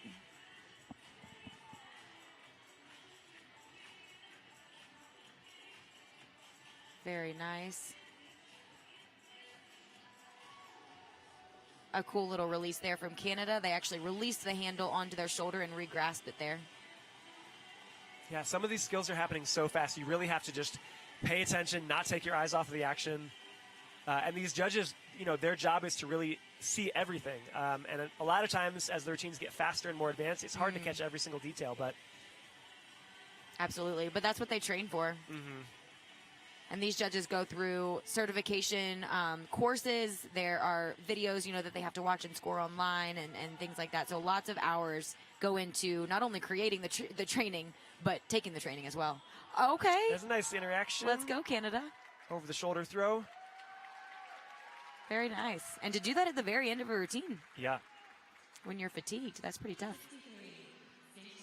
Might have to go try that in the practice gym later on.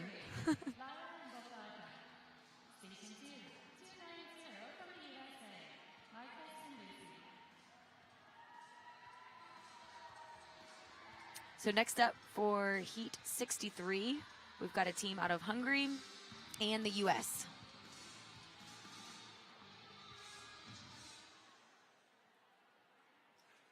And the green tape around the station, those are the boundary markers. So we haven't seen this yet. It doesn't normally happen, but if a jumper were to go outside of those green tape lines, or even if their rope goes outside of the lines, that would be a deduction.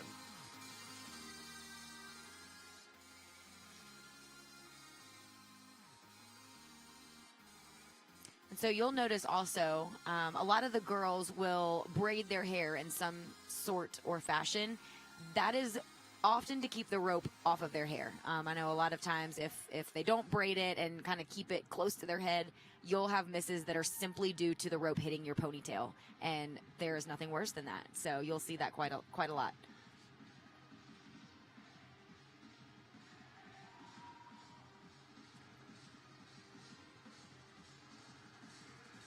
So from the U.S. here, we have Marcus Foster and his partner Lucy. Marcus is actually the son of a former world champion, Monica Foster.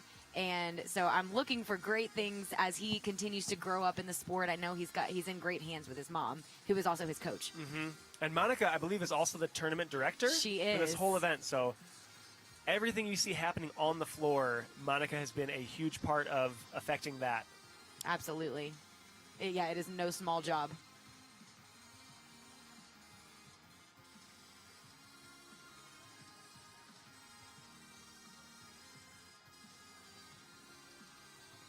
These athletes are getting ready. And remember, as each routine finishes, the judges are still kind of finishing up their tabulation. So it does take them a little bit of time to transition to the next group. We're going to get started. Oh, nice, with a mix scoop. So you'll hear, okay. Some very nice quads Let's from Team go. Hungary. So these quads, again, the rope is traveling around them 4 times in one jump, and they're restricting their hand motion behind the knees, behind the back. It's so tough to do. A lot of those were 2-arm restrictions, too, with ASs and CLs. Yes. So 2 extra points per trick. Oh, that was a cool scoop. Okay. Oh, nice little assisted moneymaker. Let's go. Okay, we've got a round off TJ. Oh, we have a rope break. Oh, man. So they will be given a chance to recompete this event. They're probably going to go at the end of the field. Yep. That's always unfortunate. They had a really strong start, too. They did. They did. And, you know, that's disappointing, but at least they didn't get to the very end and then have that happen. So these girls still looking nice and strong. That was a round off into a backwards double under with both arms behind the knees. Having some issues with misses right near the end. Yeah, but they'll get back on. Ooh, come on. And ending it. There we go. Yeah, it just gets harder and harder as you get further along into your routine to do some of those harder skills. You know, you're tired, your arms might not be able to reach quite as far, you can't jump quite as high as you're used to. Yeah, absolutely. Yeah, fatigue is a huge deal. Mike and I were talking about it earlier, and people always ask, you know, how is it tiring or something like that? And I always describe it as, yes, it's tiring. Imagine running up a mountain, a steep one, as fast as you can, and then at the very top, someone asks you to like do a backflip, you know, do your hardest skill, and it just seems impossible in the moment, and then you get through it, and you're like, man, I'm still alive. Yep. It's like, dude, I just ran up a mountain, and you're asking me to do something else? Right. All right, we've got 2 teams from Belgium on the floor right now.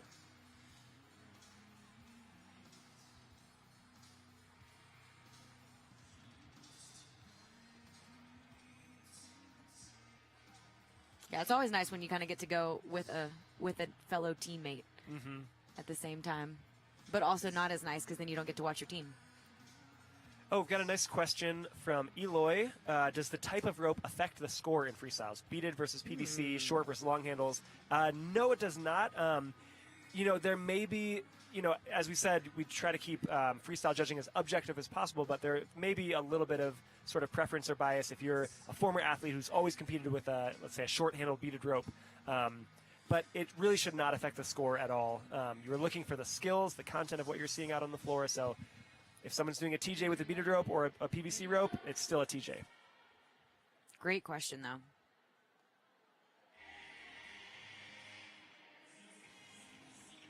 Some really nice, clean-looking multiples from Belgium. Good scoop. Nice. That's a toad switch. Nice. That's an underrated skill. Yeah. It is extremely difficult. Made it look so easy, too. Nice. Got some power moves there from Belgium. Ooh, tough quad. I think they landed that in a CL, They too. sure did. It's a lot of rope control that goes into a skill like that. Very nice There we quad go. there. Yep. Ooh. And another one. They'll get back on there. And they're moving across the floor really nicely, which again kind of helps with that interest of the routine. Makes it more creative and more fun to watch. That was a difficult quad as well. Very nice one. So maybe I stand corrected. You know, I said that these athletes were going to live in the triple under Right. range. I'm going to officially say I was wrong. Nice floater there. So a floater is when you release one handle and it literally floats in the air. You re-grasp it and then jump again. It's always risky anytime you let go of the handle and then try to catch it again. But those skills are great skills. We love seeing rope releases in the routines. Just kind of an added risk factor. Yep. We talked about one skill we just saw. I think it was an EB-CL quad landing in a CL or something similar to that. Hard enough to do a quad at that level, but to land it down in a CL versus an open is so much harder. Absolutely. Absolutely. And to be able to go from that fast to immediately slowing back down again to then clearing a CL, which, I mean, for a lot of people, just a single bounce CL is super tough, clearing that skill successfully. So doing it out of a multiple is really, really tough. Yeah, so much rope control, so much practice that goes into that. So if you are tuning in from YouTube now, we are checking the chat. Yes. So if you have any questions, comments, shout outs, definitely drop those in the chat. Got some shout outs for India and Germany. Yes. People getting excited on here. Yeah, if you're on the YouTube page right now, let us know where you're watching from. We've got Hong Kong and the U.S. taking the floor now, just waiting to show their routines.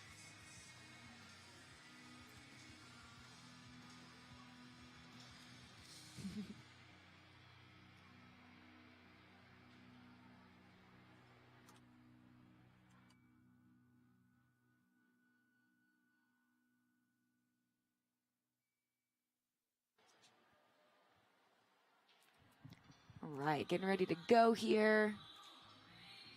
Got Elijah and Taylor from the U.S. and Hoyi and Si Ying from Hong Kong. Got another shout out for Belgium. Yep. Shout out Bouncing Bulldogs. That's one of our U.S. teams. Germany, Canada. All right. Keep them coming. South Korea, Denmark. Yeah, and this YouTube live chat is going to be a great place to drop your questions and comments. Like, we would love to know what you want to hear about the event taking place, about jump rope in general as a sport, the World Championships, any of the countries, any of the athletes. Let us know what you guys want to hear.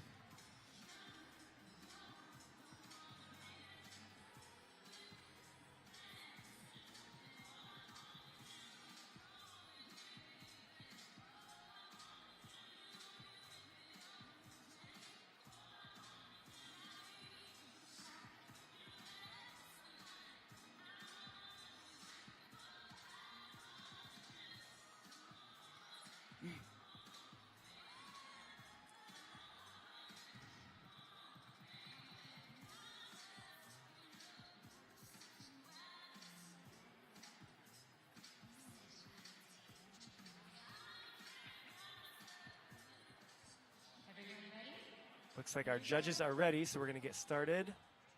This is heat number 65. And if you're just now joining us, this is the International Open Tournament of our 2023 World Championships. This is an event that runs parallel to the World Championships. It'll be taking place today and tomorrow.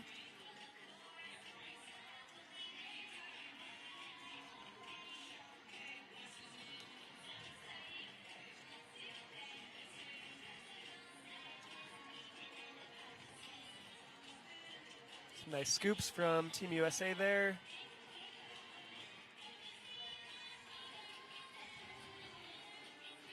Very in sync. Oh, there we go. Recovering from a miss. There's that floater again. Oh, come on, girls.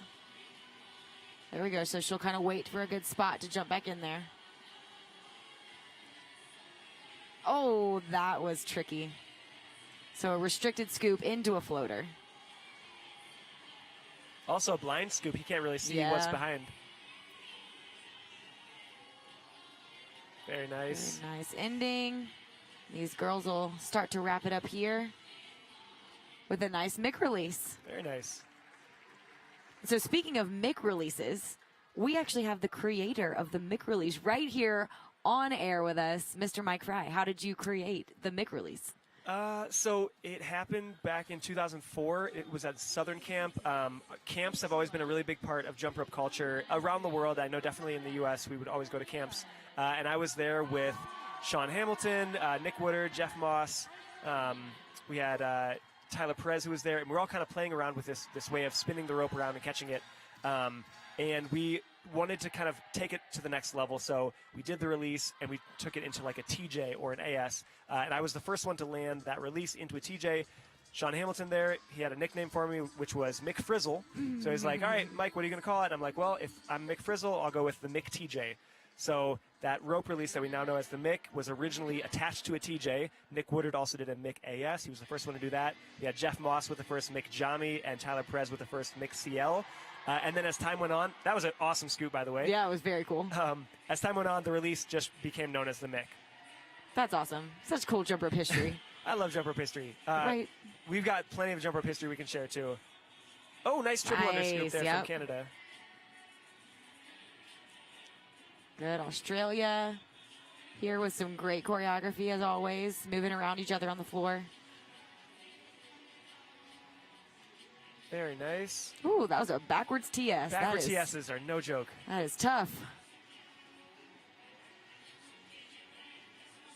Nice, got some wraps going on here. It looks like they're getting back together. Nice. There we go. So footwork is a component that you'll see sometimes. It's not required. It used to be. But it is a fun component to kind of just add some interest and give the athletes a breather as well.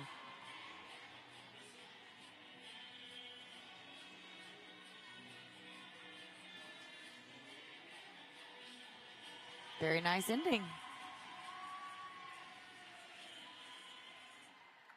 All right. Awesome. Right on with the music. We've got some shout outs from the Air Bears here in the U.S., from Belgium, India. And here's a question. Do both teams on the ground have the same music? And, you know, since there's two going at the same time, how does that work if not?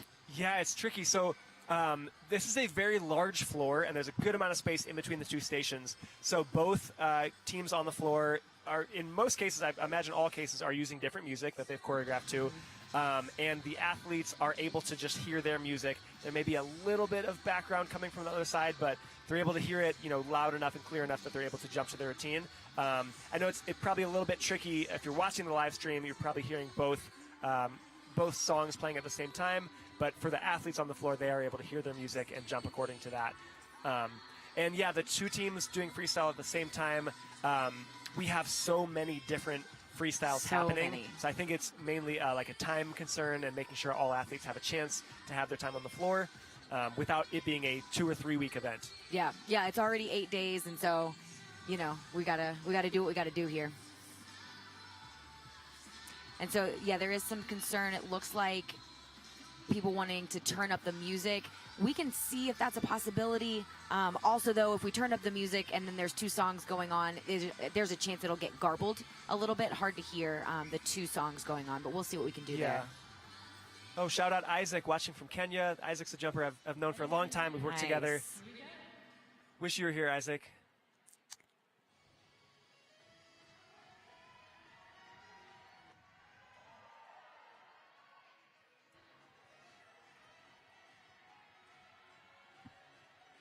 Very nice multiples here. So we see that re-jump happening too. This is a faster team. They're packing a lot of skills in here, which also helps the score. Mm-hmm. That's right. Yeah, the more skills you can pack in there, you're getting scored on each skill, so the more the better. Nice. There's that assisted moneymaker. And that was cleaner than the first time that we saw it, so that's good. She'll get right back in there. Got round off TJ. Yep. Beautiful. I like this routine. It is very high energy. Nice. Backwards AS in that restricted position. Ooh, oh, man. She was going to scoop him as she landed that aerial. Which is so tough. Beautiful front handspring there. Nice scoop. Mm-hmm. AS into a wrap. Very nice. Yeah, pushing up. That's a press handstand there from a push-up position. And ending All right, with nice some job, triple guys. unders. That was a nice job. Good re-jump. It can be tough too, you know, if you have trained for this routine and you've hit it clean, you know, multiple times in practice. Even having one mistake or even a bobble in competition can be really frustrating because you know what you're capable of. You know that you've done it cleanly, and so, you know, it's just always interesting just seeing how it actually plays out on the floor and if athletes can, you know, do their best performance at the time that it matters the most, which is on this floor. Absolutely. What is your favorite trick to look at? Like, what's the most visually pleasing trick? I love seeing a good back tuck TJ. Just like, that looks so good to me. A moneymaker is always a fun one to see. How about you, Kaylee? Man, I mean, those are two amazing ones. I love seeing super smooth mix in multiples. Oh, yes, in multiples are nice. Yeah. So a mick, remember, is when you let go of the handle and it spins around and you catch it. But if you do that as part of a triple under in the air, I mean, it just looks so smooth, so awesome. I'm going to add two more. A really low splits, like a solid splits, and also a press to handstand. Yeah, like a really well done Yeah. one. So, like, shout out Graham Booth, shout out Jonathan Luo. Amazing press to handstands. Absolutely. So are there any extra points for doing skills on both sides? Extra points, no, but it is beneficial if you do the skill to both sides sometimes, or if you can, because then you can synchronize with a partner who maybe can only do the right or only do the left, and so it's helpful to practice that, but no extra points for doing both sides. And I think even if you were to do, let's say in a pairs routine, both do a TJ on the left and then both on the right, I think you only get credit for one side. Correct.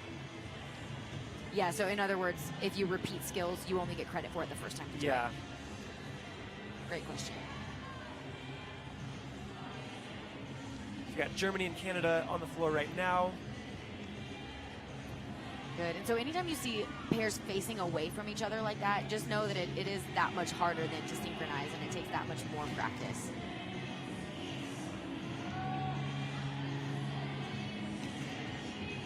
Nice release. Yeah. Ooh, and a very cool interaction there where they're actually sharing the rope and each jumping. I like it, and then he just tossed it back. She caught it beautifully. That was nifty. So if you're watching at home, that whole idea of sharing a rope is something that you can actually try with a friend. You hold one handle, the friend holds the other, and you act like it's you know one rope for the both of you.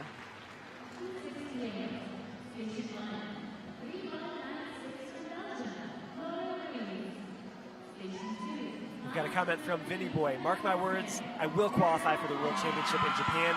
Vinny, we're rooting for you. We are going to see you there. I love your spirit. That's awesome. Shout outs for Canada, Deutschland. We've got another jumper following from Kenya. I believe that's David. Shout out, David. Miss you, wish you were here. Awesome. From Kenya, watching from Kenya. What is your favorite team in freestyle? Oh my goodness. Favorite team? So many.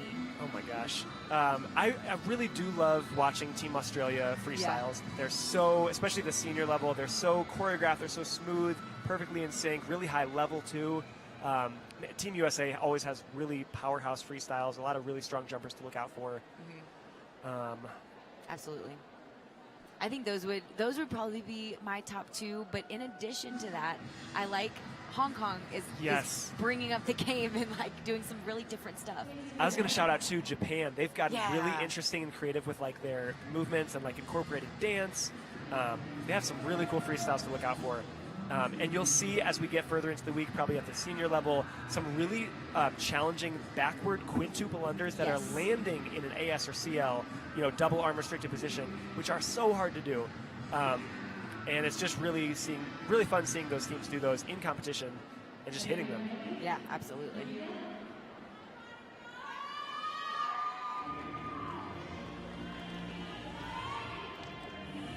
Nice multiple unders here. Combination of triples and quads that you're seeing. Quick little mistake there, but nothing that they can't handle.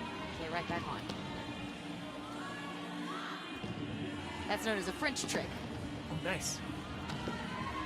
Yeah, love the French trick. That's a caboose where you exit the rope and pull it around backwards as you are jumping over the rope, or as you're doing the exit. Very nice. Nice quads from Belgium. Ooh, it looks like she doesn't have Nice. a handle, but they still made it work. That's an assisted 2-in-1 Sunny D. Another very difficult skill there. Shout out Sun Win, the creator of the Sunny D. Yes. We're gonna get back together.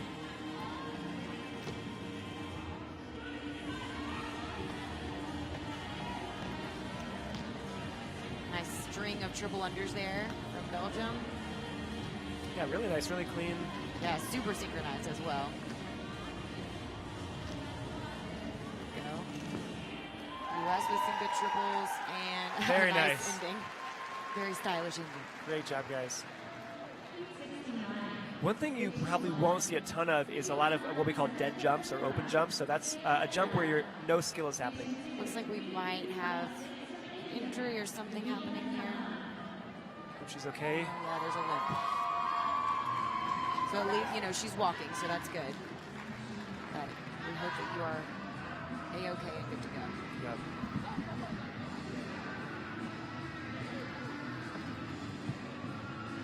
Got Denmark and India getting ready to jump. Taking the floor. We have a question here. Are there any new tricks that you have never seen before? There's always new tricks being invented. Yeah. Which is one of the really cool things about our sport. Actually, we just had a jumper at lunch show us a new trick.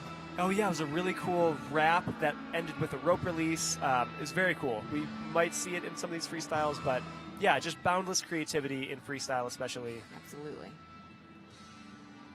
And as we go through the week, we will definitely see new tricks. You know, Kaylee and I are pretty up to like what people are doing. You know, we are very active on social media. We know what kind of trends are happening. That being said, we will see a ton of new stuff that is just going to completely blow our minds. Yes.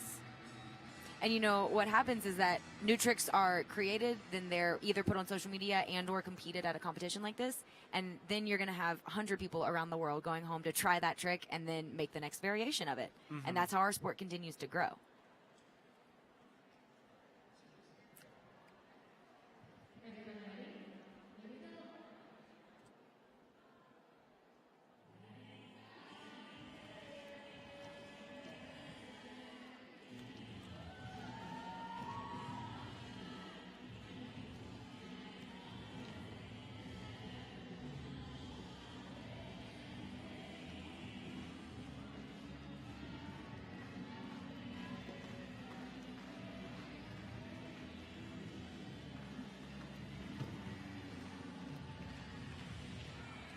Some nice power there from Denmark. And Oh, nice roll kip to push up. Into a frog scoop. And an AS push up. Nice. That's a risky one.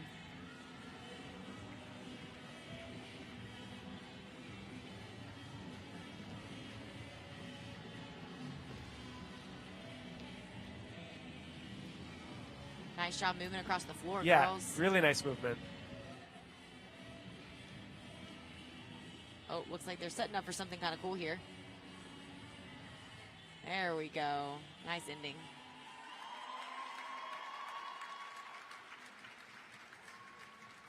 Excellent job, Denmark and India. Oh, so another question around new tricks. How do judges judge the new tricks? That is tricky. Yes, pun intended. Uh, So one way is that our scoring system is set up to allow for new tricks. So for instance, if the new trick involves a double hand restriction where both hands are behind the knees or both hands are behind the back, they know how many points to add to the base for that type of a restriction. And so they can kind of judge it that way on the fly based on how the judging system is set up. But it is difficult nonetheless. yeah, and I know like we're seeing some new tricks, or we will see some new tricks today. Especially, I mentioned as we get to like our junior and senior events, we're going to see a ton of new stuff. And I think one other way that they can judge a new skill is just if it's a former competitor or someone who's been around the sport a long time, they have a general sense of, okay, if this jumper is upside down and they have an arm underneath one of their legs and they're doing a wrap on their arm, I'm speaking about a trick that I saw Lauren Ellis do at Nationals, or a similar trick, they can kind of gauge, well, I know how hard it is to do a handstand, and to do it on one hand, and to do it with the wrap, and they can kind of use that information to say, maybe it's not perfect, but this is a baseline understanding of, oh, that was a super hard trick. That's probably going to be around a 7 or a level 8. But judges have such a hard job, especially these routines that are so densely packed, and you're trying to take a snapshot of every single rotation of the rope. It's not easy. They do a great job. They train a ton. It's one of the reasons I love seeing former competitors now jumping, because I think they have a good internal sense of like what a trick should score. Yeah, absolutely. Absolutely. And it helps a lot. You know, if you've done it and you can feel it, it helps you to understand what you're watching. So shout out to the coaches and the parents who learn by watching and are still great judges. That is tough. Lots of shout outs here from India, the U.S. Let's go Germany. Wondering if the results from the earlier session are available yet. I don't believe so, but we are going to see some results and awards given out today. Yes, absolutely. So stay tuned for those. You don't want to miss those. So on the floor here, we have the U.S. and a team from Hong Kong, China.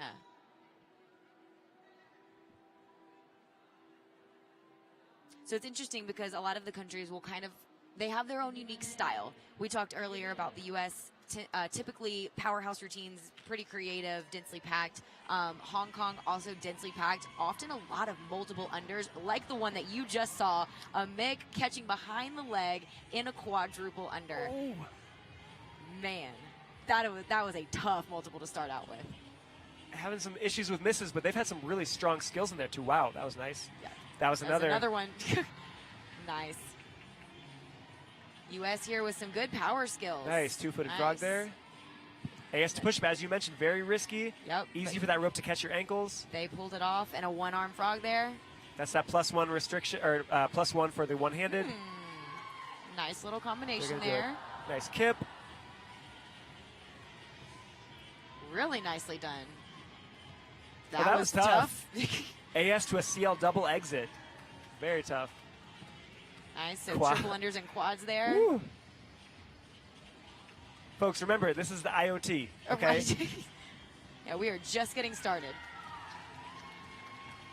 Nice triples, too. And a whole bunch of them. That's that densely packed routine. And the ending, nice. Beautiful. Great job. Beautiful. Awesome job to both teams there. They look happy with that.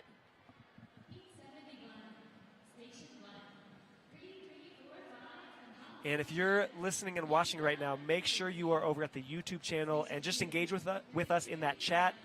Send in your shout-outs, send in your questions. Love hearing from you guys. Let's go Belgium, let's go Canada. Looks like we've got teams from Hong Kong and Belgium taking the floor right now.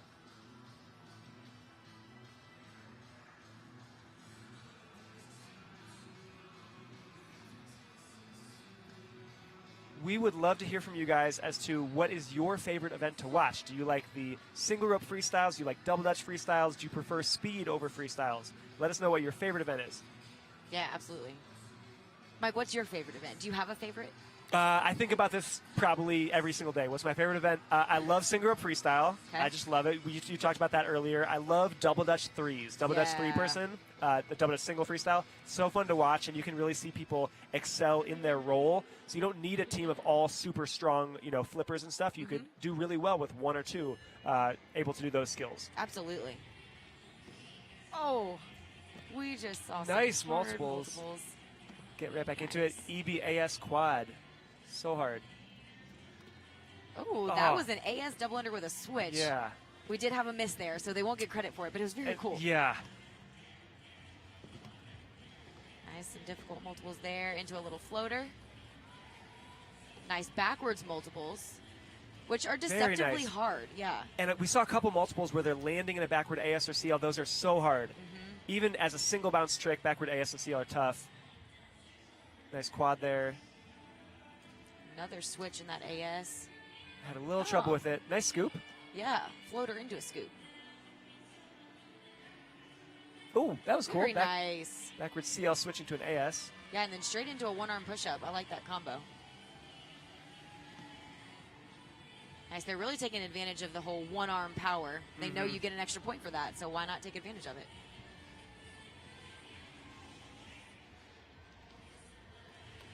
There we go. Some nice triple unders.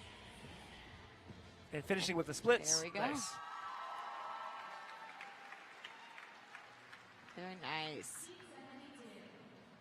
All right, we're getting some favorite events. Double Dutch Forever and Always from Spencer to Tenley. Shout out, Spencer. Nice. Wish you were here. Double Dutch 3. Yep, that's a good one. Yep. Three-person forever from Danny. Ooh, four style. Four style's a good one. Yes. We're going to see that later. That's our team freestyle, 4 athletes. It's actually kind of similar to your pairs, except you got 4 athletes now doing it. Yeah, that's actually one of my favorite events, I think, because you can paint such cool pictures when you have 4 people. Yes, and I'm going to shout out 2 of my favorite 4 styles. One of them was yours. Thanks. Or the one that you were in. And another one, shout out to Devin Meek and the Kangaroo Kids from the U.S. They had a great 4 style several years ago. And it is really interesting seeing what kinds of unique things you can do with 4 people that you can't do with 2. Yeah, absolutely. Different types of interactions. Pop-ups, so Yeah. an element within an event, absolutely. So like double Dutch, double unders, quadruple unders, things like that. Yeah, we've seen that event at the AAU level in the U.S. I think it's 1 minute of pop-ups.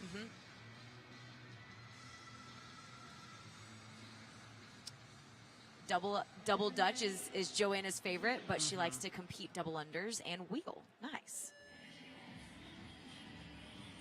All right, on the floor here, we've got Hong Kong. Very nice multiples to start. Yes. Really tough. Quadruple unders there into a nice little scoop. And they're right back at their quadruple unders. So we saw an EB quad TJ with an AS. So that's a quad, which is 3. EB TJ, that's a +2 restriction. AS, that's a +2. That's a level 7. Nice. Yep. Oh my gosh. You're right. And so these athletes know that, right? And so they'll figure out every single different combination of arm placements that they can use to get level 5, 6, 7. Right. And then they'll just go to work and practice all those different combinations. Nice job from those girls from Denmark here.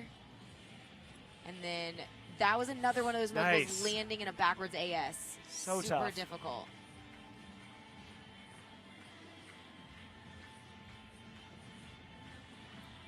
Ooh, that was nice. That was a KN, so behind the head, TJ. Really tough.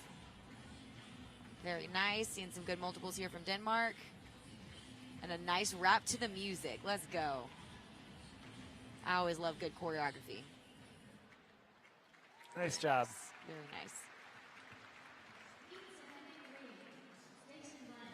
So we've got a question from Jump Rope Berlin. How is manipulation like rope sequences judged compared to multiples, for example? Yeah, so great question. The manipulations are scored largely the same in that the same restrictions are going to bump up your score, in the same way. So a double arm restriction behind the knees for an AS is going to bump up your score in manipulation, just like it would in multiples. However, when you start stringing together wraps and releases and it's all one big flowy combo, it's hard to tell where one trick stops and the other trick begins. And so the way I understand it is that kind of for every jump or every distinct thing that the rope does, the judges should award a mark. Yes, and for that reason, it can be really hard to score high on like a solely rope manipulation sequence that doesn't involve, different arm restrictions or multiples and stuff like that. So this judging system does tend to favor those really high-level multiples. Yeah. And we do see some of the strength moves as well, like Sunny D landing an AS or CL. You'll see some athletes later in the week probably doing that. Those can score just as high. But it can be tricky. It's a little bit of a trade-off because those rope manipulation sequences don't score as high, I think.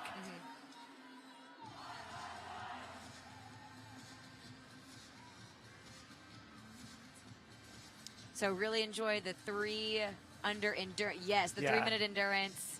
That is a tough event. I'm so glad you enjoyed it. Those athletes that competed it are going to be happy that you enjoyed it as well because they worked really hard for that. So on the floor here, you're seeing the U.S., and they are already communicating with each other to get started. Quick rope drop, but we're going to get right back into it with a nice scoop. There we go, right back with an EK. And so that's another thing that will bump up your score in those multiples. Anytime you rotate more than 270 degrees, so more than a 3/4 turn, will bump up your score by 1 point.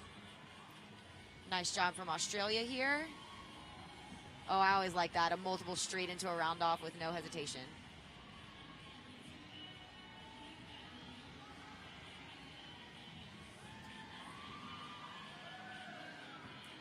Nice power moves from the U.S. Kind of holding true to that U.S. style. Ooh, that was difficult. So a 2-footed frog there with a scoop on the way down to the second frog. Nice quadruple under into some scoops there.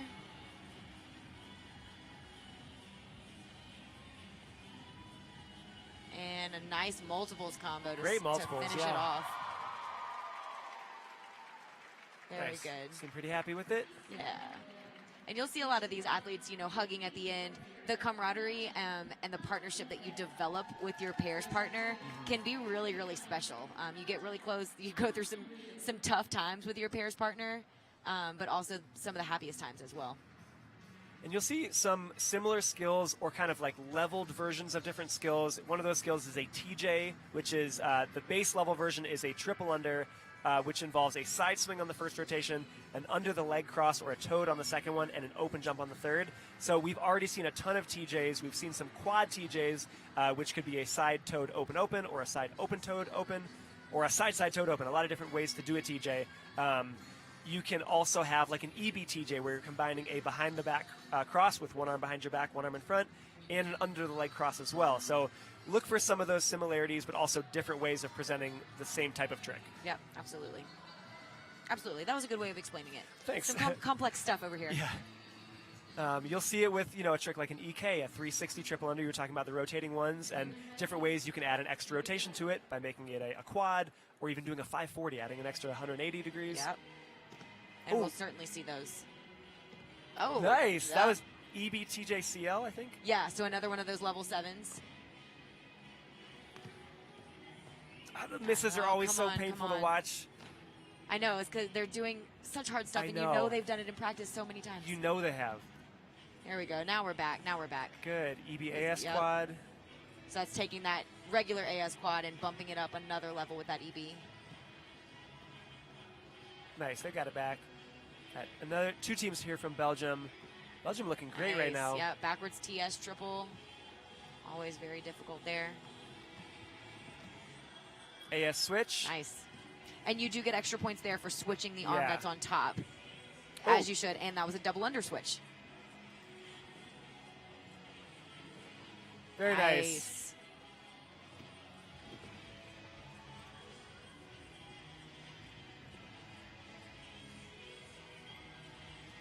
Really nice routines.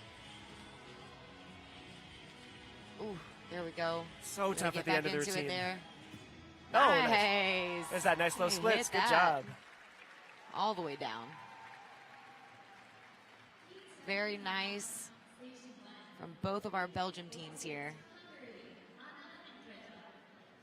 Oh, shout out Bailey. That was our 2019 World Jump Rope Freestyle Champion. Nice. And no surprise, her favorite is single rope freestyle. Yeah.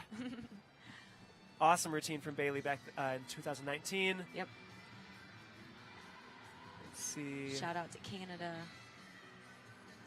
Oh, are these athletes competing at the same time in the same gym or 2 different gyms? It's actually the same gym. It's a very large space. It's very long. And so these athletes have their freestyle space they're jumping in, and then there's a pretty big open spot in the middle, and then on the other side there's the other team.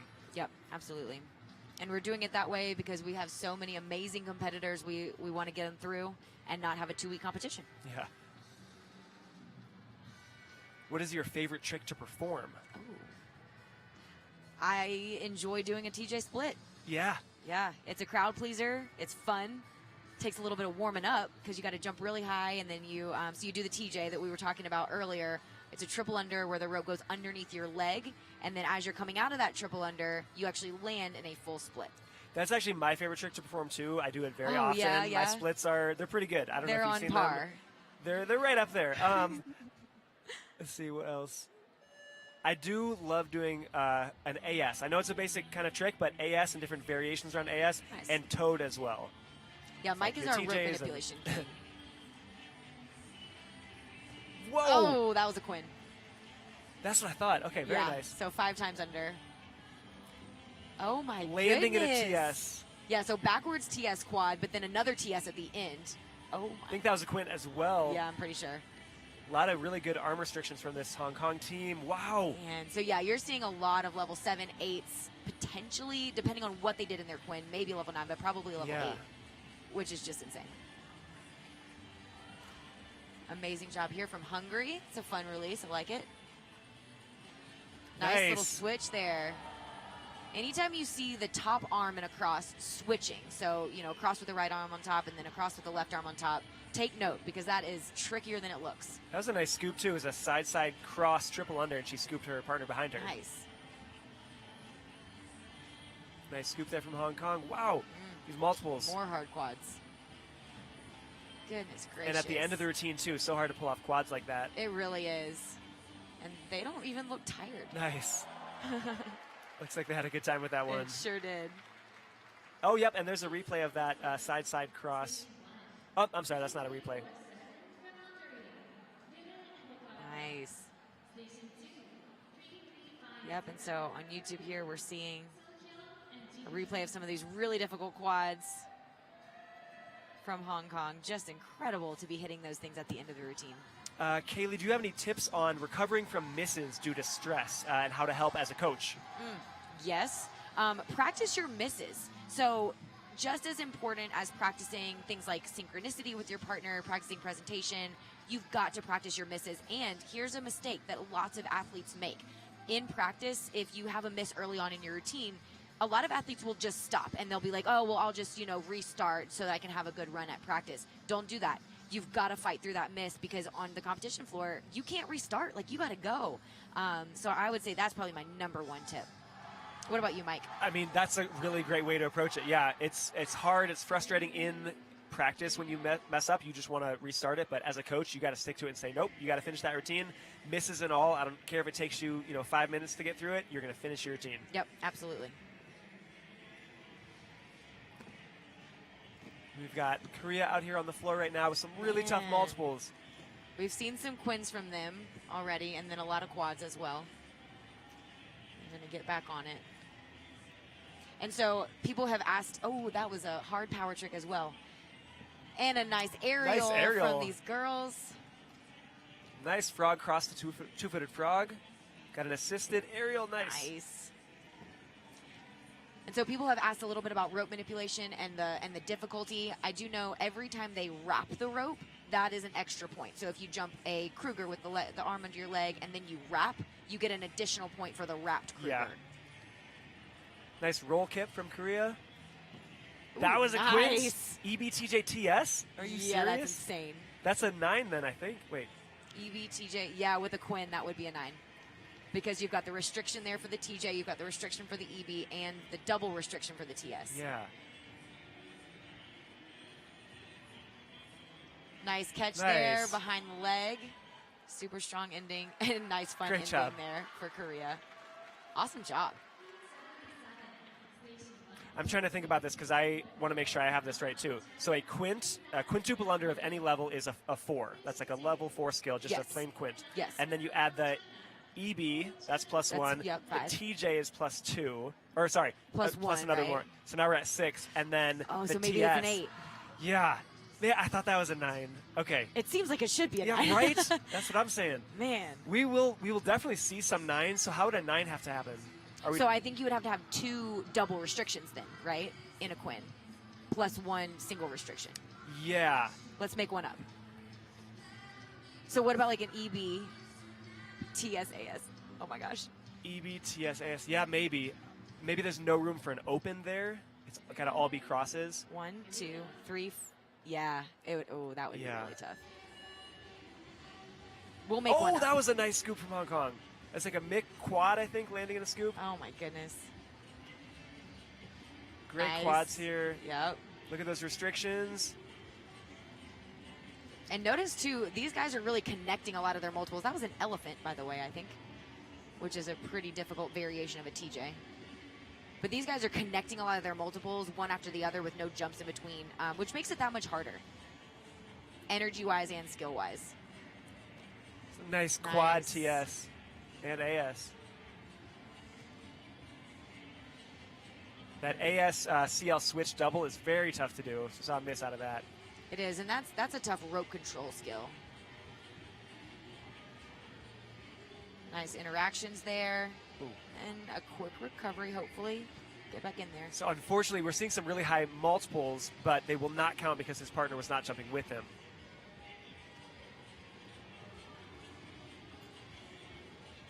There we go. Getting back into it. Some nice backwards multiples there. Oh, nice. Ooh, double floater. So that was super tricky. Nice split Very to nice. end. But that double floater is also pretty deceptively tricky because you're letting go of both handles. They are floating in the air, and you really can't see both at one time, so you've got to know where they are in order to re-grasp. And both partners are doing it, so you've got 4 floating handles. If one of those drops, that entire trick does not count. Yeah, the margin for error there is pretty slim. Yeah, so only the national teams are competing against each other. So, you know, Kaylee and I are both jumpers from the U.S. We do know some of the team names. But in this case, all of these teams have now come together to form the U.S. national team. I think it's similar in other countries. I know Hong Kong has several club teams around the country. So they've all now joined together to be Team Hong Kong. Yep. I think it's probably similar with Canada. I know they've got teams all around in different provinces. Yeah, absolutely. And I do know because I just saw them compete at the U.S. national tournament. This is a strong routine from Preston and Patrick. If they can hit it, we'll see if they hit it. That's always the question. I believe in them.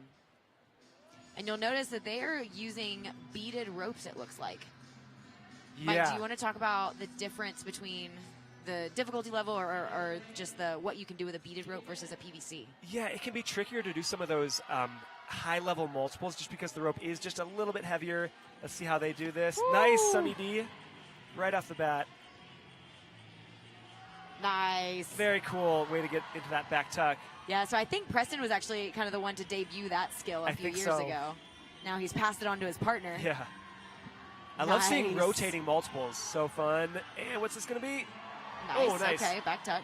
I think Preston maybe pulled it. I think he did. It's all right. We'll get back into it. Nice high energy routine Yeah. from the girls. Yes, hitting the music. I love that. Love that. Let's go, Canada. Very synchronized, too, so far. Keep it up.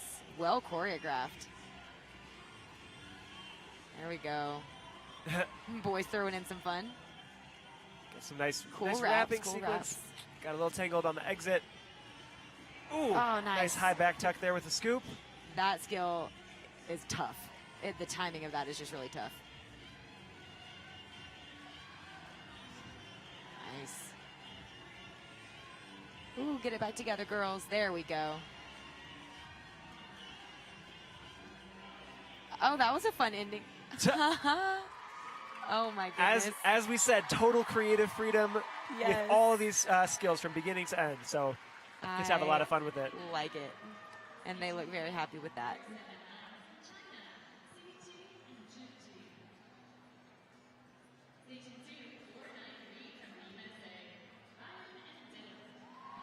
It's another team we just saw at the U.S. National Championship with a great freestyle, pairs freestyle routine. So definitely check these guys out. Yeah, very strong jumpers. And then we've got a pair here from China.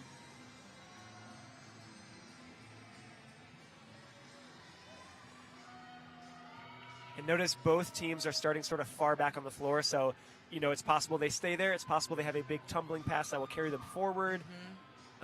Or they'll just sort of slowly and subtly move forward as they're doing their routines. Yeah, just take into consideration the movement that you might see.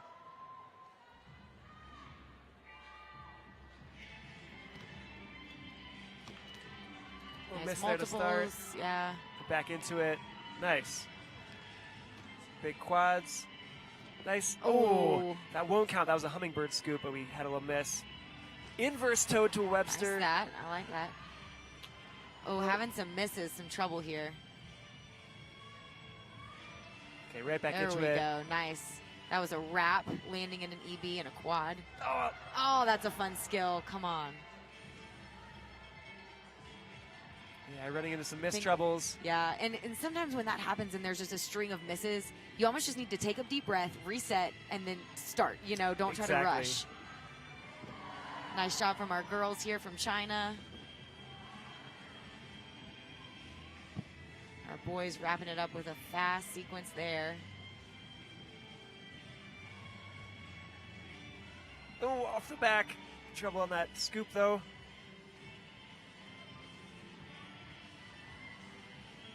Our girls doing some hard multiples. Got to get together, though. There we go. And nice ending. Good.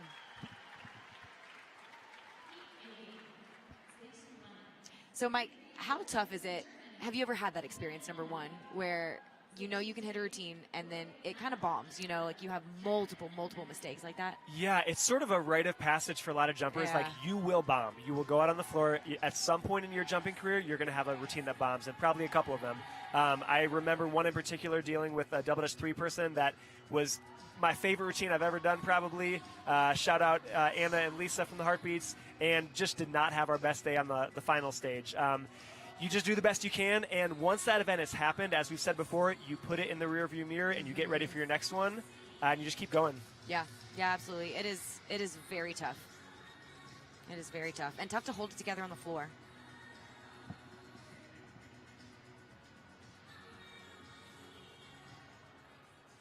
So shout outs to India, to Comets, one of our teams from the U.S.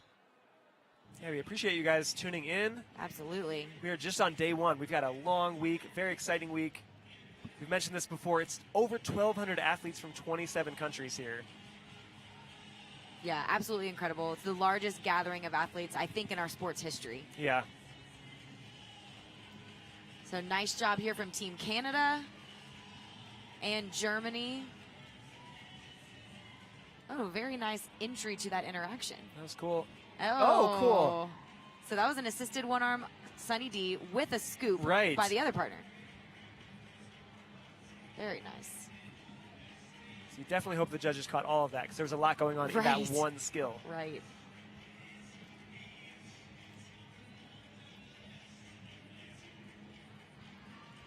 Nice footwork as a transition. Here we go, some scoops here. And so it's important as you're watching these scoops, watch what the jumper with the rope, watch what the rope is doing. Sometimes you'll see some pretty tough interactions, flips and things like that, but the rope is really just doing something simple, like traveling around the body one time or something like that. What you really want to watch for is when that rope is doing crazy things like releasing, doing double unders and scoops and things like that, and that really bumps up the difficulty. Very nice finishes from Germany and Canada.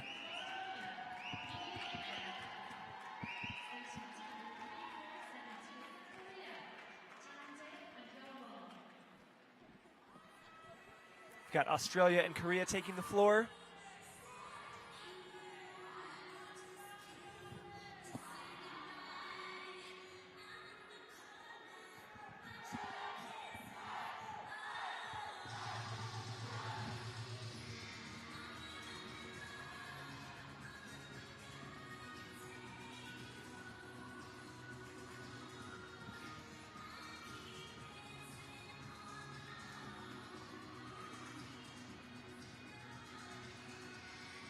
So question here about the music.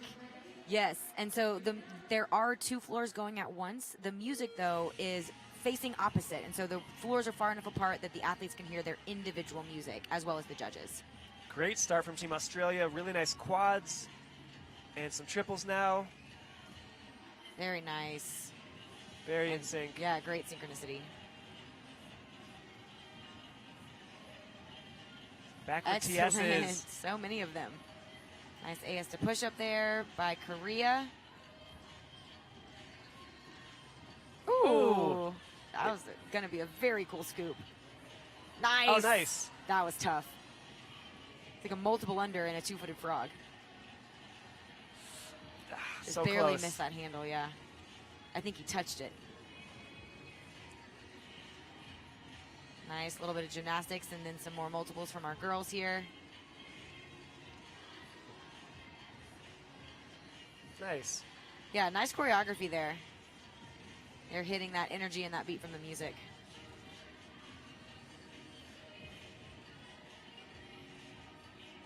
Nice backward CL there into push-up. Again, anytime you're nice. Love Little that. foot catch. Very nice Very job good. from Korea Very good. and Australia.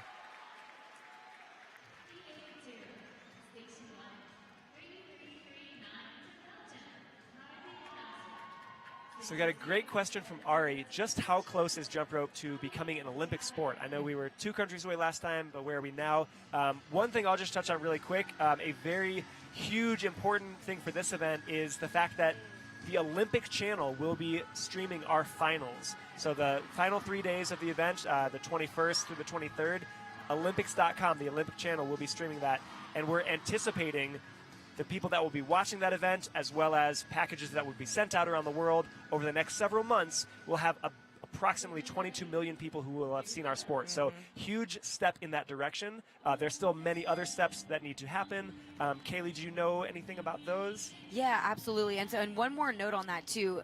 If you can tune in during those final days and the primetime events, tune into the Olympic Channel specifically. We want great viewership over there. So tell your friends, tell your family. Let's really represent our sport very well there. Other than that, you know, we do need some more countries who are recognized by their highest sporting authority, really getting their organizations in place. And we are seeing that happening around the world, which is so exciting. But, you know, it's a team effort. And so we need all countries on board, unified under the same rule system, and really going forward. So we're getting there. It's going to take some time, but we're getting there for sure. Yeah, and we may hear more about that throughout the week from our IJRU president, Sean Hamilton. I know he's been so instrumental in pushing for that Olympic movement and getting us there. Yeah, we're going to snag him for an interview. That is our goal. So some nice multiples there from China. And they'll get right back into it. So they should get credit for that skill, even though it was done slightly apart. They were a little bit off in the timing, but they both landed it. Right, they both did it. And Belgium looks so happy with that performance. Excellent job, girls. So coming on the floor now, we have got a team from Australia and a team from the U.S. This is Heat 83. Oh. So Justin and Ajani, this is definitely going to be a pair to watch. Ajani actually grew up in Bermuda and now is jumping in the U.S. with a team in North Carolina.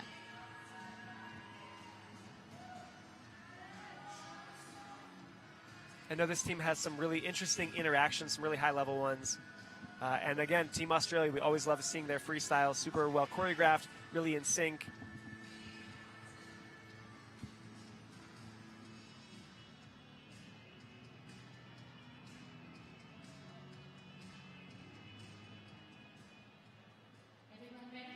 Looks like we are ready to go.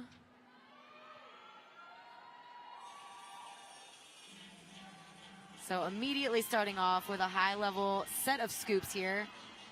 Ooh, we had a sunny D, and then it looks like we had a little bit of a mishap on that backwards kamikaze. They're going to get right back into it. Nice rope manipulation combo with some multiples mixed in. And we've got a... Ooh! I think he cleared that. It looks like he did. I don't think I've ever seen that competed before. Some nice quads. Nice job from our girls here. Good, some nice multiples. Good, so they wrapped within that multiple, which is another modifier that will increase that those points there. Nice choreography there from the girls too. Ooh. Again, really high-level scoops, and it's really hard to get those consistently. Nice, okay. So they'll get credit for the entry of that scoop, I think. Even though the exit was a little messy. That was a nice triple landing and a leg over wrap.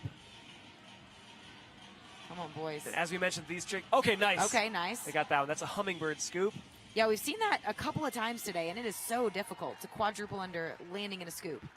And that quadruple under has a wrap and a rotation. Yeah, so some difficulty with some misses, but we saw some interesting moves from them. Yeah, and so it's interesting too. We see kind of cycles going with some of the pairs and the double dutch teams. We'll see that they get together. They have maybe some messiness or rough runs the first year that they're together, but then they clean it up and they learn how each other works and operates. So I wouldn't be surprised if we see some of these pairs coming back in Japan and just crushing it. Yeah. That Heat 84 taking the floor, Canada and the U.S.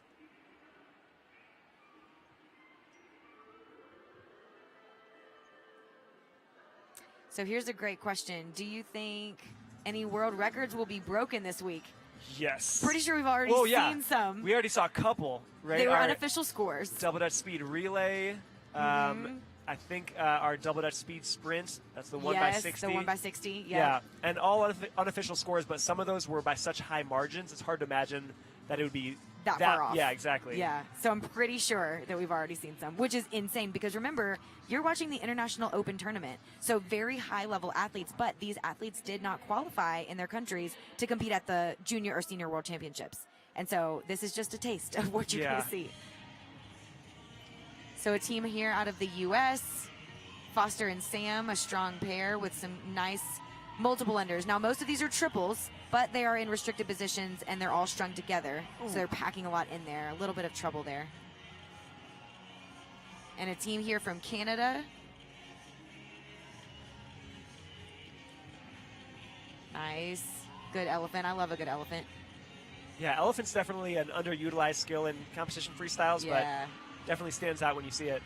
Well, and it's nice because it's an under-the-leg skill that gets you that double restriction. Right. Both arms are restricted underneath the leg.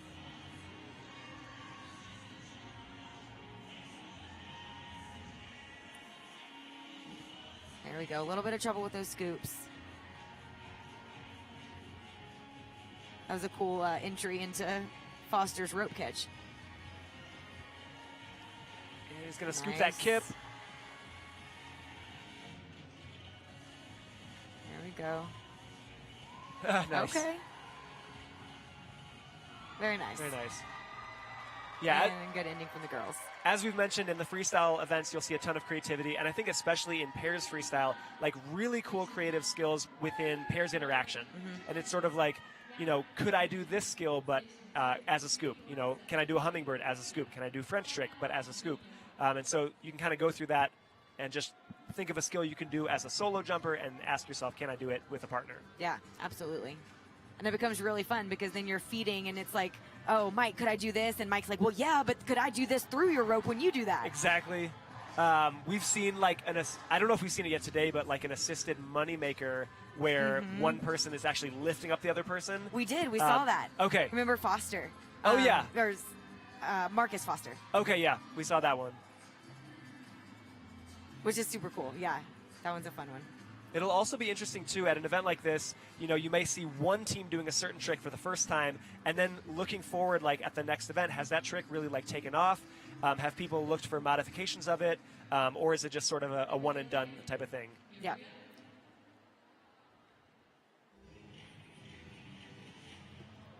Nice scoop right off the bat from Korea. Back tuck scoop. Ooh, one-handed Sunny D. Yes.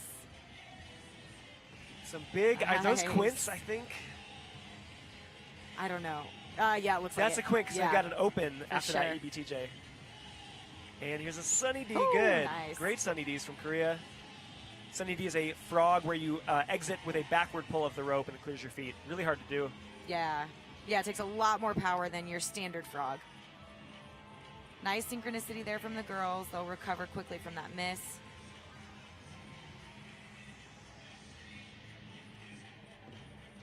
There we go. Nice Frog to job. a cross. And so power, I believe, is the only element where a standard front cross actually does bump up your score because it's hard to exit a frog or a push-up in that cross position. In a multiples, though, you don't get an extra point for that just standard front cross.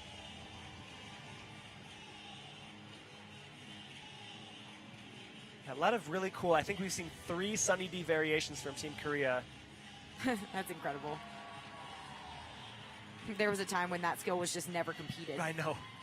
Nice, good ending. And also, we did it before, but shout out to Sun Win, originally Yes. from the Juno Jumpers in the U.S. He created that skill as well as many others. And it's really cool to see, you know, at the beginning, as you mentioned, when that skill was first created, not many people around the world could even do it, let alone in competition.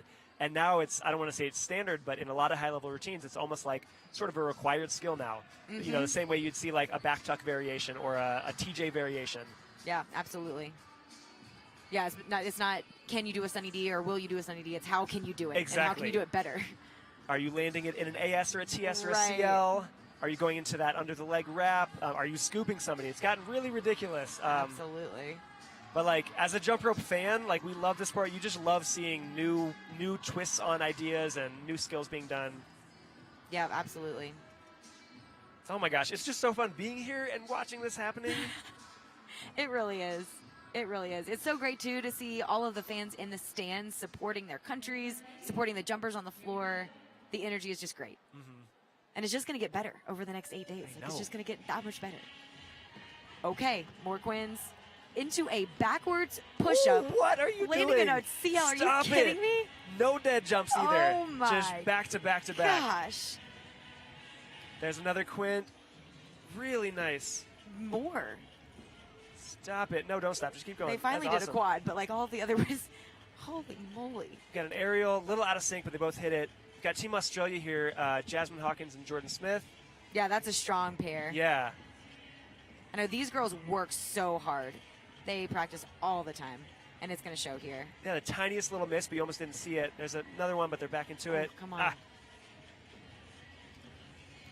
Nice. hummingbird into a leg wrap. Yep, another variation there. That was nice. That was a handle grab in the middle of that TJ.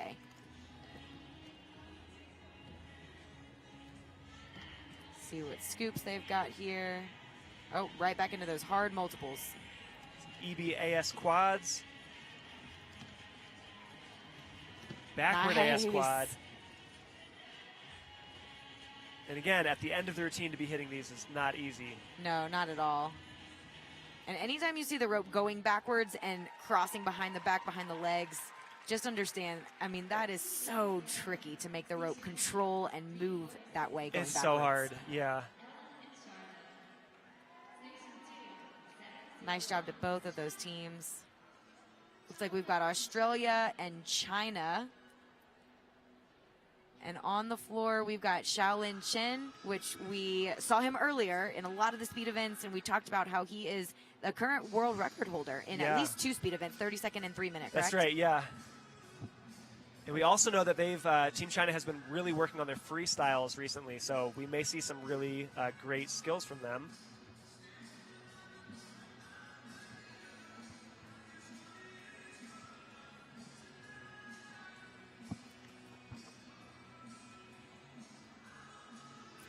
I love this comment here.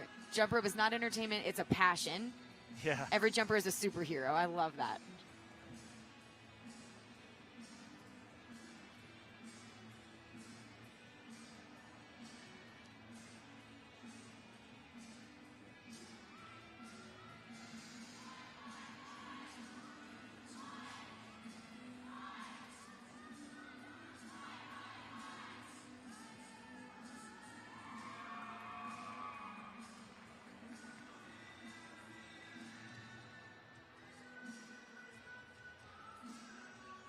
Both teams just getting ready.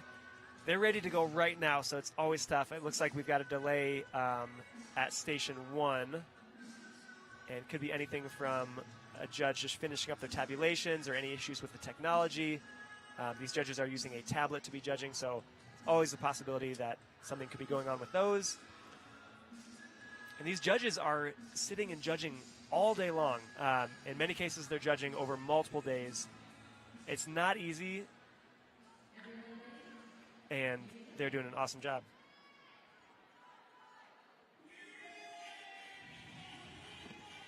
So strong multiple to open from China. Nice. There's that hummingbird to scoop. Got a mick to a scoop. Whew. Some big quads. Man, Tons of restrictions all in a there. row. Nice. Right into that flip. Straight from a miss. Oh, That was a Quinn. Yep, that was a Quinn. EBTJAS. Over here with Australia, little miss, but they're going to get back into it. Nice. They landed that EK in a little leg wrap position. Yeah.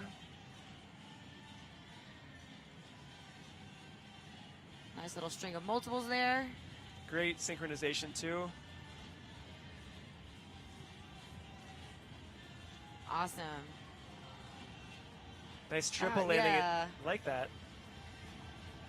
Yeah, it's a different version, a harder version of that leg wrap that we see. Nice strong quads there. There's a hummingbird again. Nice. And so they're going so fast. Oh, nicely yeah. done. Great ending. They're packing so many tricks in that their score is going to be through the roof, I think. Yeah, Very some nice. Great stuff from both teams. We've mentioned the skill, the hummingbird. The hummingbird is a quadruple under that involves an arm wrap and a 180-degree turn. So the first rotation is an EB swing. Second one, that rope is wrapping on your arm, and then you're going to turn in the same direction as your EB. So if we're doing an EB, that's one arm behind the back, one in front. If we're going EB on the left, we're going to wrap on our right arm and then turn to the left 180 and clear that rope under us.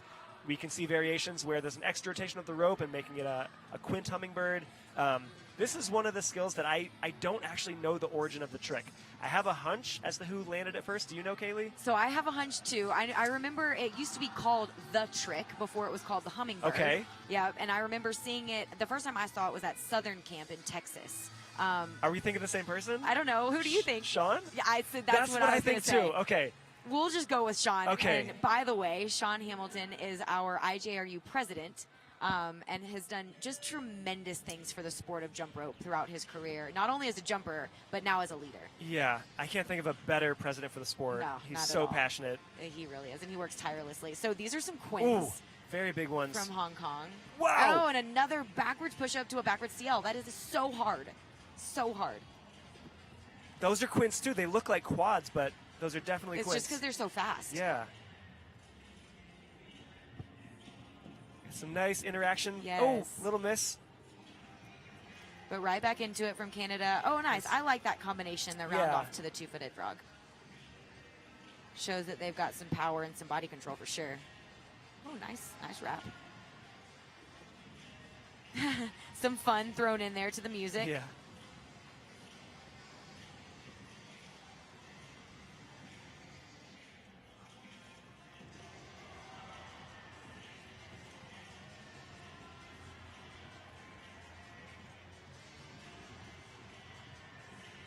Again, really tough at the end of a routine to keep up these high-level skills, power skills, and quads. Ton of restrictions here, too. In the ending, you'll see that finishing pose a lot. It's an arm wrap, and they'll sort of pull the rope really tight so it wraps around really fast. Definitely a fun one.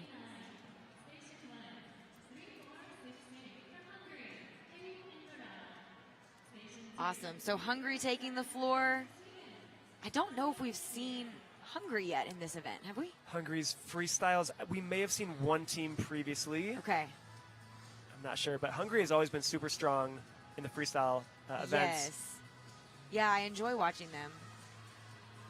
And then we've got Sweden as well. Shout out to Kata and Adrian Banhegi, Yes. some legends in the sport from Hungary.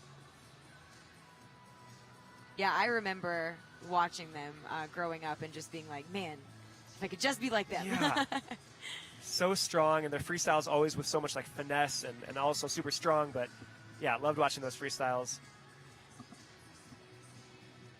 And later in the week, we're actually going to be joined in the commentator booth by Flora and Hannah Banhegi. Yes. I don't believe they're related. See, I've always wondered that. Yeah. But I do know that Flora and Hannah are current world record holders in speed. Yes. And those two are sisters. Yes.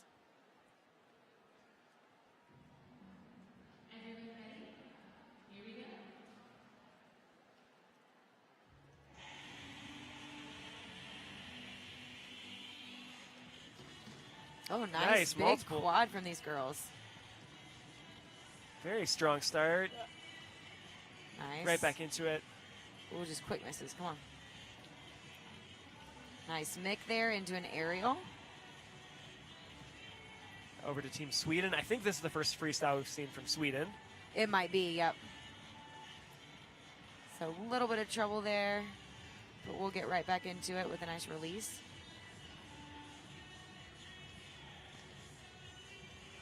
There we go, some backwards triples. And there's another one of those backwards triples landing in that AS. So tricky to pull off. Round off to a backward AS double. We did have one miss, so that skill won't count, but a nice skill nonetheless. There we go, Team Sweden. nice. Yeah, that was a triple under into a push-up. Well, technically, it was a double under into a push-up, but Yeah. the landing counts as a revolution, kind of. So we call it a triple under push-up. Some good scoops there from Sweden. And Very the ending. nice. Okay, nice. There we go. Excellent job. And coming on now, we have got a team from Denmark and from Hong Kong, China.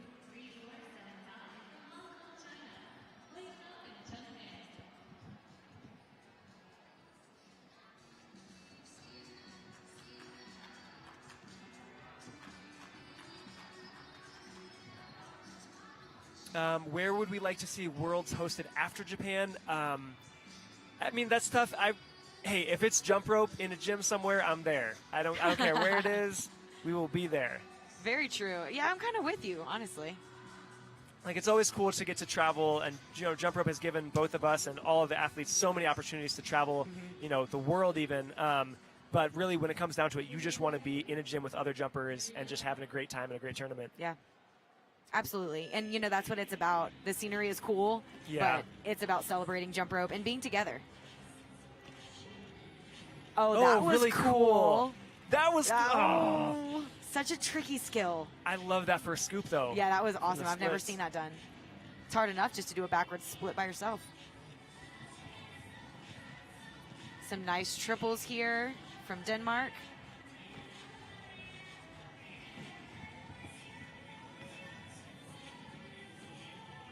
There we go. Just quick misses there. But I liked that wrap. Very nice little choreography. And moving together for that scoop. It's tricky. They actually landed the scoop, and then it caught just in the back of her hair. Right. So technically they would get credit for that. Yeah. Nice some quads. Big quads there. And moving around each other. That's a nice choreography point.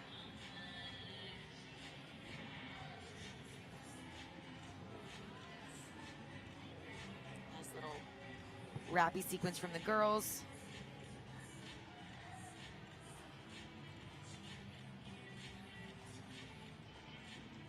Oh, that's fun. That's cool. Oh, I like that. Nice. Little kind of helicopter action. Which that's actually been the kind of a category of skills that I've been playing around with recently. Is releases where the rope stays straight. Yeah. And helicopters around. They're really fun. And I've usually seen those types of skills with one handle moving, but I just saw a really interesting skill from Devin, who's going to be one of the hosts as well, where he let go of both handles and it rotated horizontally. It was that's really cool. neat. That's It's kind of like cool. a flat spin. Nice. We'll have to get him to teach us. Yes. That's one of the coolest things you'll see too at these events. Downtime, practice gym, it's just teaching. Yeah, teaching and learning. And so speaking of Devin, we've actually got his sister here on the floor from the U.S., Jenna Meek. And then we've got another team over in the other station from the U.S. So we've got Jenna and Casey, and then Noah and Zoe. Yeah, this Jenna and Casey was a really strong routine from Nationals that we saw at the U.S. Nationals a week ago. Nice pairs interaction to start it off. A little popcorn. Yeah, that's tough. So popcorn is where one jumper is doing a double under. The other jumper is jumping both revolutions of the rope, but in just single bounces. Very nice multiples from the girls. Strings of triple unders done really nicely. Ooh, and Great a nice interaction. scoop. Yeah, super clean. A couple of quick misses, but didn't really stop the flow of the routine. Yeah. Good interaction there. Nice round off TJ. Good movement, too. Again, adding those choreography points really can help at the end of the day. That was a nice floater into Yeah. an AS multiple. Very quick. It's like blink and you'll miss it. Yes. Yeah, but it adds that one extra point that can make the difference.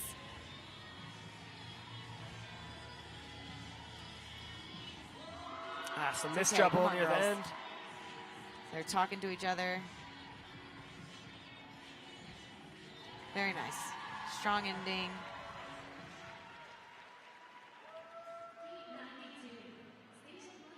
So good showing there from the U.S. And up next we have Korea and Australia taking the floor. Got another question. Do jumpers get a chance to qualify for the event later this week in the International Open? I don't believe so. No, they do not. So the way that the qualifying works, everything happens beforehand within their respective countries. They'll either qualify for the International Open or they'll qualify for the Junior or Senior World Championships, depending on their age. And then later this week, though, in the Senior World Championships, they will have a chance to qualify for the final round. And that is where we compete for the title of Grand World Championship. Or Grand World Champion, excuse me. And so that's the qualifying that happens this week. Nice start here from Korea. A little bit of trouble there. Some There we strong go. multiples.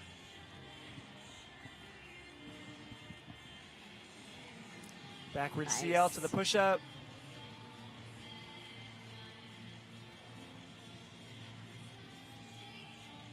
That was a cool wrap. Now seeing Australia.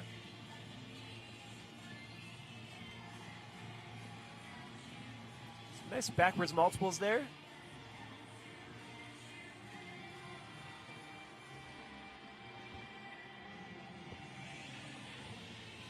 Oh, nice. Nice. That was a tough multiple under into a scoop. And a blind scoop at that. So he could not see the partner behind him. Nice mic release from our girls here. Into a nice solid combination of triple unders.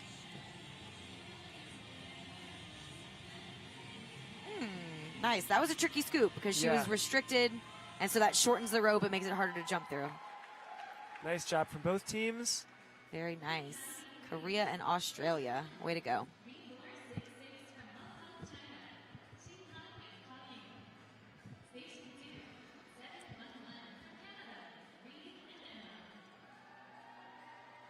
So we've got teams from Hong Kong, China, and Canada taking the floor now. It's like they're warming up a few of their skills, getting those jitters out. Got a question from Sebastian Dieg from Germany. Amazing jumper. He's been around in the sport for a long time. Yes, shout out to Sebastian. He was wondering if you could create or add a new event, what would it be? Oh, that's such a great question. Yeah. I might have to think about that for a second. I think I have one. I don't know how it would do in this space, but I would like to see three-wheel. We saw when two-wheel was kind of brought into the competition space, a huge just jump in the type of skills that were being done. And I think three-wheel is kind of this like untapped skill that, you know, we have our skills, but I think it would really take off. That is actually true. That would be an interesting competition. I just thought of one, but we'll wait until the jumpers go. Big multiple to start for nice. Hong Kong. Awesome. So these are quads. Yeah. And to see ladies doing quads at this level is relatively new in our sport. There, just a few years ago, seeing quads from girls was not super common at all. And these are really, really high level ones too. Like EBAS quads are so tough. Yeah, like they are nothing to sneeze at. Nice one-arm frog there from Canada. Very powerful. I love it when a freestyle routine has that energy. You know, it kind of has that it factor. It's not like they're just doing the skills. They're performing them. They're giving you that energy. And they're making you feel like kind of a part of that performance. Yeah. Because we are competing. We're trying to do the hardest, you know, most difficult skills we can do, most creative skills. But it is still a performance. The judges are watching. We mentioned they're sitting there for a long time. You want to stand out. So you want to showcase not only your abilities, but also, you know, give them a show. Absolutely. There we go. Strong, nice finish. Strong finish. These girls looking a little bit fatigued, but still hitting their skills. Nice. Yeah, a little out of sync at the end. That may hurt them slightly in presentation, but they landed the skills, so they'll get credit for each of those skills at the end. Correct. Correct. So nice job there from Hong Kong and Canada. So my event that I thought about, I would love to see a speed event that was a race to a number. So like a race to 100. Okay, it is so funny you just said that because another question from Sebastian is, what do you think about the idea of switching from 30-second speed to 100 jumps measured? Oh, man. And I was just going to ask you that question. Yes, I like that idea a lot. And I almost wonder if for some of these new event ideas, if you could introduce them in a different format first, right? Like a different competition, or maybe it's like a regional Like competition. online or something too. Or online, Yeah. exactly. And try it, at a different stage, sort of. And then if it works, if people like it, we move towards that, because it is really interesting when you look at, track events and swimming events. It's always a distance. Yeah. Versus an amount of time that you're going for. That's true. Maybe we should suggest Yes. it. Nice, a strong start there from our team from Hong Kong. Some hard quads, very high level. And Germany over here now. Great frog to a double under push-up. Nice little floater So there. fast. Yeah. But when we've talked about it, there's an advantage to going that fast because you're scored for every single skill that you do. So the more skills you do, the more points you're accumulating and the higher your score could potentially be at the end. They had a really cool scoop where one of them did a TJ and then one behind kind of scooted into the path of the final clearing of the TJ on that open. And that's tough because you don't want to scoot in too early because you're going to get Right? hit. Hit in the face? Yeah. Another good scoop. Nice. Some really great scoops from Germany. Nice, and some good solid rope manipulation. Oh, that's Oh, a tough one. T-toed scoop. Yeah, because that rope gets real short.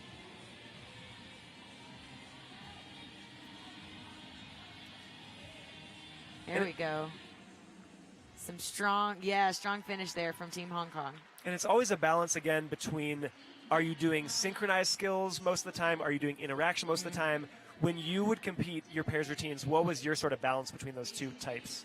Oh, yeah, good question. So I know for Josh and I, and he was my most recent pairs partner, except for Nick, my husband, we did one competition. But my most recent, long-term pairs partner was Josh, and we tried to put at least one interaction in every sequence. Okay. So, if we did a multiple sequence, we tried not to end it until we did a pairs interaction. Okay, I like that. Yeah. That's what about cool. you? I think because pairs is such a unique event where you have that opportunity for the scoops, I think I would lean into more scoops. I didn't do a ton of pairs. I jumped with Chris Brown for a little bit. I jumped with Anna Herman a little bit. But yeah, a little bit more of a balance, but maybe more towards the scoops. Also, want to shout out another pairs partner of yours, Adam Pang, because that was one of my early favorite pairs routines. Was you and Adam, and just the mix of your styles were very different, but you had such a great routine and worked well together. Thank you. Yeah, Adam was a great partner. We got Canada and the U.S. on the floor right now. Nice, strong multiple sequence there. And the jumpers are pretty far apart, which makes it a little bit tougher to synchronize there. Yeah. But they are doing an amazing job and pretty clean so far. Nice, quick little miss, but they'll catch back up. And then we've got the U.S. Ooh, that was a nice hard multiple.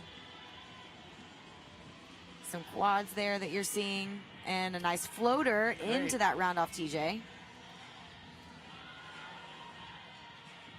Nice. It was a very interesting little interaction sequence. I loved every bit of that. That flip is known as a wheelbarrow flip. Yep. Oh, a nice kip scoop, too. That was smooth. Yeah, really nice sequence of scoops there. Well choreographed, ladies. Nice little musicality points. Looks like the U.S. is wrapping up there. Ooh, quick rope drop. And so when that happens, it's also important to get back quickly so you can hit your music. Right, yep. There we go. That ending pose is known as the squeeze or the hero, originally hero. created by Hiroma Kurona, I believe, from Japan. Shout out Hiro.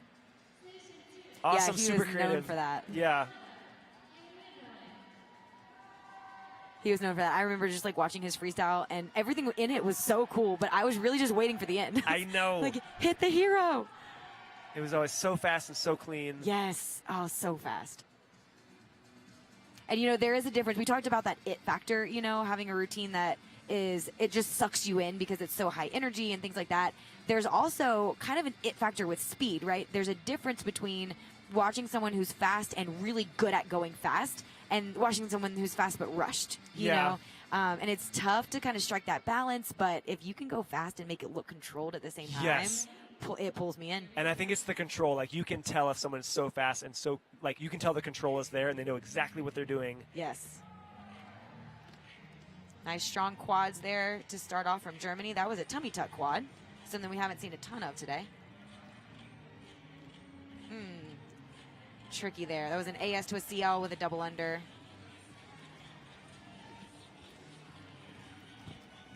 That A little bit of AS, trouble there, yeah. really Risky tricky. skill. Beautiful front walk over there.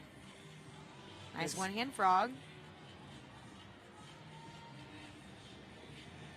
And nice. All of those toads and rope manipulations that they did were all in double unders. So, again, kind of garnering more points for that as well.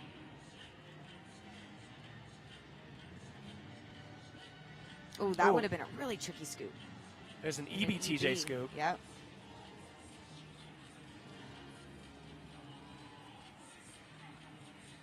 Nice triple unders there into a cartwheel and a one-handed frog. Nice. I like that sequence.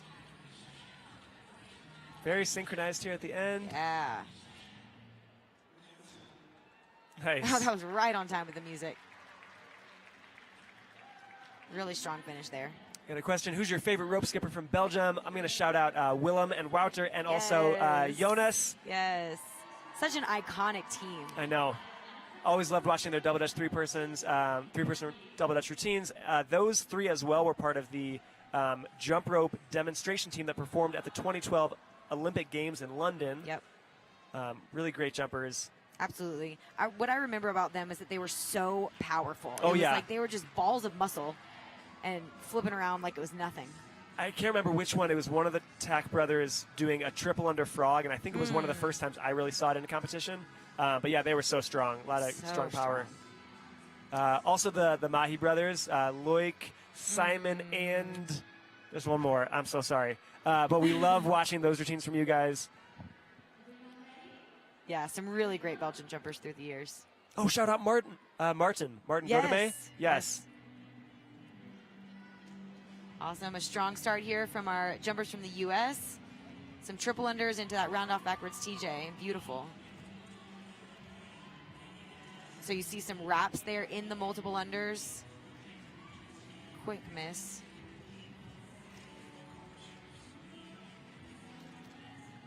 Nice, and then they'll get back on. Oh, nice wrap there. Yeah, that was really pretty. Well done. Nice two-footed frog. So when we say two-footed frog, that means they take off with 2 feet instead of 1 into that handstand. So it makes it a lot more difficult. Nice job from Hong Kong here, and a very cool release.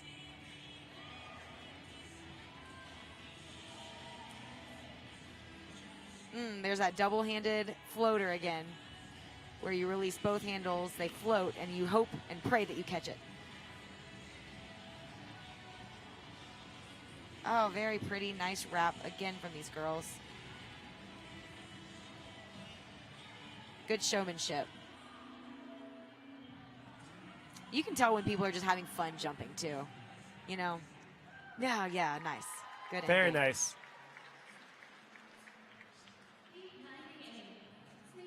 And that was Pat Key and Chi Xing from Hong Kong at Station 2 that just finished up. Pat Key is so energetic. He has so much energy and just he's always smiling. So happy to be here. So very, very happy that you are here as well, and just love watching your freestyles. Huge smile as he's walking off the floor right now. Love that. And again, yeah, you can just tell when somebody loves jump rope Yep. and is genuinely excited to do it.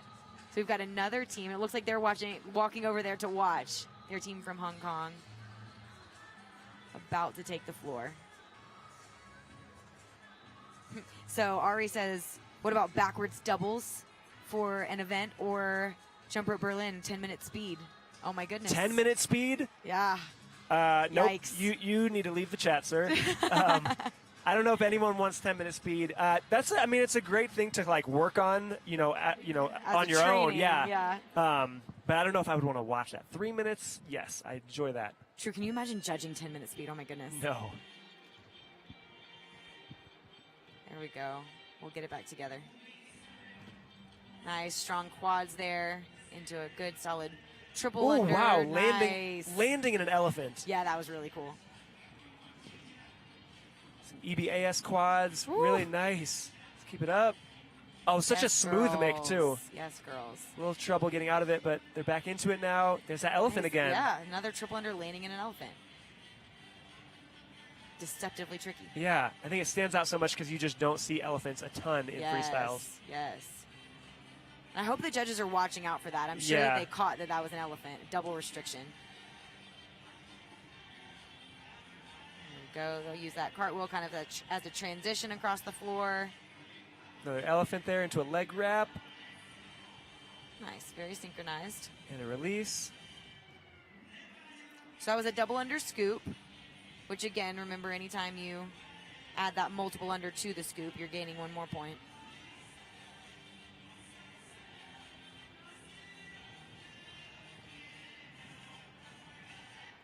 All right, nice. Very nice.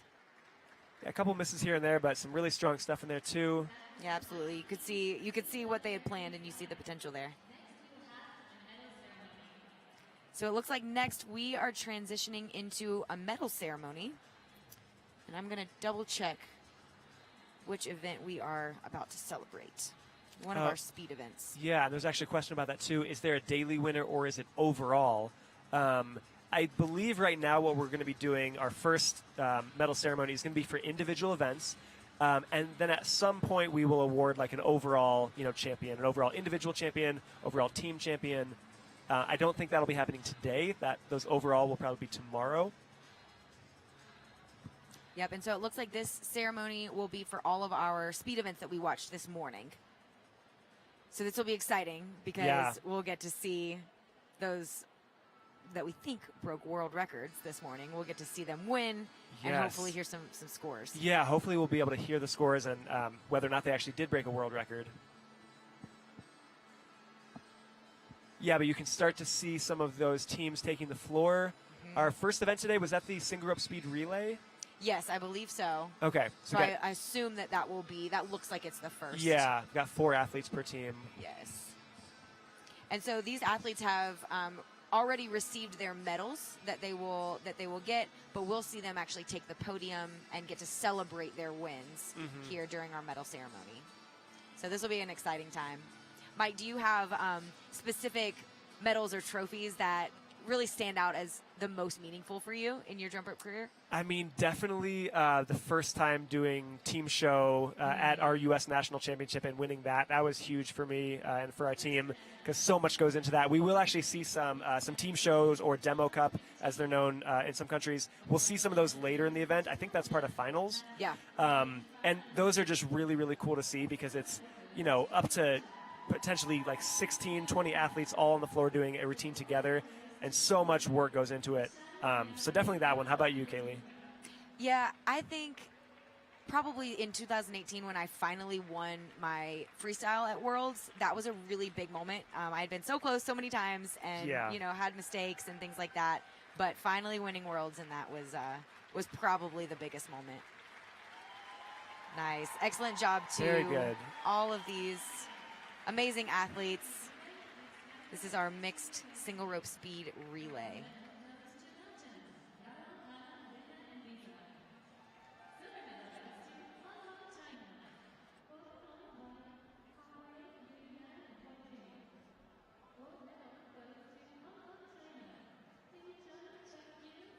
Okay, and we are now going to let the in-house audio take over so you guys can hear these results. We'll be back with you guys shortly.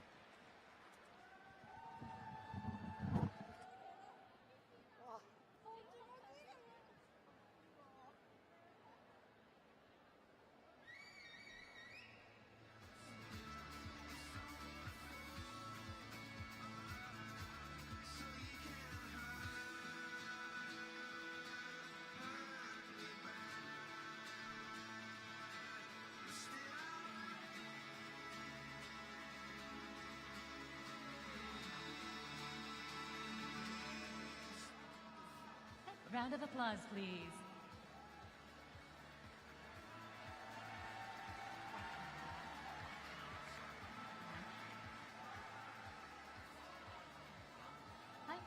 Thank you. Next event, single rep speed relay mixed 30 plus.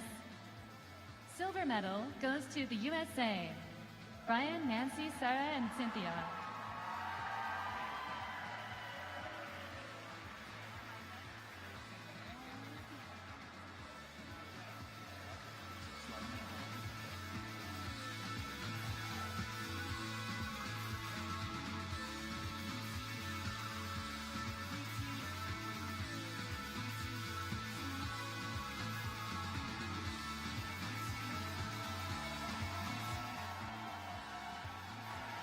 Please give them a round of applause.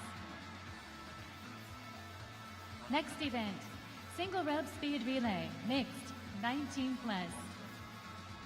Bronze medal goes to Australia, Christian, Serena, Rebecca, and Thomas.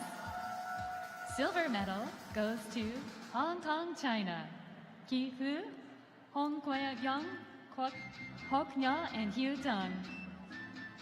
Gold medal goes to Hong Kong, China, Hugh Nam, Hui Tang, Chun Hei, and Su Ying.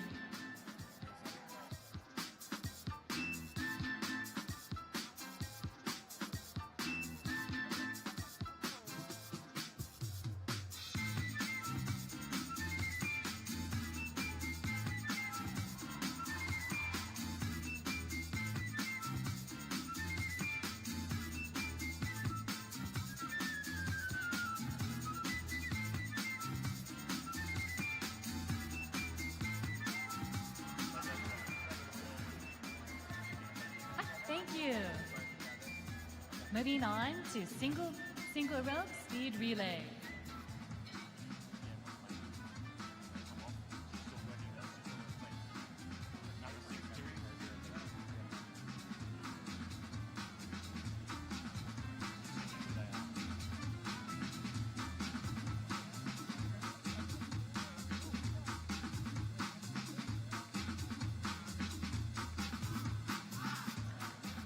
Single rope speed relay, male 19 plus. The bronze medal goes to Hong Kong, China. Chi Ring, King Kwan, Chi Huang, Yue Wang. The silver medal goes to Hong Kong, China. Hon Man, Ming Lam, Ting Yao, and Owen. The gold medal goes to China. Xiao Ling, Hao Fan, Hao Yu, Chong Yang.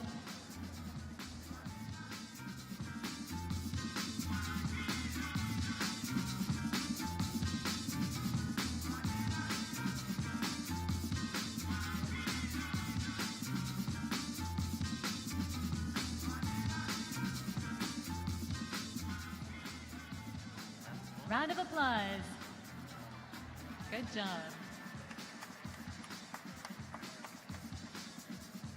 Thank you.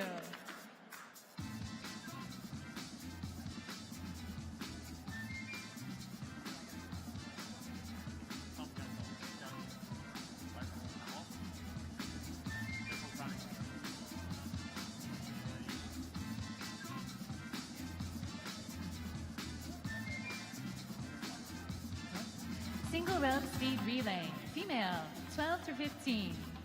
The bronze medal goes to Belgium. Jen, Louise, Ine, and Moon. The silver medal goes to Belgium. Tessa, Lana, Meredith, and Marie. The gold medal goes to Hungary. Sonia, Fanny, Svisa, and Liania.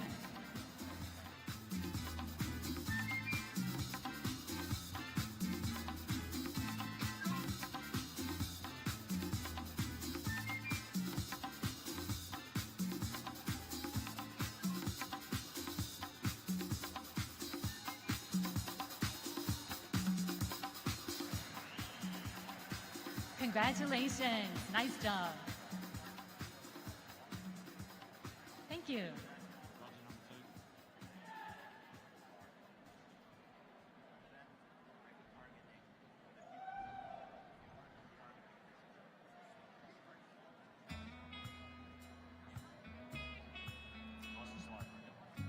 Next event, single rope speed relay. Female 16 through 18. The bronze medal goes to Belgium. Martha, Phoebe, Elise, and Phoebe. The silver medal goes to Hungary. Kitty, Barad, Anna, and Bana. The gold medal goes to China. Chu Chi, Hong Xiang, Si Chi, and Chu Ting.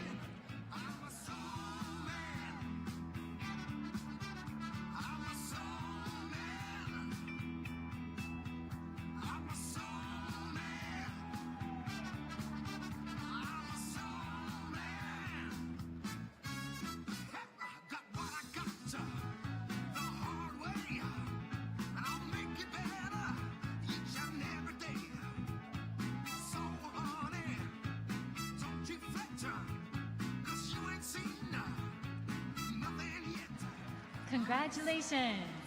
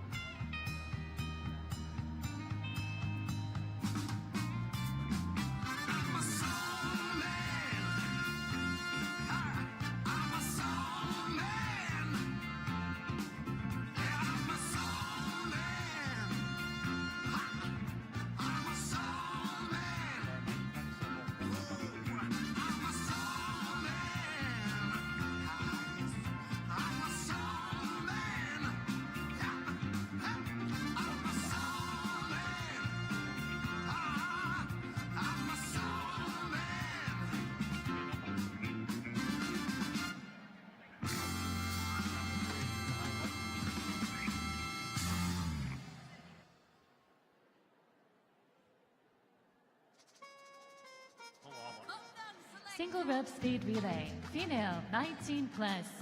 The bronze medal goes to Hong Kong, China. Su Lam, Su Shan, Lok Jing, Su Qing. The silver medal goes to Germany. Yan, Yena, Annika, and Vivian. The gold medal goes to Hong Kong, China. Ma Yang, Ellie, Xing Hong, and Ma Wai.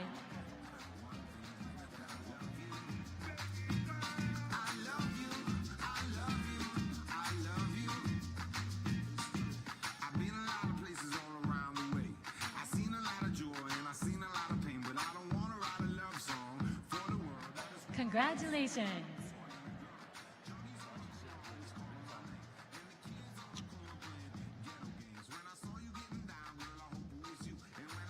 Well done, thank you.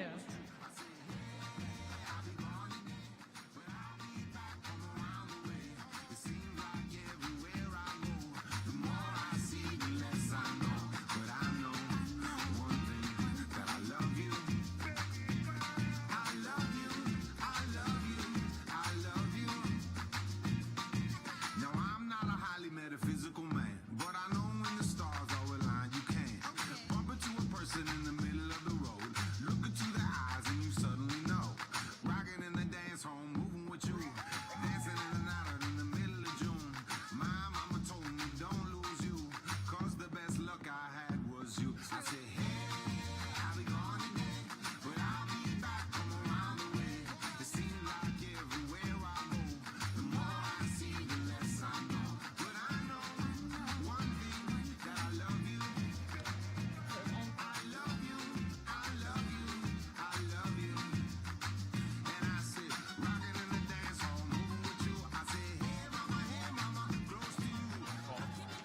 Single rope double under relay, female, 12 through 15. The bronze medal goes to Hungary, Sara and Svilki. The silver medal goes to Hungary, Fanny and Liliana. And the gold medal goes to Belgium, Louise and Ine. My mama told me don't lose you, 'cause the best luck I had was you. And I know one thing, that I love you. I say, hey, I'll be gone today, but I'll be back home around the way. It seems like everywhere I go, the more I see, the less I know. I say, hey, I'll be gone today, but I'll be back home around the way. Round of applause. Thank you.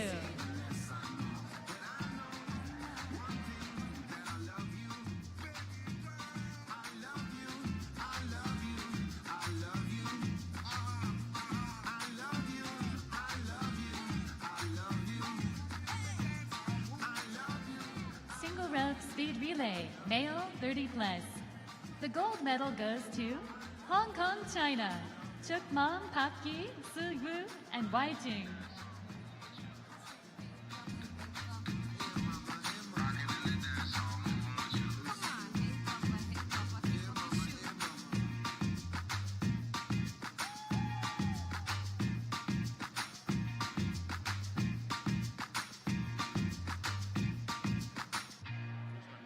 Congratulations. Thank you. Ladies and gentlemen, yeah, it's your boy Toby Mac. And my girl, man, DC. Diverse City, the hottest band. Come on, this is what you got. We coming together, y'all.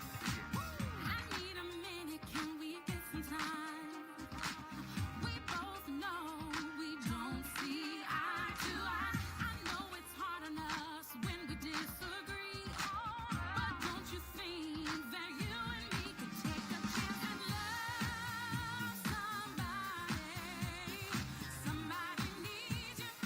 You could be the one to love somebody. Take a chance and pass it on. You could be the one to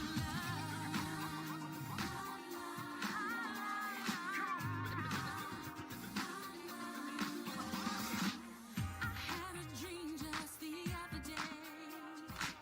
With blinded eyes we let real love guide the way. Nobody felt we had to look the same or talk the game. We found true beauty and we weren't afraid to go ahead and love somebody. Somebody needs you. You could be the one to love somebody.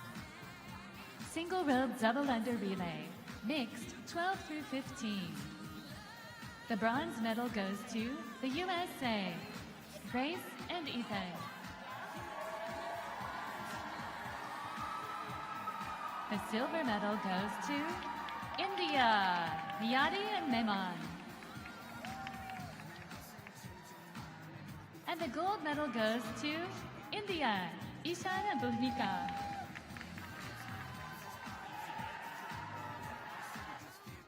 So here we go, come check the show. Come on, come on.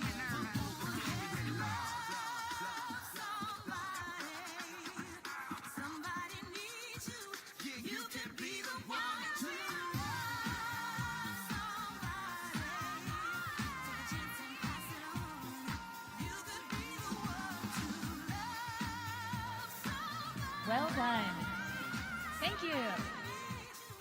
You could be the one to love. You could be the one to love. You could be the one to go ahead and love somebody. Somebody needs you. You could be the one to love somebody. Take a chance and pass it on. You could be the one to love. You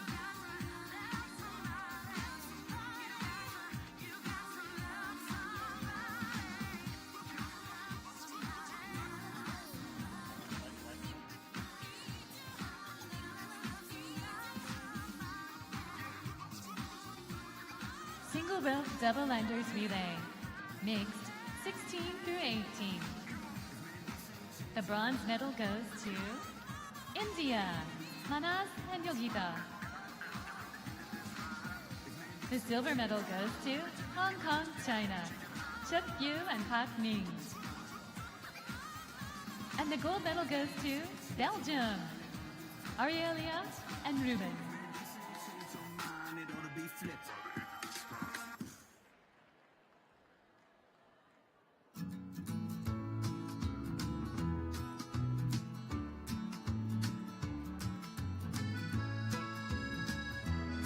Congratulations. Okay. So there's a Thank bronze, you. bronze and a gold. That's all there is.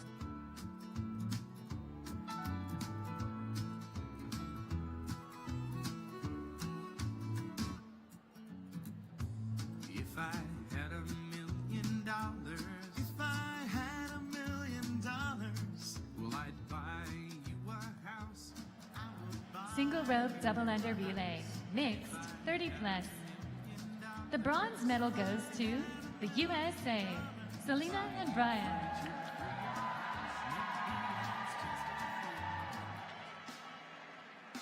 The gold medal goes to Australia, Luke and Kirsten.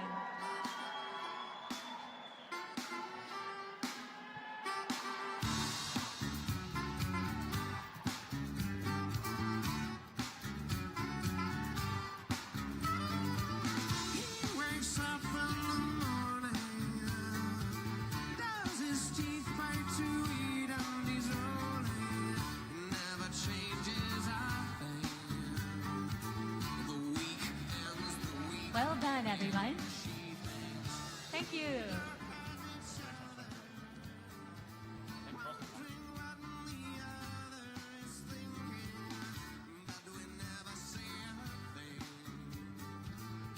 These crimes between us grow deeper. Single rope double unders relay, mixed 19 plus. The bronze medal goes to Hong Kong, China, Yu Lam and Chen Hui. Silver medal goes to Korea, Min Yong and Kyung Min.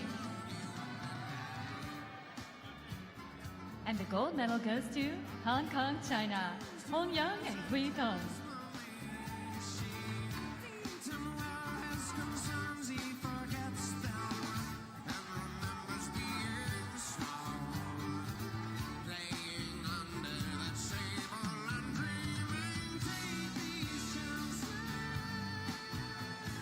Congratulations. Thank you.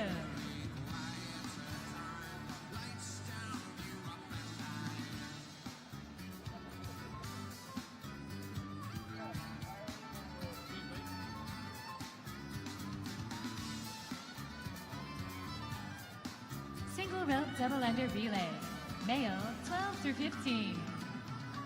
The bronze medal goes to Australia, Ethan and Jesse. The silver medal goes to USA, Brendan and Owen. And the gold medal goes to the USA, Nikhil and Brandon.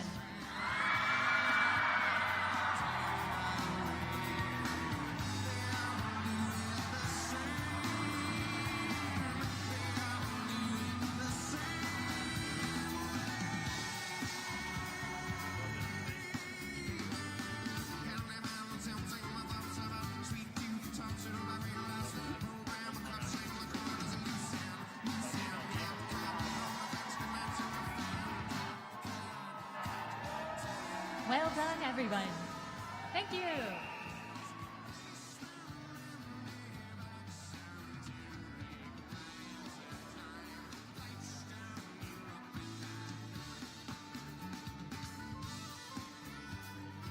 Single rope double unders relay, male 16 to 18. Bronze medal goes to Hong Kong, China, Chung Ying and Hui Chun. The silver medal goes to Hong Kong, China, Ting Hei and Qing Yao. And the gold medal goes to China, Hao Fan and Kai Yu.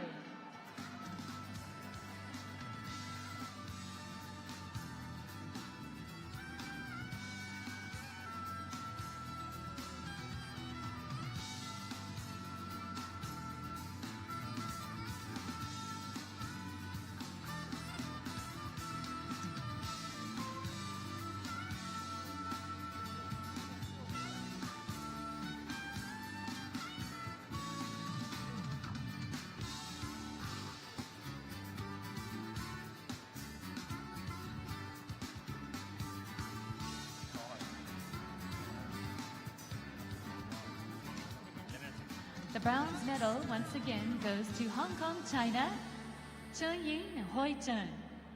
The silver medal goes to Hong Kong, China, Ting He and Qing Yao.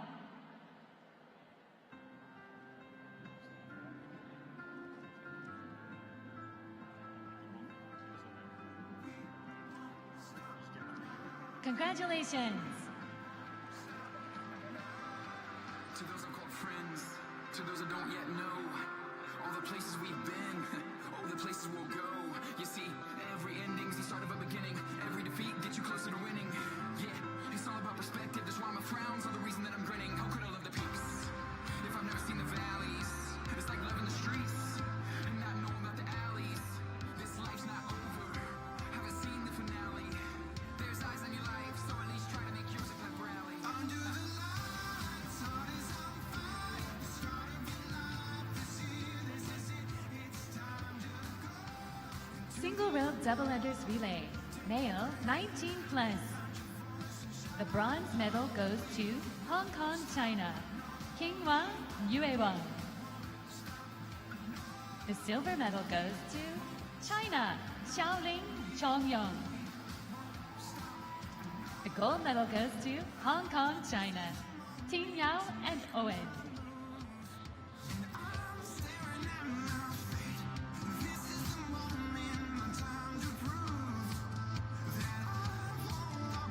They call this the present, 'cause today is a gift. Waiting on opportunity, is opportunity missed. Well done, everyone. Thank you.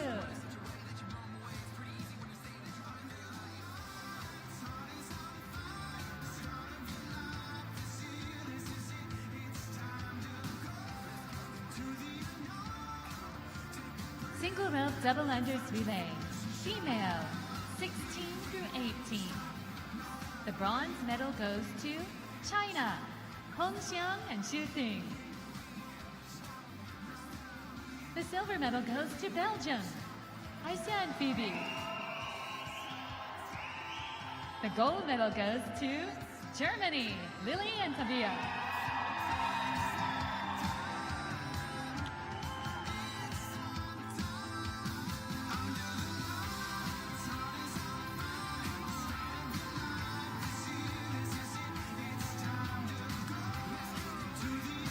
Congratulations.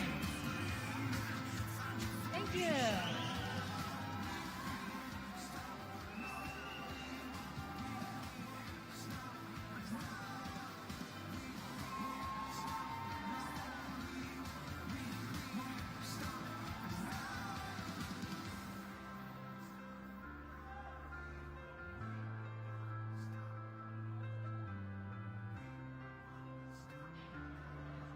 Single rope double unders relay, female 30 plus.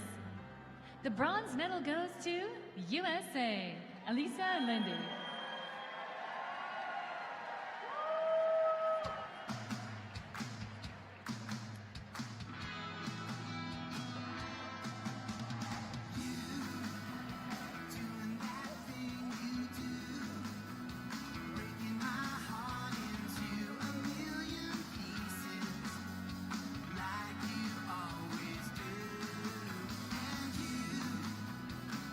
Well done. Thank you.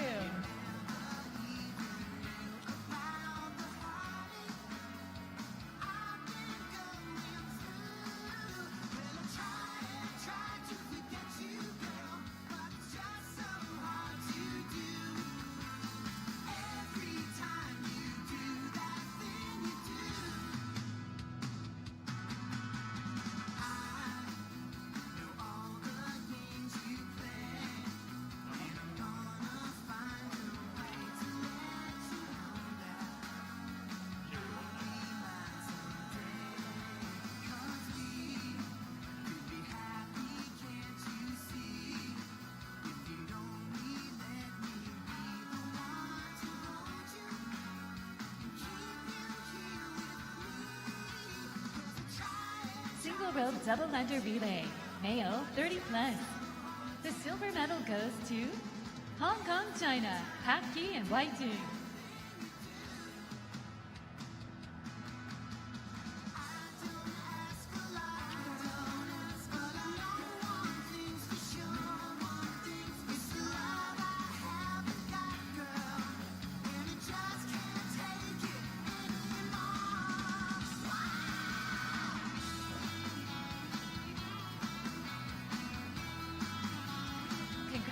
Congratulations.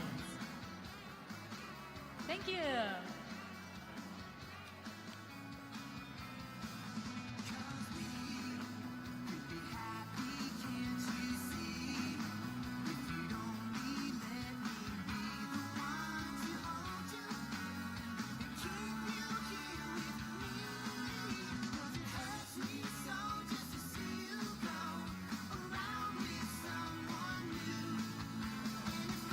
Single rope double under relay.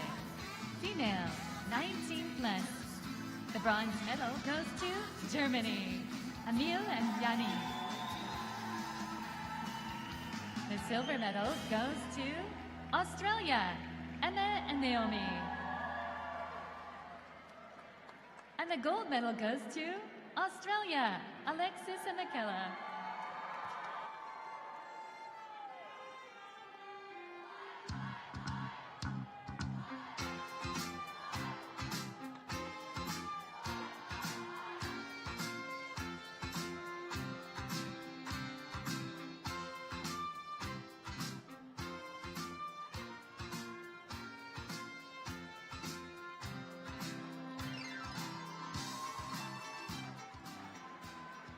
Well done, everyone.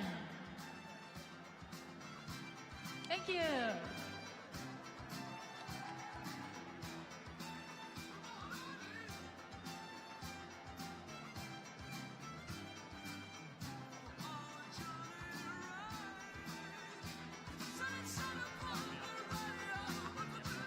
Single rope speed sprint, male 12 through 15. The bronze medal goes to Belgium, men. Silver medal goes to Korea, Namjoon. And the gold medal goes to China, Hao Fan.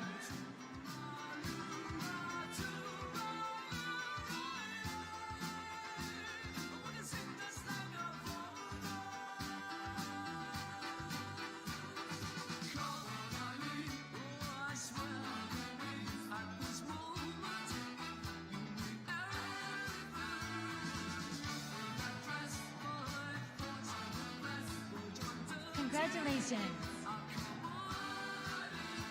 Thank you.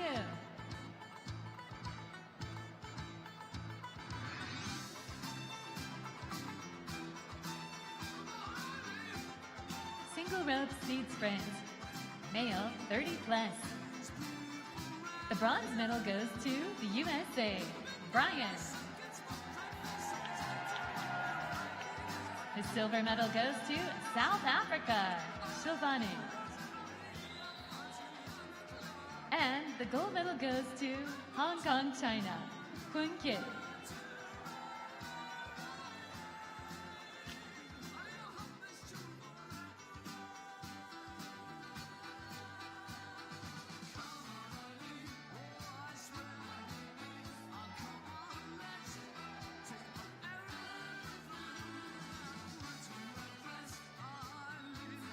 Well done.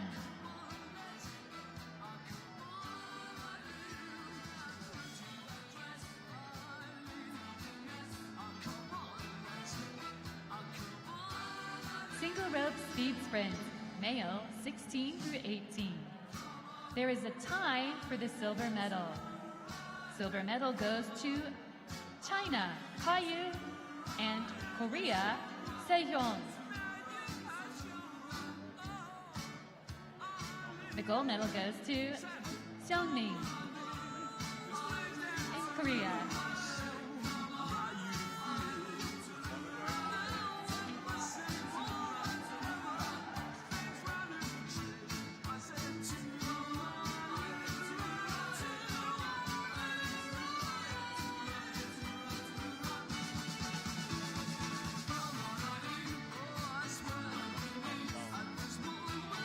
Thank you.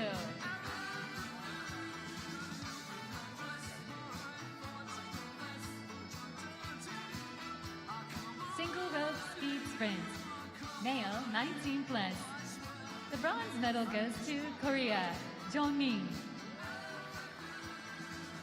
The silver medal goes to China, Zhongyang. And the gold medal goes to China, Xiaoling.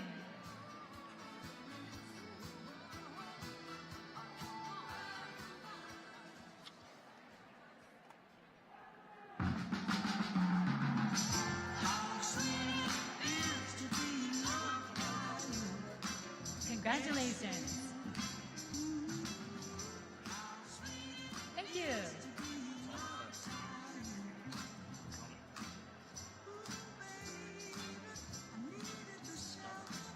Single rope speed sprint, female 12 through 15. The bronze medal goes to China, Ziheng.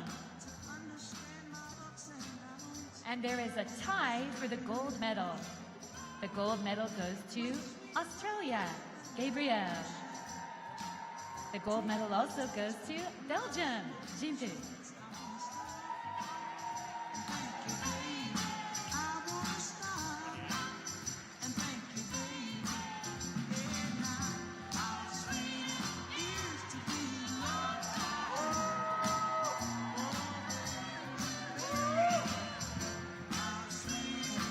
Well done, everyone.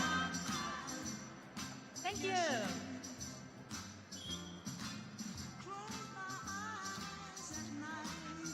Single rope speed sprint, female 30 plus. The bronze medal goes to Australia, Kirsten. The silver medal goes to Hong Kong, China, Yuan Yu. The gold medal goes to Germany, Kira.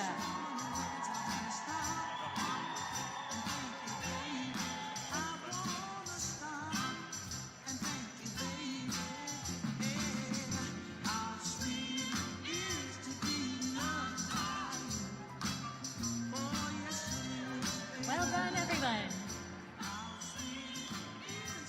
Thank you.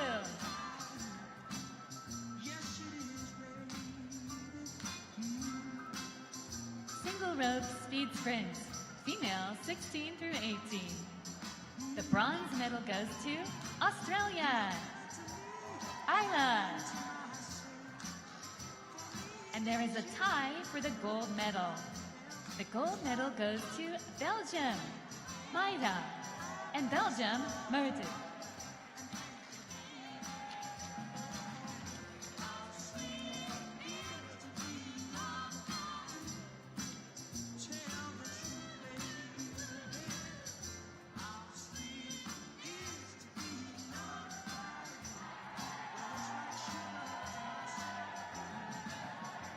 Congratulations.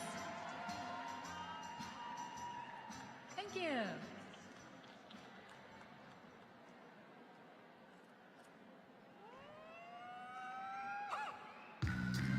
Single rope speed sprint, female 19 plus. There's a tie for the bronze medal. The bronze medal goes to Hong Kong, China, Xing Han, and Australia, Jasmine. The silver medal goes to Australia, Michaela. And the gold medal goes to Korea, Jihyun.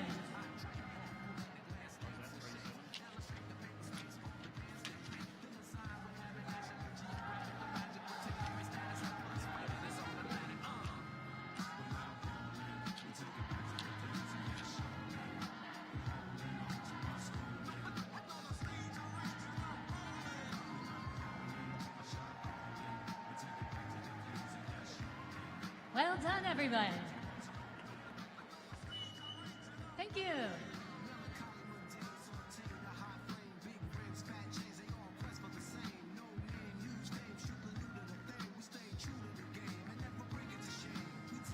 Single rope speed endurance, male 12 through 15. The bronze medal goes to India, Ishan. The silver medal goes to Korea, Minso. And the gold medal goes to China, Hao Fan.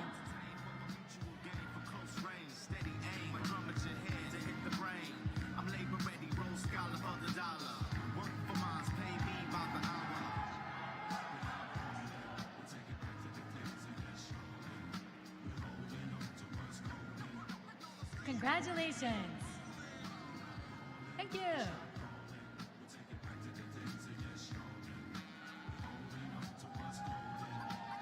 Single rope speed endurance, male 30 plus. The bronze medal goes to Puerto Rico, Jose. The silver medal goes to South Africa, Shovane. And the gold medal goes to Hong Kong, China, Quinn Kip. Sick of phony monsters controlling the dance floor.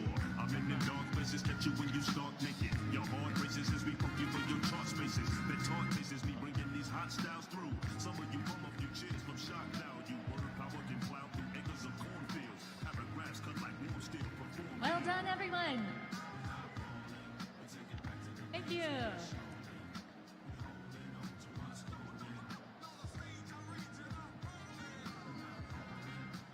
Single rope speed endurance, male, 16 through 18. The bronze medal goes to Korea, Seongmin. The silver medal goes to Hong Kong, China, Wing Lam.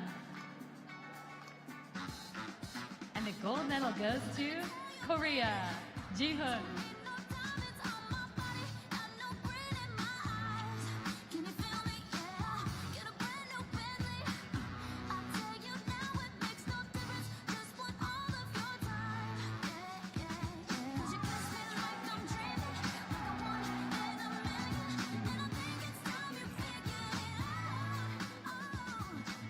Congratulations. Thank you.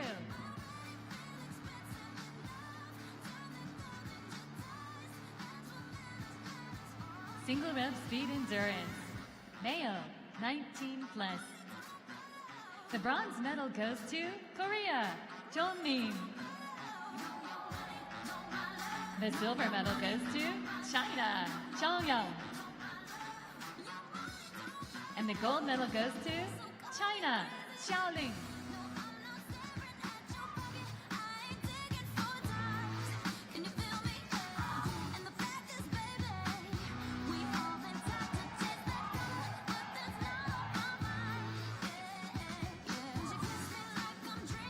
Well done, everyone.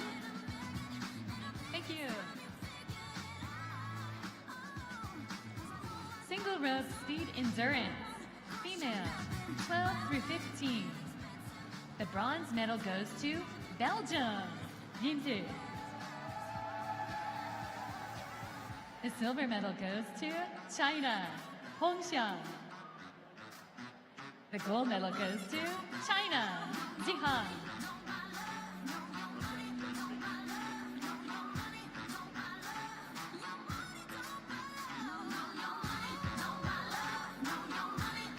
Congratulations.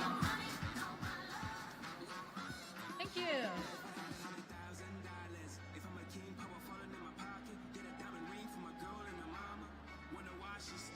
Single rope speed endurance, female, 30 plus. The bronze medal goes to Hong Kong, China, Yuen Yu. The silver medal goes to Australia, Thurston. And the gold medal goes to Germany, Kira.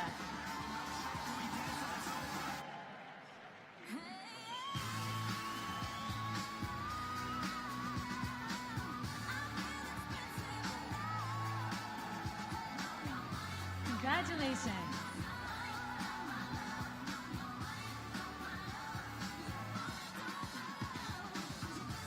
Single rope speed endurance, female, 16 through 18.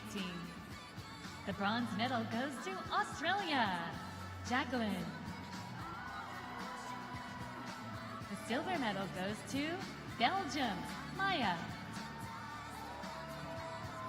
And the gold medal goes to Belgium, Marty.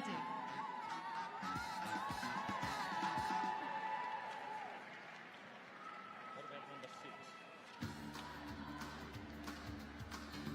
What about number 6?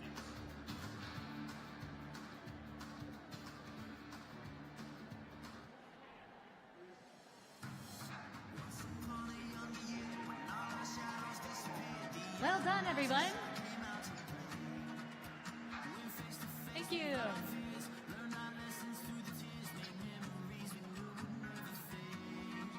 Single rope speed endurance, female. female, 19 plus. The bronze medal goes to Hungary, Prague. The silver medal goes to Germany, Leah. And the gold medal goes to Australia, Alexis.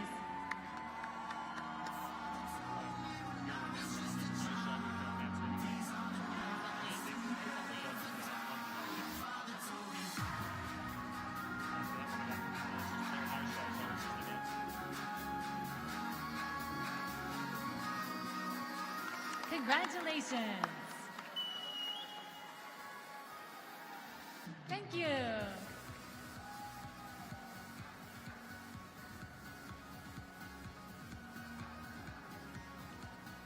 Single rope speed relay, male, 16 through 18. The bronze medal goes to Hong Kong, China. Chen Ying, Sui Hei, Chak Man, and Hui Chun. And the gold medal also goes to Hong Kong, China. Qing Yuan, Qi Hin, Ho Hin, and Qing Yao. Congratulations to all of them.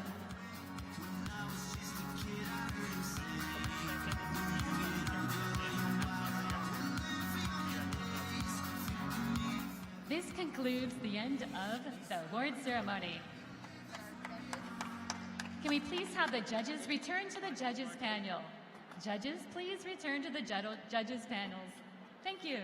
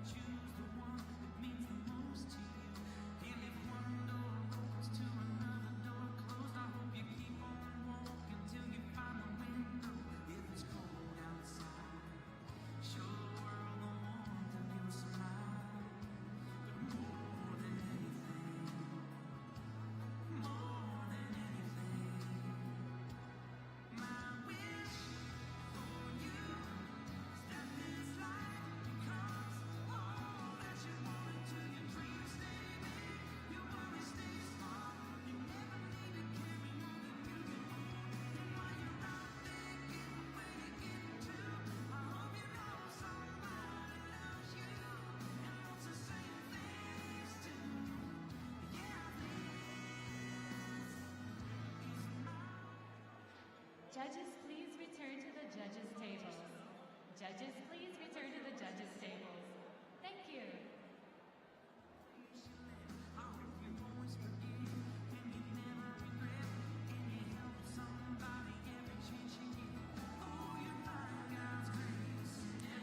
Hello, everyone on our live stream. We are about to kick back off here with single rope team freestyle. I think we've got a few minutes for our judges to get ready and get set, and then stay tuned because this is going to be a super fun event. So don't go anywhere.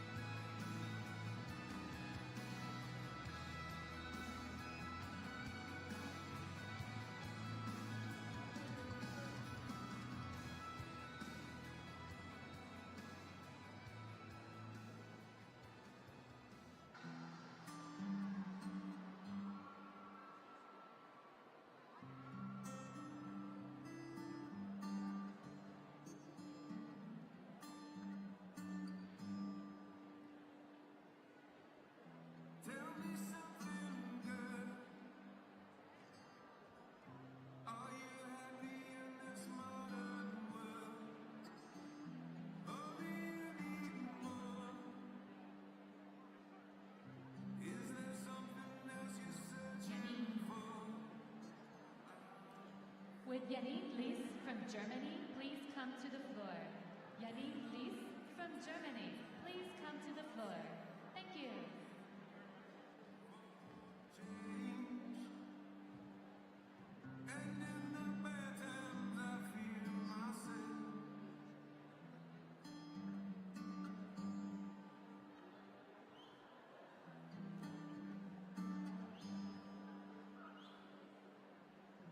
Tell me something, boy.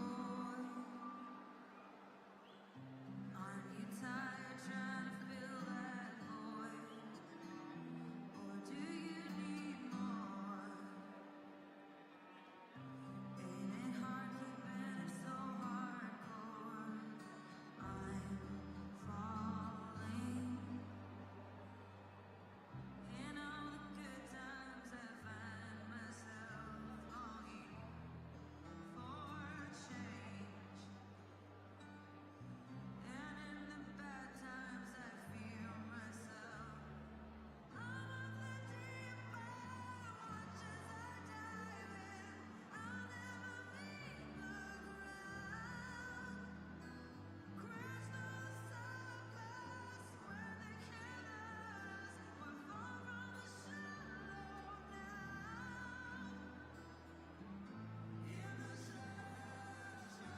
now.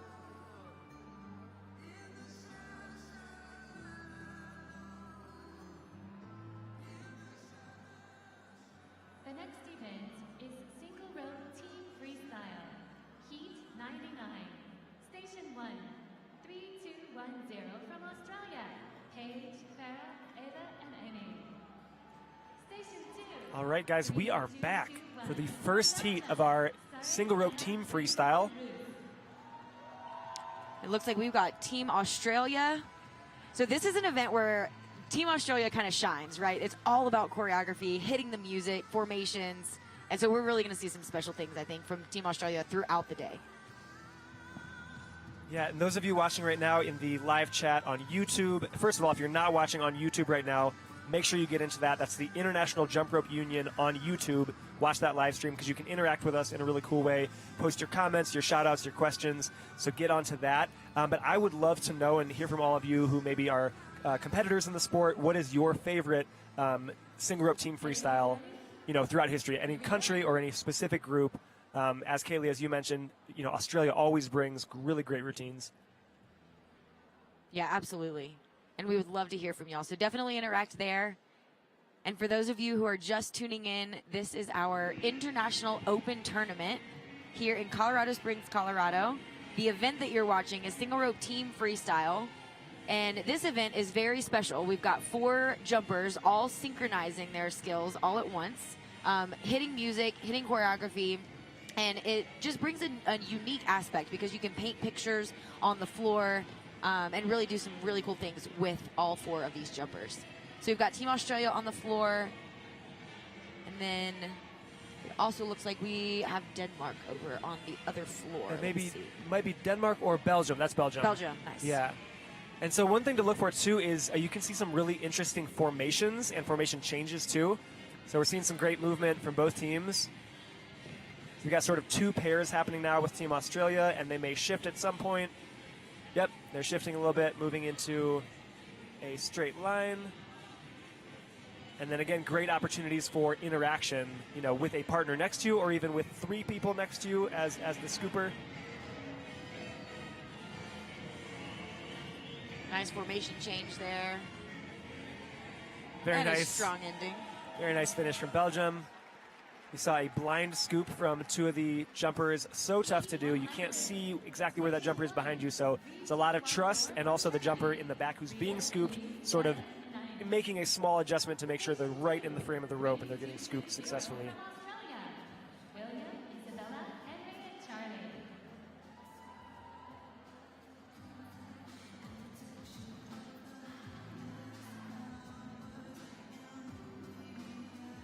And just a quick recap of what you guys have been seeing in the past, let's say maybe half an hour or 45 minutes. We were just seeing the award ceremonies, the medal ceremonies for our speed events for the International Open Tournament that took place this morning.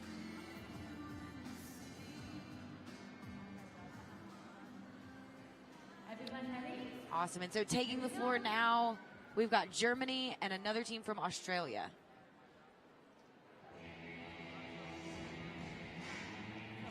Starting off with some really strong scoops here from Germany.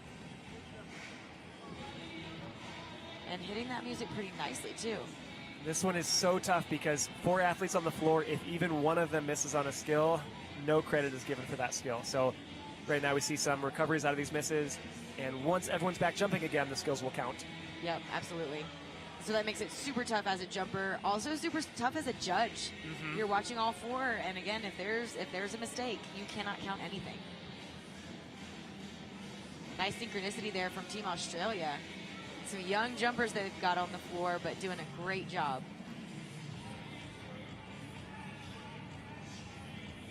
So we're watching the International Open tournament right now, and I had a question on my Instagram. What's the difference between the IoT and the World Championship? So countries were able to qualify up to 3 in most events, up to 3 places per gender division and per event for the World Championship.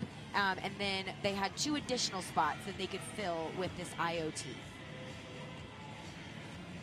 And the athletes you see competing today and I believe tomorrow for the IoT, they will not be able to qualify for finals.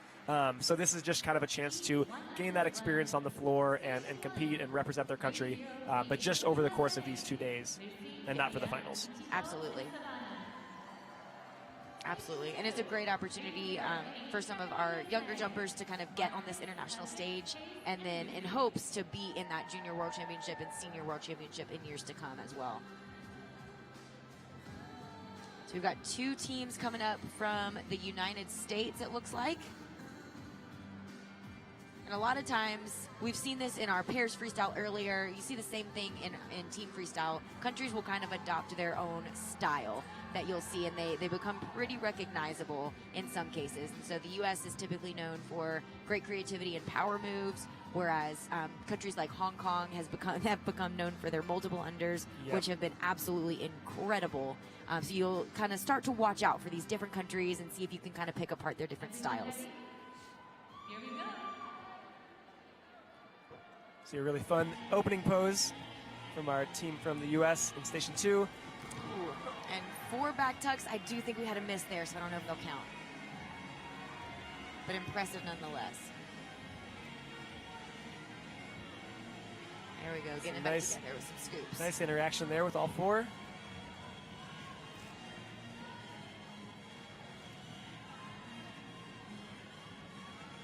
Nice. You see how they're waiting on each other as teams? That takes a lot of communication, a lot of practice to know to do that. And super important in a 4-person team freestyle. Yes.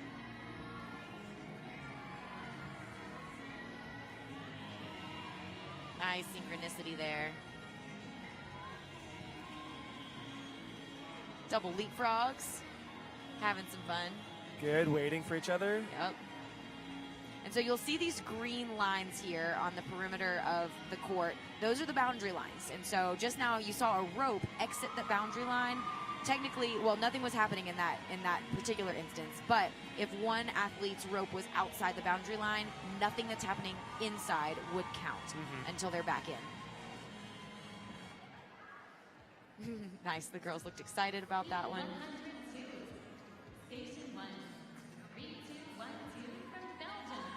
On the screen now, we see jump rope legend Kelsey Mo Porter, one of the greatest jump ropers of all time. She's now the coach of Summerwind Skippers, which is one of our teams in the U.S. Yeah, she's one that I definitely looked up to as a kid. She was one that, man, if I could be as powerful as Kelsey. So strong. Man. And still so strong. I think now she's doing some personal training. Coming up here, we've got Belgium and another team from the U.S.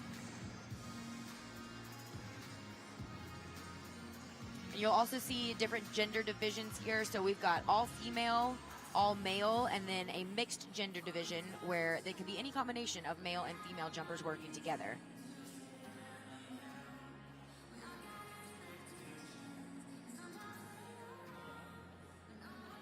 Everyone ready? Here we go.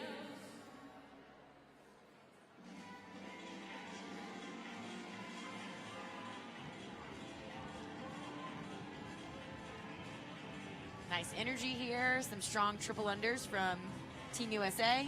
Great movement, too. Yeah. And also really hard to stay in sync with each other when you've got two jumpers in the front who cannot see what's going on behind them. Oh, nice little buddy bounce. I don't think we've seen that trick very much this competition yet. Great interaction and movement from Team USA. We've got Belgium now. Excellent. Oh, nice. Ooh, a switch Ooh. CL, all four. Man, like butter, so smooth. Backward AS and CL. Backward CL.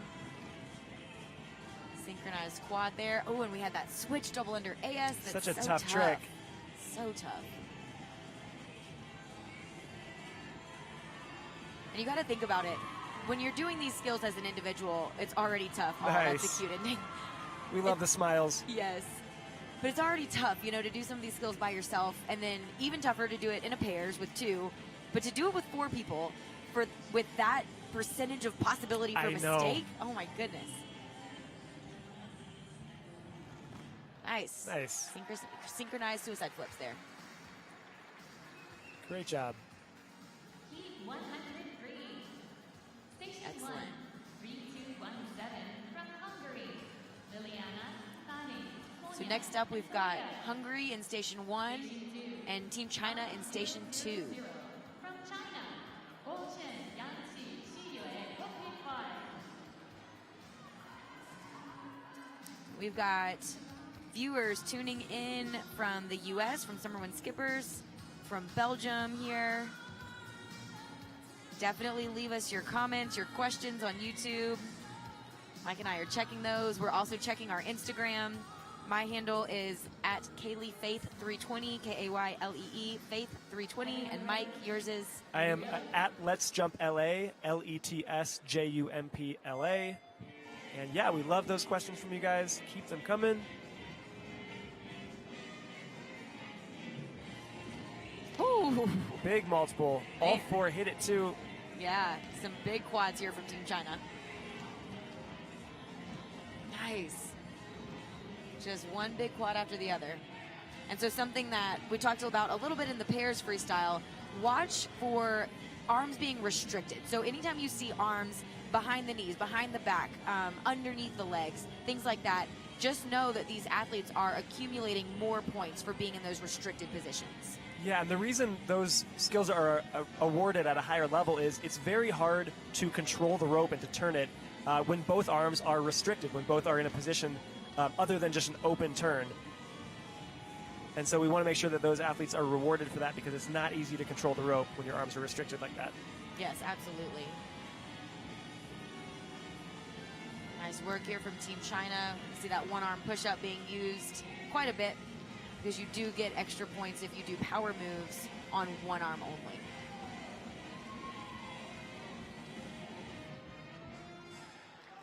Great job. Nice ending right on the music. Good job, Team Hungary and China. We talked about this a bit earlier with speed and sort of challenging everyone at home to, hey, you know, pick up a rope or even just jump in place without a rope for 30 seconds, for a minute, for 3 minutes. I'd like to extend a similar challenge for freestyle jumping. A lot of you jumpers who maybe have found the sport recently, maybe through Instagram or YouTube, you know, we're kind of used to putting together those 15 or 20 second highlight clips of maybe a rope manipulation combo. I'd like to challenge everyone at home to put together a 60 to 75 second routine that consists of some multiple unders, some rope manipulation, and some strength moves, and just see how you do with it. It doesn't have to be the highest level skills, but challenge you all to come up with a routine of that length. Absolutely. And that 75-second time frame, that is the max amount of time that these athletes have on the floor. Yep. And it is to their advantage to kind of push that limit, you know, to go 74.5 seconds, because the more skills that you could pack in there, the more points that you're able to accumulate for your score at the end of the day. Exactly. And as you mentioned earlier in the stream, you know, the faster you can jump while still maintaining control, you can pack in more tricks as well. So if you've got a team or a single athlete that can go for 74 seconds and it's all super fast and just jam-packed with skills that are high level, that routine is going to score really high. Absolutely. Got some shout outs here from Belgium, Ontario, Canada, Germany. And then Vinny wants to know, do we have any tips to improve his speed? Yes, I mean, practice it's very hard to avoid that point. You know, I wish there was a magic pill that you could take and just make you instantly faster, but you have to practice. I'm sure you are at home training. You've got to do that as often as you can. You know, make sure that you are open to adjusting your form. I know for me, I was much more of an upright jumper, and as I started to really work on getting into that squat position, as I'm leaning forward, I could shorten my rope slightly, and with basically the same amount of energy output, I was getting higher scores. Nice. So be open to adjusting and changing your form. Any other speed tips? Try jumping to music. Yeah, we talked about how effective that's a big that one. is. Yeah, so find a song that you can, you know, maintain for however long of a time period you're going for. Maybe you're training for 3 minutes. Find a song you can maintain and then up that speed by just a little bit and let the song drive you. So strong start here from Team Belgium with some good triple unders.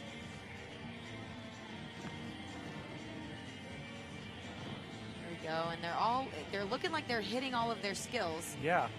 So they will get credit for all of those multiple unders. Quick little floater there. Yeah, sneaky one. It's so fast. Nice quad AS from our other team from Belgium. Nice. Yeah, quad tummy tuck.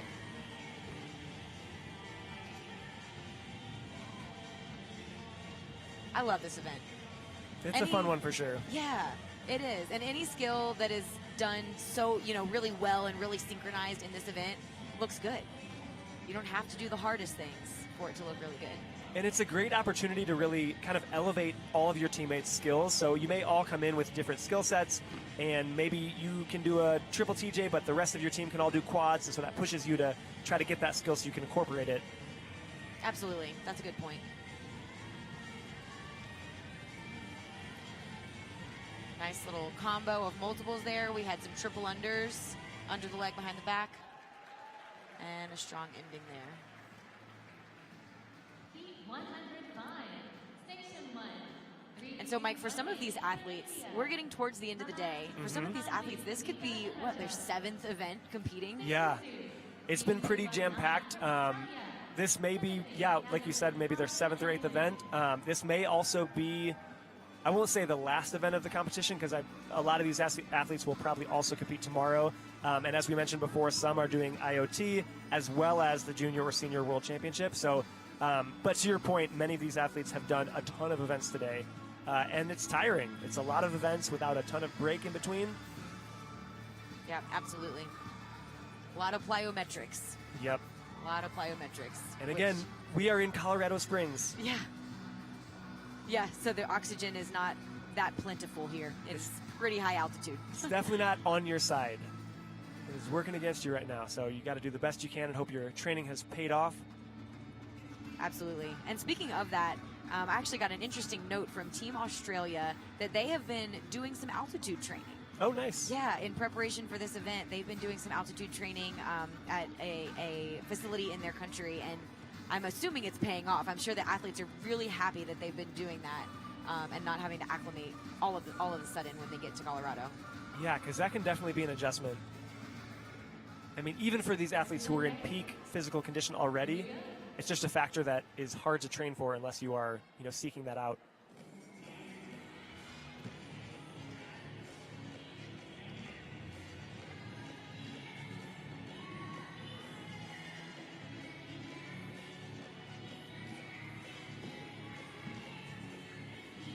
Some nice leg wraps from Team India.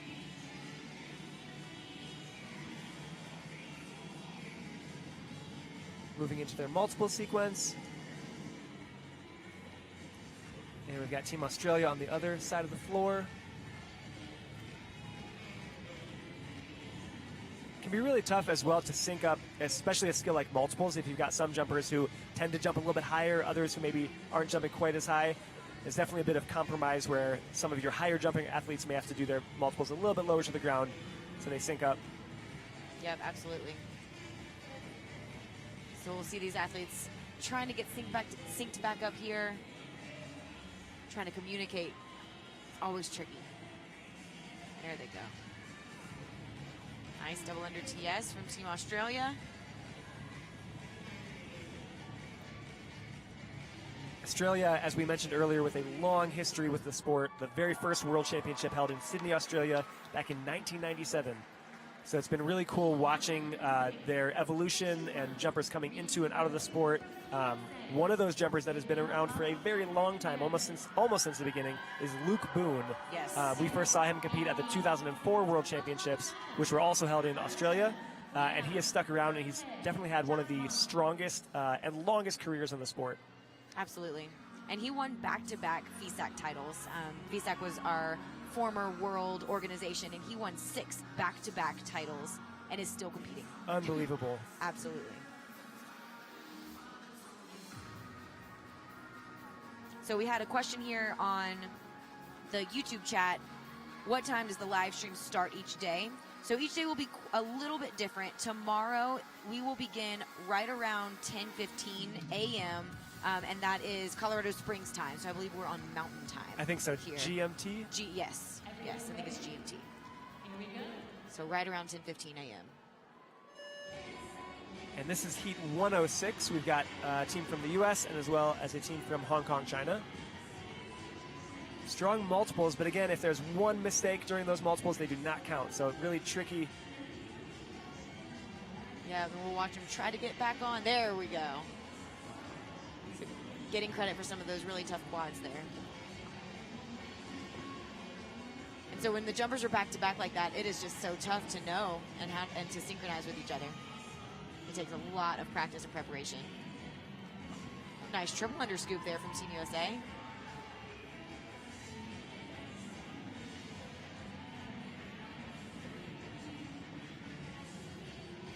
This is known as Traveler, something very fun if you have a group of friends willing to try with you. You scoop one person in your rope, and then you kind of move down the line and scoop each successive person in your rope. Yeah, and that style of jumping Traveler is definitely something to look forward to in the team show or demo cup event. Yes. You'll definitely see some variation of a Traveler in just about every routine. Yeah, and Mike's team, quick shout out to the Heartbeats, did one of the most innovative Travelers back in the day in their team show and kind of became known for it. Those routines are always so much fun. So yeah, you'll definitely see some, as we said before, sort of some similar types of skills, but just different variations or ways of leveling them up, or just kind of working within the boundaries of a definition of a skill like a Traveler, which is usually one person traveling down a line of people who then get scooped. It could be 2 or 3 people traveling down that line. There's all kinds of different things you can do with the person moving or the rope moving, scooping, blind or where you can see them, scooping forward or backward. Absolutely. And that's what I love about jump rope. There is never a shortage of new things to try, new creative ways to do things. It's just awesome. I love it. So it stays really interesting. We've both been around for a long time. I've been jumping for 27 years. Kaylee, you for 26. And we're always seeing new stuff. It's like, how is this possible? You think you've seen it all, and then every single time we see jumpers, there's something new. Absolutely. Ooh, big multiple. Man, yeah, AS to CL. Some misses, though, so it's hard to tell if those will count. I think that one did. It looks like they all did it. Nice round off to move them across the floor into a backwards AS quad.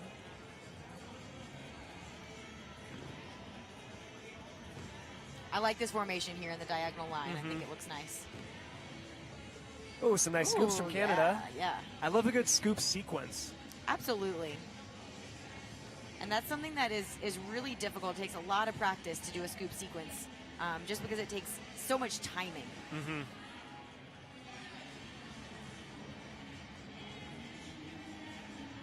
There we go. That's a nice little communication spot to get back on target.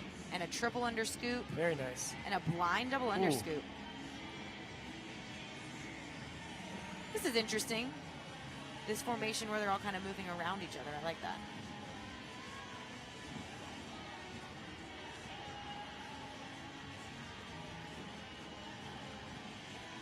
So Team Hong Kong throwing some really difficult skills. A few problems with some mistakes, but very difficult. Heat 108, Station 1, 3211 from Australia. Looks like we might have a slight injury or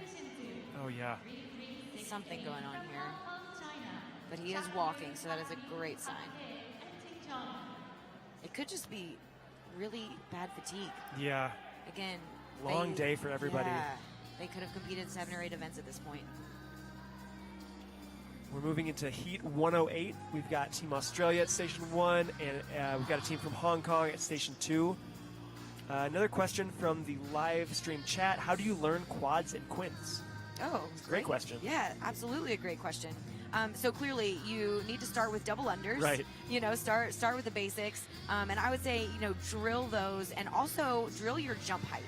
Once you can do double unders successfully in a row, you know, then you can move to triple unders, and kind of the same process. You can do those successfully and with ease. Now you can move to an extra revolution with quads. But definitely work on your jump height. Definitely work on your wrist speed, and it's a process, but it's definitely doable. Yeah, and I would add just work on like the single bounce version of each, Yes. you know, double, triple quad that you're working on. Perfect each position, right? If your toad is not flawless, don't expect a TJ to be happening. If your AS isn't working, you know, your quad AS is not going to happen. So work on those single bounce versions of the tricks, making sure you're doing them as fast as possible and as efficiently as possible as well. Absolutely.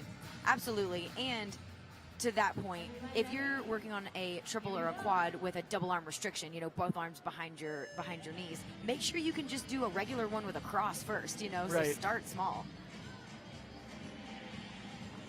Awesome job from Team Australia here, hitting those multiples right on the beat.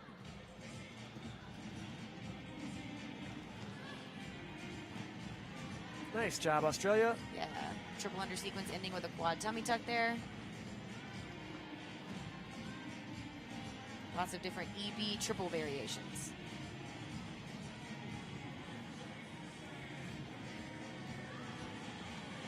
Tough multiples, but we've got a miss. That is going to mean that none of those will count. There we go, but now they're back. Ooh, all for that nice. quad AS. Backwards, by the way. Oh, nice backwards EBTJ that we don't see a lot. Nice. So that was a backwards multiple landing in a backwards CL. Oh, that was an interesting quad. It was like a KN variation. I love a good KN. Yeah, you really don't see a lot of them, so No. they do super stand out. Very nice ending. Yes, excellent I job. love seeing straight arms on a toe catch. We don't want to see those bent arms. Nope, very true. I will add one more thing to that last question. I think a sometimes overlooked technique for improving your quads and quints is speed training. Right? Like if you want to get fast and have fast hands and wrists, there's no better way than by getting fast hands and wrists through speed training. Yes, absolutely. And that is overlooked a lot. So definitely do your speed training. I know, especially if you are kind of a newer jumper who have found the sport sort of recently and through social media, you know, we see these big tricks that are being thrown by competitive athletes who have been jumping for a decade, 2 decades, and we want to go for those tricks, and that's definitely a good goal, but you want to make sure you have the right techniques in place and a right approach to getting there. So it may be a skill that you can't master in a month, but maybe it's a 1-year process or a 2-year process. I know there are skills I've been working towards for several years. So that speed training is a way of sort of taking a step back and just working on wrist speed overall, and that will definitely translate to a good multiple. Yeah, absolutely. And then it feels that much better when you get it, when you've been working for that long. Oh my gosh. So Ashley wants to know, how are they running 2 different freestyles with the music? So these floors, these freestyle floors, are pretty far apart. They're on opposite sides of our facility, and so the music is able to be kind of facing in opposite directions so that the athletes truly can only hear their music as well as their judges for each respective court. So it's working out pretty well. Oh, and then how many people are competing in Colorado? We have over 1,200 athletes here competing at our IoT Junior and Senior World Championships. So the largest, to our knowledge, the largest gathering of jump rope athletes that we've ever seen. It's so cool to see. It is. And those athletes represent 27 different countries. Absolutely incredible. Everyone ready? Here we go.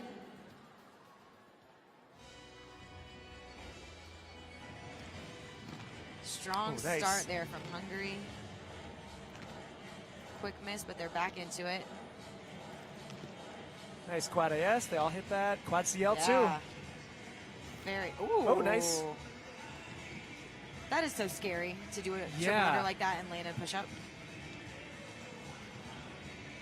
It's a nice EK 360 triple under. Oh, love that scoop. Yeah. I do love the Kruger scoop. very visual. Nice job from India here. So we'll see some interaction and a quick mistake. Frog scoop, really tricky. Nice caboose, all into Frog. the frog, Oh, and nice. a double under push-up. Nice. And they all hit that sequence. Great. And again, the margin for error here is just none. Like, with 4 people doing the same Yeah. skill, everybody's got to be on point.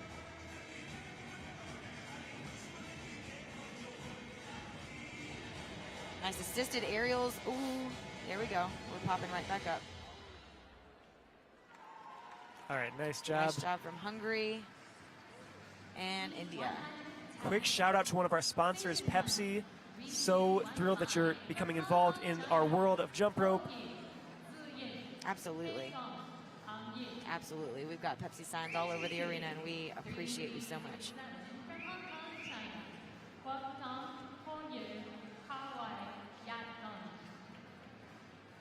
Which country has the most competitors? I can double check it, but I think it's Team USA this year. I think so, yes. Followed closely, though, by several others. Let me check. Yeah, I know Hong Kong's got a huge delegation here as well. Let's see. Team USA with 217 athletes. Yep. Let's see. Hong Kong's got 181. So I think they're our closest second. Germany has 127. Ooh, Belgium with 132. Nice. Canada 104.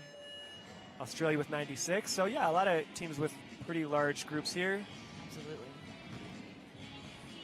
On the floor now, you have 2 teams from Hong Kong.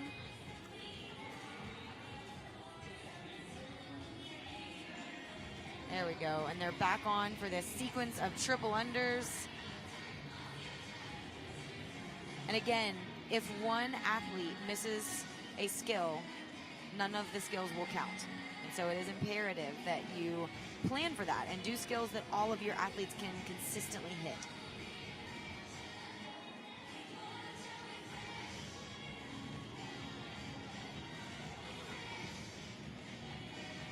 We just got confirmation from Sean Hamilton himself, our IJRU president. This is the largest gathering of jump rope athletes in the world ever. He checked the records. Awesome. That's pretty incredible. And audience members, you were a part of that. That's pretty awesome.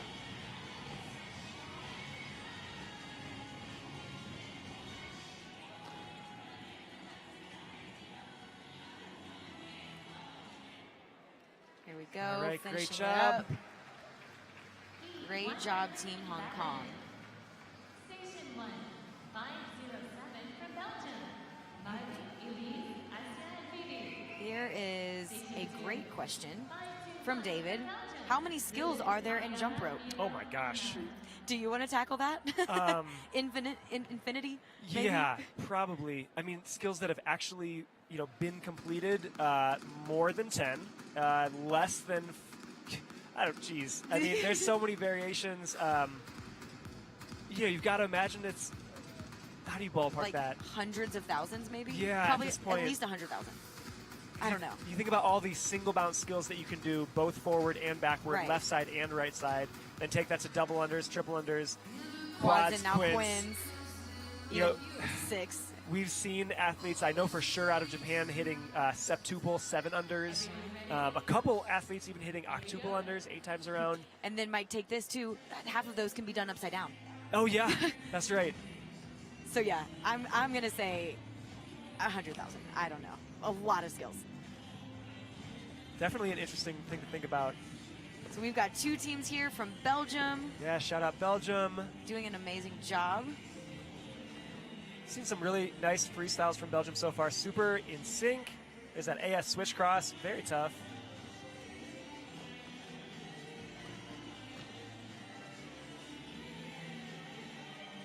Nice choreography there from Belgium. Very clean style we're seeing. Oh, I love that. Nice. Nice push-up ripple right on the music.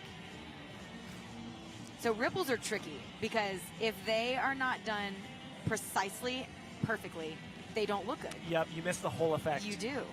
But they did that one great. They did an awesome job. Nice round off to two-foot frog there. Quick mistake. They're going to have to get back on.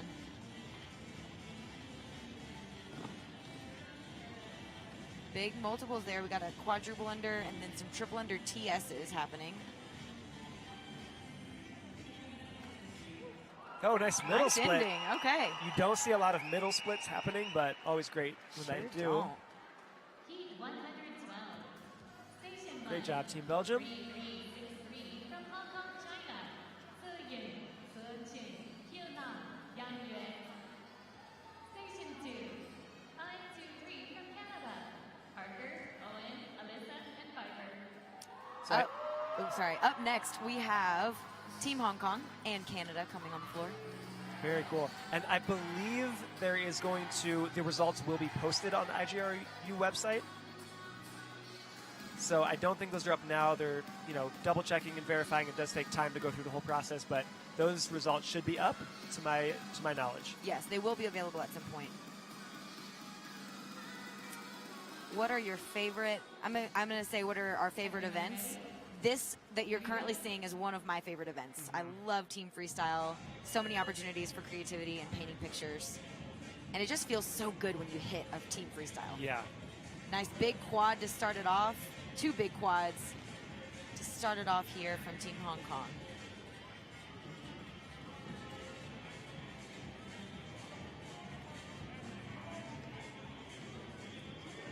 Nice quick mistake there, but she'll get right back on for that floater.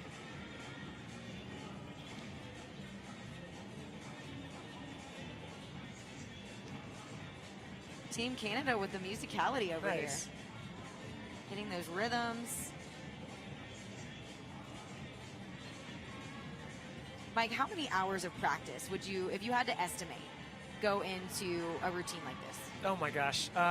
It's hard to tell, and I always think about, over the course of a year or 2 years preparing for this specific event, but also you can't discount the hours that go into training of the years and years from when that jumper first started jumping and first started working within their team of athletes. So,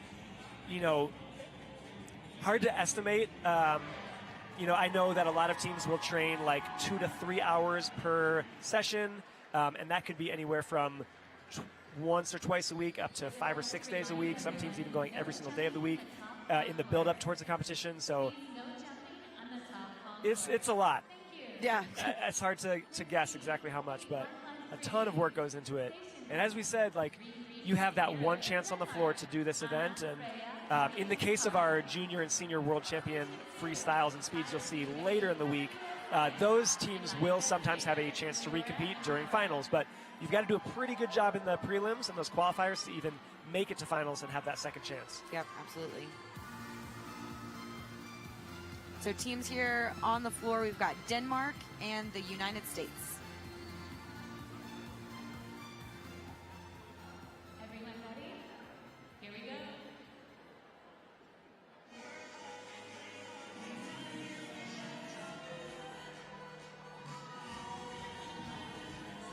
Nice strong multiple sequence from the U.S. A lot of different triple unders here, some TJ variations under the leg, and some good rotations.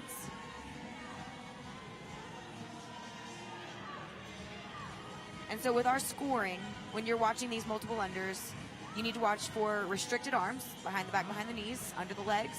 Also watching for rotations. Yes. Anytime they rotate more than 270 degrees, a point is added to that skill, so it goes up a level.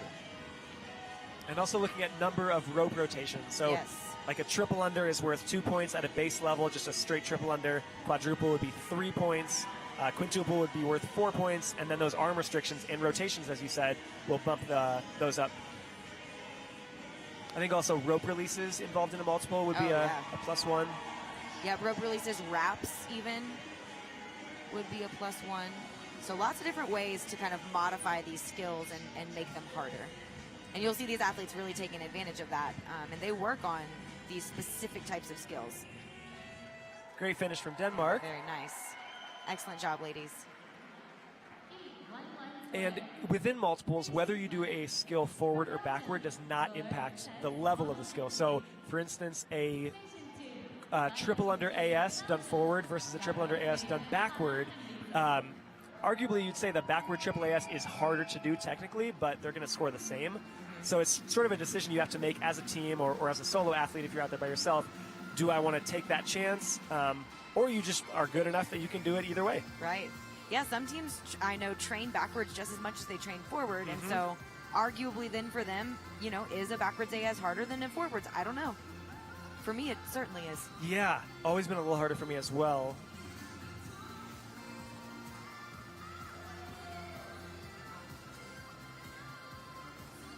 Right now we're going into Heat 114. We've got 2 teams from Belgium. Here we go. And we're about to get started here. Right to the music. Ooh, big Ooh, multiple. They all hit that too. Nice. Nice. Seeing some quadruple unders here. Oh, very tough. Frog AS switch to push up. We had a rope catch on the feet.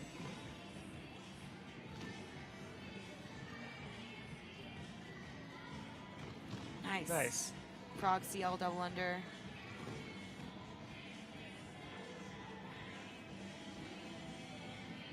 Nice visual there with those cartwheels all the way across the floor. And a nice series of triple unders straight to that double under push-up. And a roll kip. We haven't seen a ton of roll kips this competition. Nice quad AS. Yes.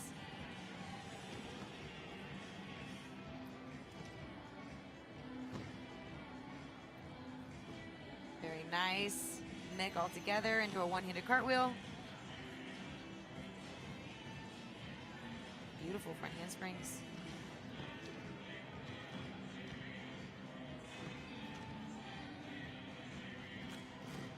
Oh, nice. Great job. Right on beat. Right on beat. Heat 115. Station 1. 3359. You see that synchronized mic release. Great movement from both teams around the floor.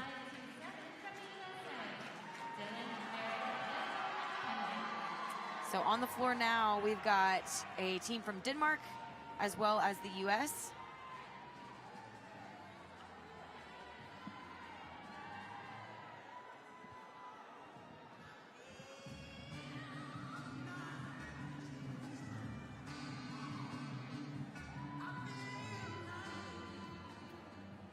Everyone ready? Here we go.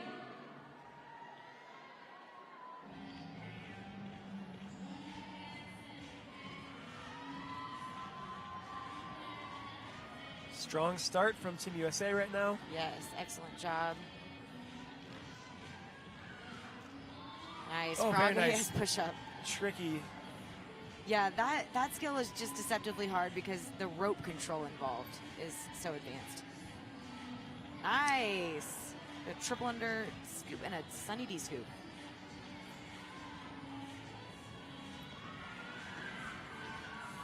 Excellent. So watch these athletes as they're moving around each other, and most of the time they really can't see each other. They are still perfectly in sync. And so the amount of training that goes into that, the amount of practice and skill over years and years, it's just incredible.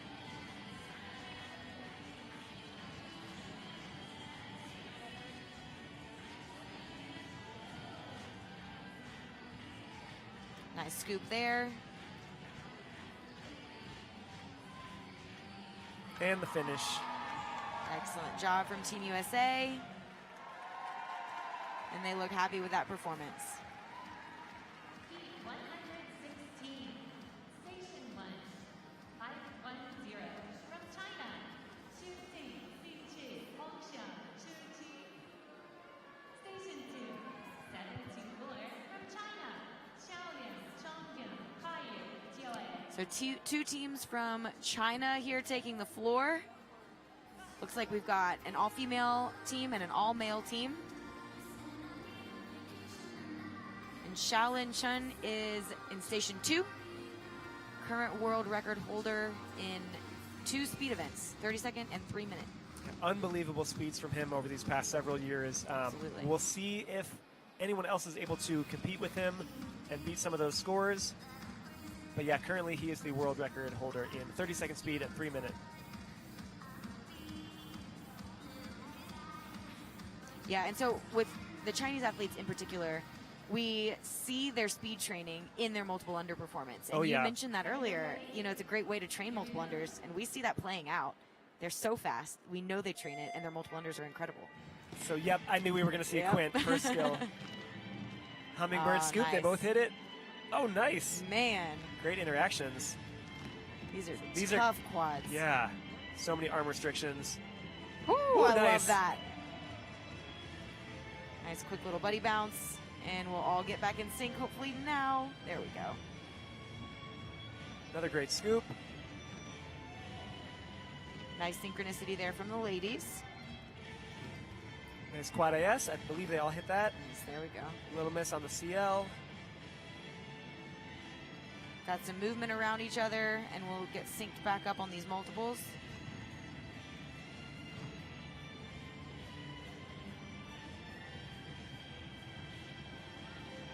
Oh, I love that triple under leg wrap. Just takes that skill up a notch. Mike, did you invent that leg wrap as well? I don't know. There's a chance that it was me. It's okay to say it was you. Anything's possible.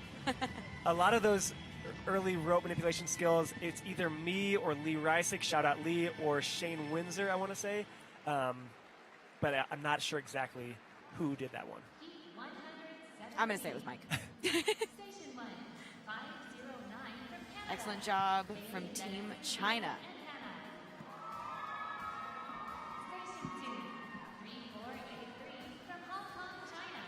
Okay, we're moving now to Heat 117. We've got a team from Canada and a team from Hong Kong getting ready.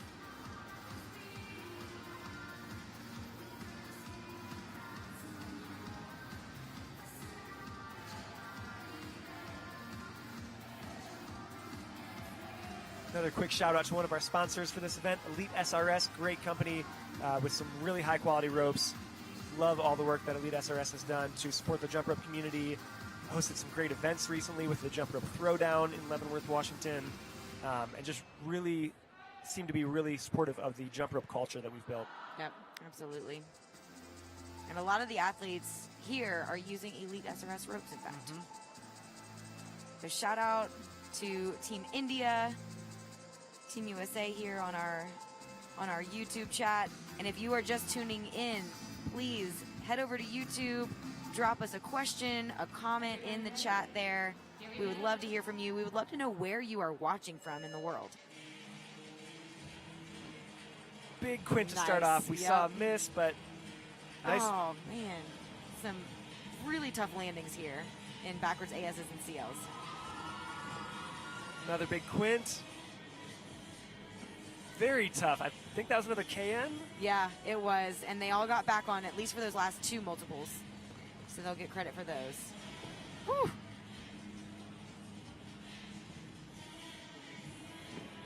The amount of amplitude and air that these guys are getting on their Unbelievable. jumps, it's incredible.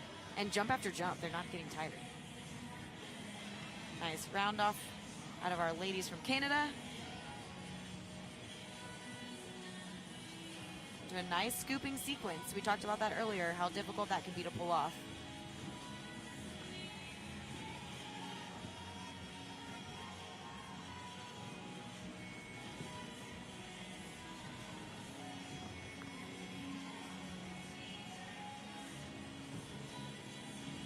A couple of small issues with synchronization, but these are high-level tricks. Really hard for all four of the athletes to jump the same height, turn their wrists at the same speed, and land at the same time. Heat 118, Station 1, 518 from the USA. Got some people watching from Germany. We've got Boise, Idaho in the U.S. We've got Miami, Florida in the U.S. We've got Princeton, New Jersey in the U.S.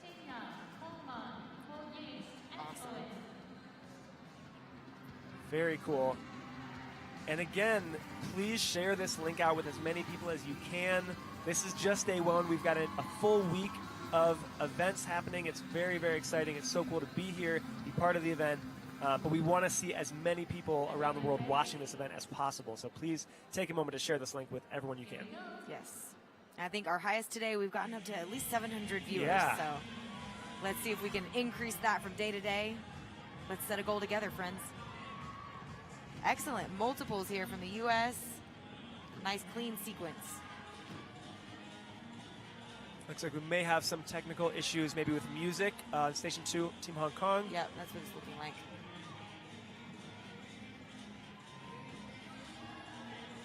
Nice power moves there. Frog double under push-up.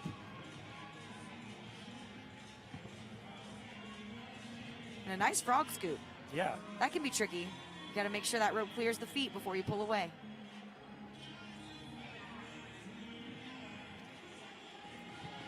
Nice multiples into another frog there. And some triple unders, a nice TJ all together.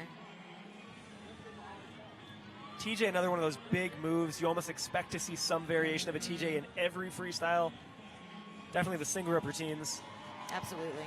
The TJ originally created by Tommy Glynn and John Sparks, both from the, it's an Indiana team, and I'm blanking on the name right now. Oh, goodness. I should know this. I'm embarrassed. But shout out. You should be. Shout out Tommy Glynn and John Sparks for creating a skill that has shaped the sport and has stayed relevant for all these years. I don't ever see a TJ going away. It's always going to be there in some form or fashion. Absolutely. And that was the first of our crazy skills to be done upside down by Derek Hirai. Yeah. Shout out Derek Hirai with the first Hirai, which is also the nickname known for the round-off back tuck with a TJ involved. Yep. And Mike, correct me if I'm wrong, I think Tommy and John also created the Jami. They did, right? yeah. So Tommy and John, they took parts of each of their first names and combined it to create the Jami. That's a triple under skill with a side swing, a leg over or Kruger, and landing and across. Yes. Also an iconic skill. Yes.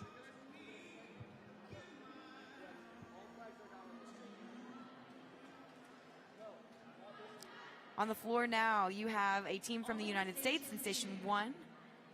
Well, looks like we may in a second. That might have been a little bit of a hiccup with the heats. We have Hong Kong, and then we're going to have our next heat in Station 1. So Hong Kong will compete by themselves in Station 2 now.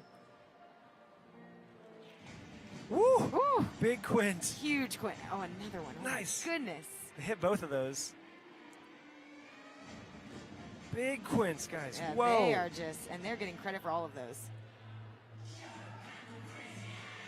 Oh, backward push up to a CL. Goodness gracious. Just a backwards push up. Oh my goodness. No, what was that? That was at least a triple, maybe a quad with a spin and a mick and a scoop. Oh my gosh. Backward quad CL, landing in a CL, hummingbird scoops. What are They these both hit guys that. doing? Oh my goodness. Nice little floater there. Good movement.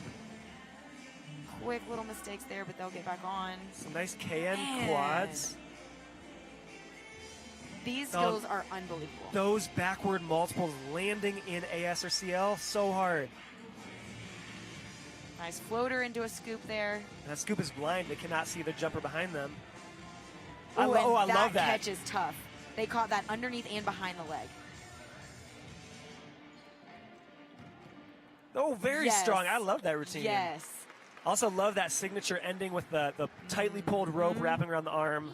And hitting the beat of the music just perfectly. Way to go, guys. That might be my favorite so far Yep. of the team freeze. Would say so. I would say so. That's going to be tough to beat. Got somebody tuning in from Mexico. Another one from New Jersey in the U.S. Somebody from India. Another jumper from India. Canada as well. Looks like Hong Kong tuning in as well. Sweet. Amazing. Oh, Vinny says a few hours ago there were 1.3 thousand people. Oh, wow. All right, I'll That's take awesome. it. Let's go. Thanks for keeping an eye on that, Vinny. So now we have Germany and Australia taking the floor. Everyone ready? Here we go.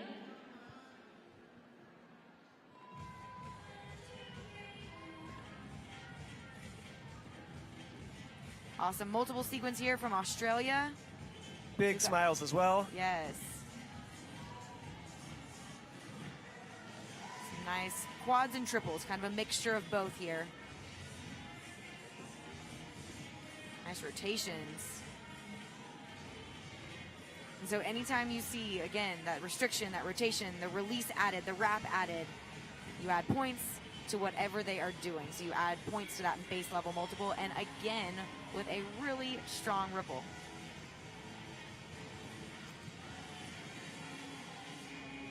There's that scoop again with that Kruger. And a nice double under scoop there. And again, if you're watching at home and you are maybe looking for, oh, that was a nice backwards split, such a tough skill. But maybe you're looking for something to try and you're not a competitive athlete, try a scoop. Put somebody in front of you, grab a rope, and see if you can both jump that rope together.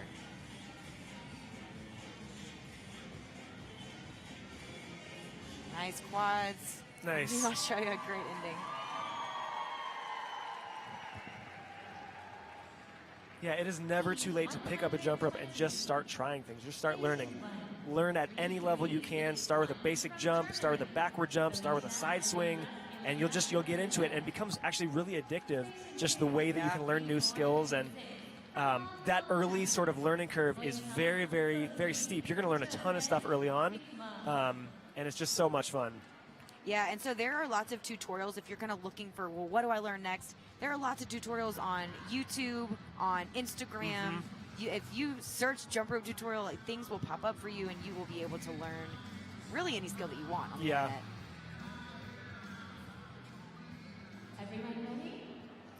Yeah, interesting starting formation from Team Germany. All four of them are sort of in that back left-hand corner. Strong, nice, very strong start from Team Hong Kong. Triple under scoop there, blind with a quick miss. Ooh, quad TS, little miss there. Get back into it. There we go. A little transition breather maybe will give them a chance to get back in there. Oh, nice front handspring from Germany. Nice formations, clean multiples there, some triple unders. Great synchronization too. Quad Nice AS. quad. There's a little floater there out of that Marley. Love that floater. Ooh, AS to CL into a wrap. Love it.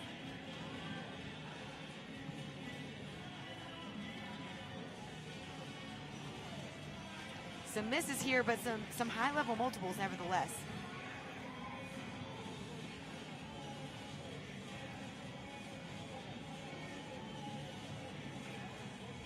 Yeah, it's always so tough seeing the mistakes, because it is. As a jumper, you want to see every single team just hit their routines and then see the results play out as they will. But nice finish there from Germany. Yep. But yeah, we know what these athletes are capable of and what they've been able to do in their training, and you just want to see them do the best job that they can and that they know they can do, and then we see how the results land. But yeah, absolutely. oh, somebody in the chat pointed out the Trictionary is a great resource. Yes, it is. Absolutely, Shout out to Dylan Plummer, who created the original Trictionary.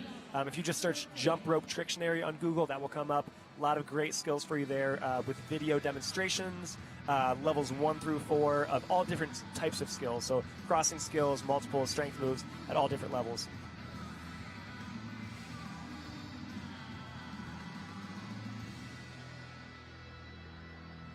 Someone asked in the chat, what levels of front handspring? I believe it's a level 2, but I think we're going to have to fact check that. Do you know? I think it's a level 2. We'll look at that one. I think as well as like a round off maybe. We'll double check that and let you know as soon as possible. Right now we're on Heat 121. We've got Team USA and Team Hong Kong on the floor.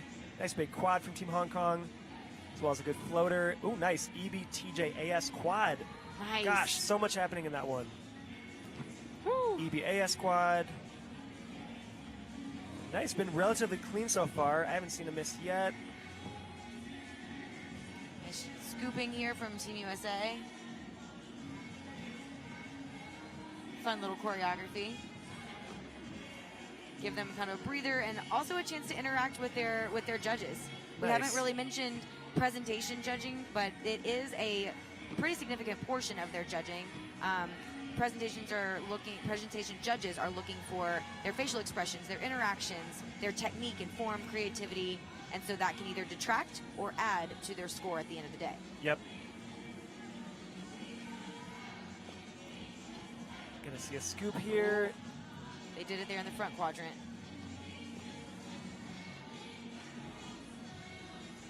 Some scoops from Team USA right now. All right, nice finish there from Team USA.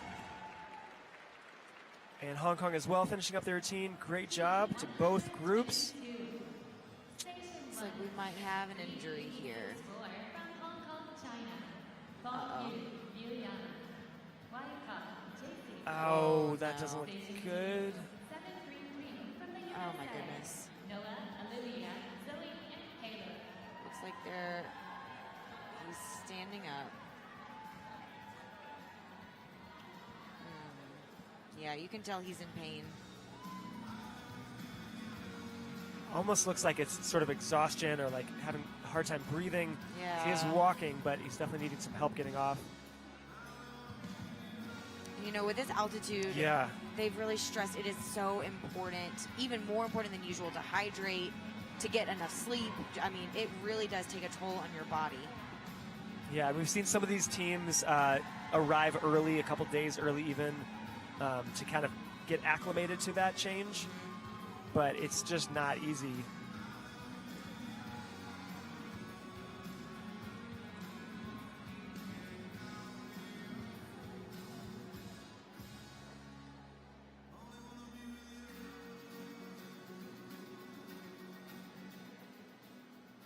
Yep, so I have fact-checked and confirmed a handspring is level 2. Cartwheel and round off, though, are level 1. Okay, yep, that makes sense. Nice start here. Ooh, from Team USA, we do have a miss there, but he got right back on. Nice series of triple unders there.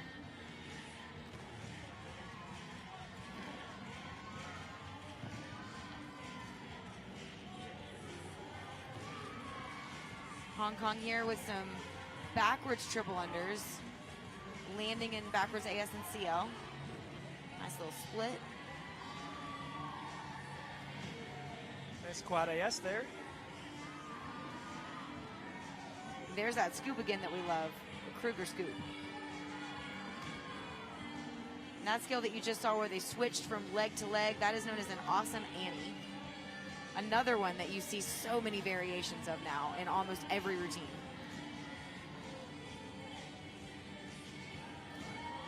Nice. Nice. Scoop of all 3 of his teammates.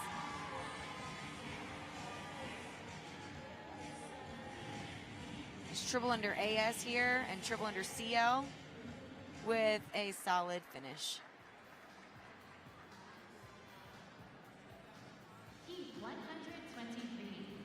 Station 1, 3358 from Australia. Elise, Laura, Serena, and Station 2. And Kaylee, you mentioned the awesome Annie being done. Quick shout out to Adriana Huertas Glover, who created that skill back in 1981. Her coach, Ed Hogel, worked on that skill, and it basically started as just a toad to a leg over. And that is another one of those skills that has just really become iconic and stayed around for such a long time. Oh, yeah. And Carla on YouTube just said, wasn't John Sparks, who we talked about earlier? Yes, he was. Yes, as a creator of the TJ from the Indiana Thumb Jumpers. Indiana Thumb Jumpers. Yes. Yeah, one of the big early teams, originally coached by Lee Steinbarger out of Indiana in the U.S. Ooh, some nice multiples, a little miss there, and a toad to front flip. Nice. I think we saw one of the jumpers step out of bounds, just barely. Oh, no. And very quickly, too, but. Oh, we got to get back in sync there. Nice interactions. Very fast, energetic routine. Loving this. Nice one-handed frog to backwards TJ, looks like. Ooh, yes. So hard to do that. Nice ripple. So hard to do that leapfrog, though, and pull the rope around before the person lands. The timing on that is tricky. Also a very energetic routine here from Team Australia. Nice scoops. Yeah. Very smooth. Under the leg handle pass there. That was deceptive. Tricky little detail.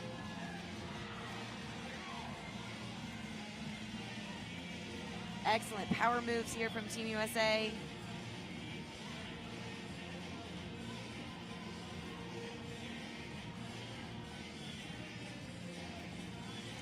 Having some trouble with misses. Yep.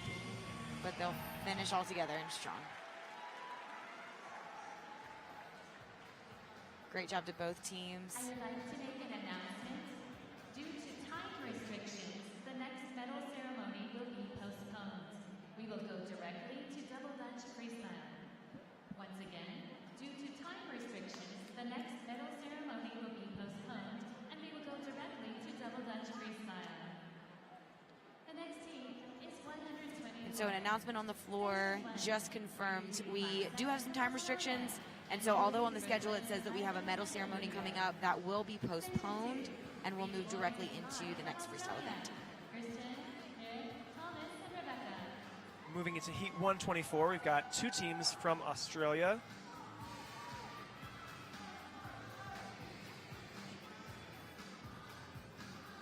Got a question in the chat. Do you guys prefer jumping with a bigger or a smaller rope for your routine? Maybe in the middle? Maybe in the middle, yeah. It's always a balance. Yeah. I like mine to come almost to my armpits, like the handles. If I step on it with 2 feet, my handles come almost up, but not quite. Yeah, a shorter rope will allow for some quicker multiples, but if it's too short, you'll have some trouble with wraps, especially leg wraps. Yes. The rope gets really short as you wrap it. Yeah, and oftentimes, too, if a jumper is jumping with a rope that's too short, you can tell in their technique. They kind of tend to jump with their head down a little bit, Yep. maybe a rounded back, so you want to avoid that. Nice power moves there from Team Australia. Good scoops. Oh, and a triple under TS all together. Perfect synchronization. There's a switch cross. So they crossed with one arm on top, and then the very next jump crossed with the other arm on top. Great scoops as well. There's that floater. Looks like all 4 caught it. Nice. You know they practiced that one.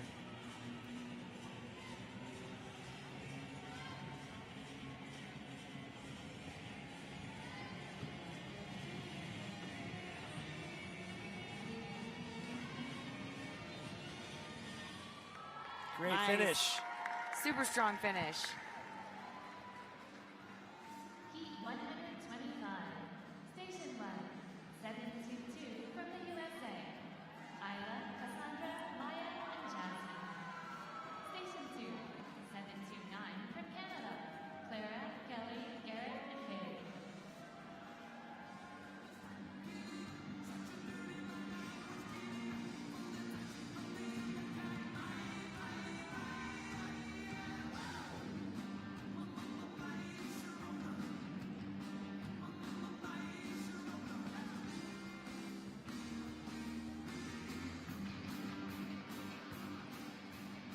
On the floor, we have a team from the US as well as Canada.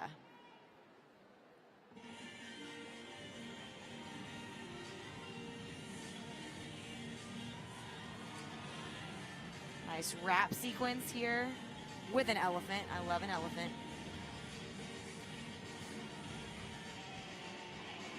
There we go. Now we're back. An AS to push-up, again, really tough to do a power skill out of an AS. Yes. Requires such a high level of rope control.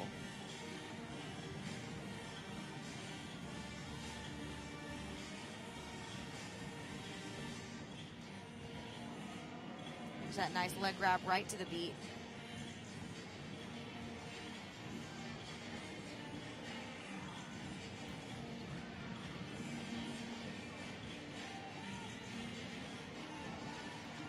It's a fun scoop. So both ropes stay involved the whole time. Nice. Yeah. It's like Canada's doing a wrap but moving across the floor. It's always fun.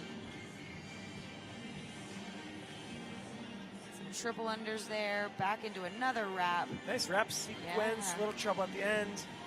Oh, nice way to end their routine, that ending pose.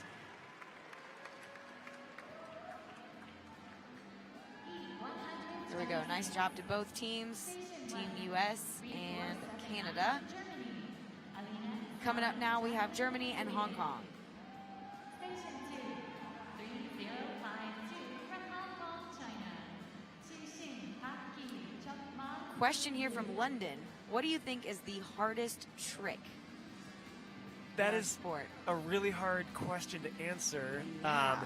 I would almost look at it one element at a time, like Sure. what's the hardest, and then it would be sort of what's the hardest type of multiple under. I am so impressed watching backward quads and quints that land in a restricted, like an AS or CL or TS. Those blow my mind with how technically hard they are. To go that fast and complete that many revolutions with not only two hand restriction skill, but also landing in a second one, and going from that fast to then immediately that slow is so hard to do. It is. What would you say for hardest multiple? Multiples, I'm always just so impressed with the like MIC quads that involve not only the MIC, but also you catch it in a TJ or catch it behind your back or something like that. So yeah, MIC multiples blow my mind. Yeah, if your release and your catch are not perfect, it's just so many things have to happen right. Oh yeah, absolutely. Yeah, we'll come back to that. That's a great question. We've got some great multiples here happening. Got Germany right now. Ooh. Oh, nice. They both hit that TJ scoop. Love that. So they did a TJ, and then on the landing, they scooped their partners.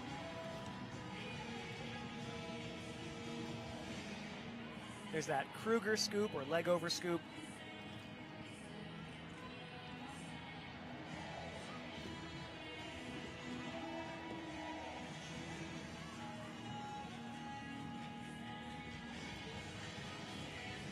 Nice. Oh, little miss there, but that was that Kruger scoop again. Nice mix scoop. I remember the first time I saw a mix scoop, and I was just so impressed. I was like, what in the world did they just do? And now, I mean, still difficult, but we're seeing it all over the place. There's a two-handled release. You don't see a ton of those. Yeah, because they're so risky. Yeah.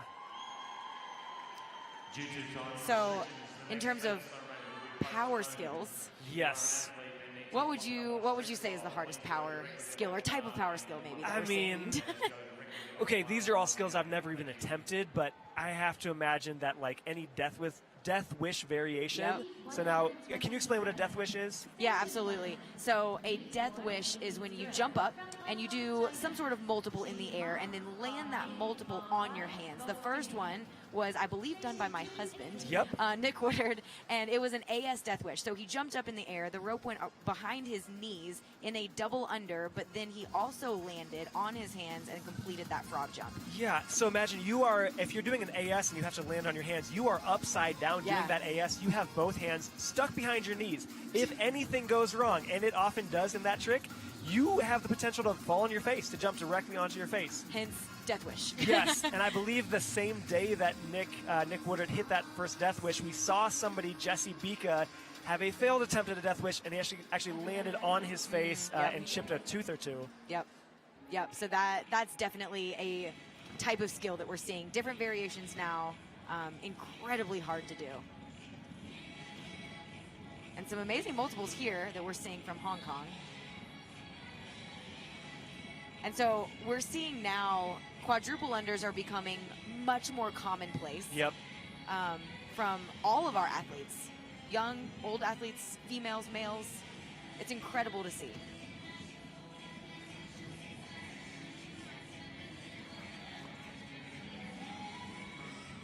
Nice, that TJ scoop again, and another one. Ooh, really tough. Those Some scoops misses are there, but yeah. Those scoops are blind, so the person scooping cannot see the person behind them. They have to hope that that person behind them is getting into position and ready to be scooped. Absolutely. And again, so those were triple under scoops, and the landing part is when the rope goes under your partner. As the partner that's getting jumped, you want your timing to be perfect, because if it's not, you will get hit in the face with the rope, and it does not feel good. Nice AS switch, so they switched their arms there behind their knees. Very difficult. All right. All right.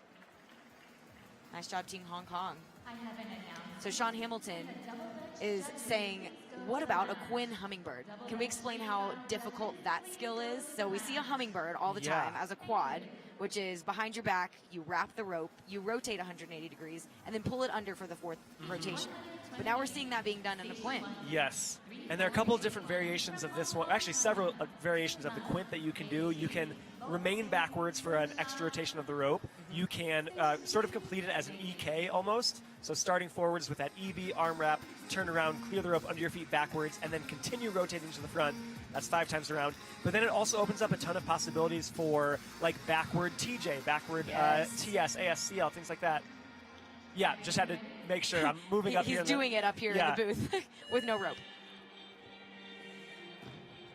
Nice quad to start it off here. Right in sync with each other, too. Yeah. Ooh, nice. A little miss there. Ooh, I like that little EV thing. Did they land in an elephant? They sure did. Some trouble with misses, but we're going to see if they can get back. Again, remember, if any one of these 4 athletes miss, that skill does not count. Right. Nice. Another one landing, another triple under landing in a elephant. So I know as an athlete, as a jumper, I always try to watch competitions like this with a notebook in hand. Right. Because there's so many things that we want to go try after watching these competitions. Yeah, and I hope you guys watching at home have a notebook out, especially if you are jumpers, or if your parents, write down some ideas for your kids when they get home. Yep, absolutely. Nice little release there out of that wrap sequence.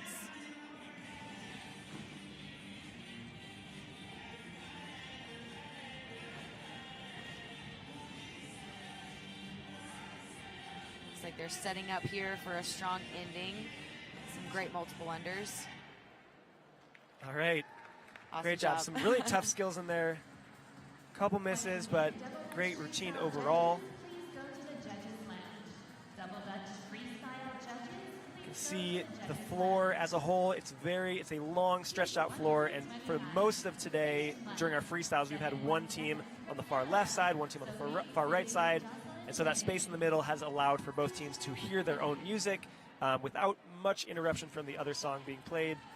And showcase their routines. I believe when we move into the junior and senior world championship events for the freestyles, is it only one team on the floor? I'm not sure. Actually, don't hold me to that. I believe it is. Okay, But I would we'll also see. like to not be held to that. Yes, okay.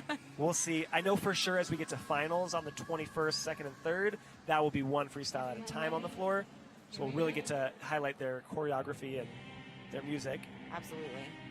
So these jumpers that you're seeing on the floor are from Canada. We've got 2 jumpers who are pretty much veterans in the sport. We've got Megan McGill and Jocelyn. I know these girls have been around for a long time, and it's great to see them still out there on the floor.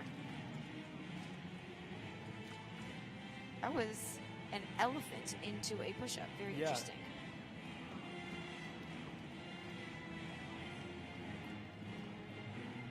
Nice. So we'll see them kind of transitioning.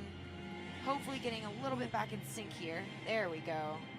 We saw one of the jumpers with her handle just not quite in her hand, but she was able to get it back while she was in the frog position. Yeah, pretty impressive. And those are things that you practice, you know that there are certain parts of your routine where you can adjust handles and things like that. Oftentimes during a wrap is a great time to adjust your handle. And sometimes you'll even build those moments into your routine if you know that maybe there's a release happening right before that you may not quite catch. You want something afterwards to allow yourself to get it back. Oh, yeah. Nice job, ladies. Yeah, I always did that. Releases weren't my strong suit, so always a wrap after. 3, 4, 7, 8 from Denmark. Denmark coming up. And this is our 19 and older division in the females.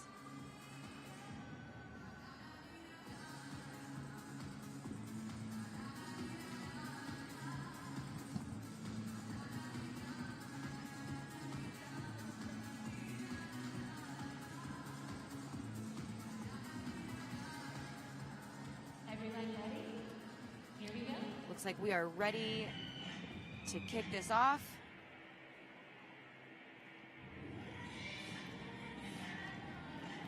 Strong multiple sequence there. Lots of triple unders, ending with a quad. And another quad. Nice. Ooh. AS to a so impressed with that. CL double exit, and I think they all hit that too. They did. Oh, quick drop there. Got to get it back on, girls. There we go. They have a very clean style so far. Yeah. Very in sync. Jumping right on that beat too. Another floater. So again, you'll see a lot of these athletes trying to pack as many skills into these routines as possible. And that's a great way to accumulate points. They get scored for every single skill that they do. And so the more skills you can do, the higher your score potentially. Yeah, so we're looking for quick routines, a lot of skills packed in, and also very few, if any, dead jumps. We want to see just skills happening on every rotation of the rope, no basic jumps. Nice EBTJ. Nice. All right, nice job from Denmark. Yeah, I enjoyed that one. Thought that was well choreographed. Team 131, Station 1, 7-2. So coming onto the floor now, we have a team from the U.S. Another quick shout out to one of our sponsors, Fly Colorado Springs. Thank you so much for supporting this event and these athletes. We appreciate you.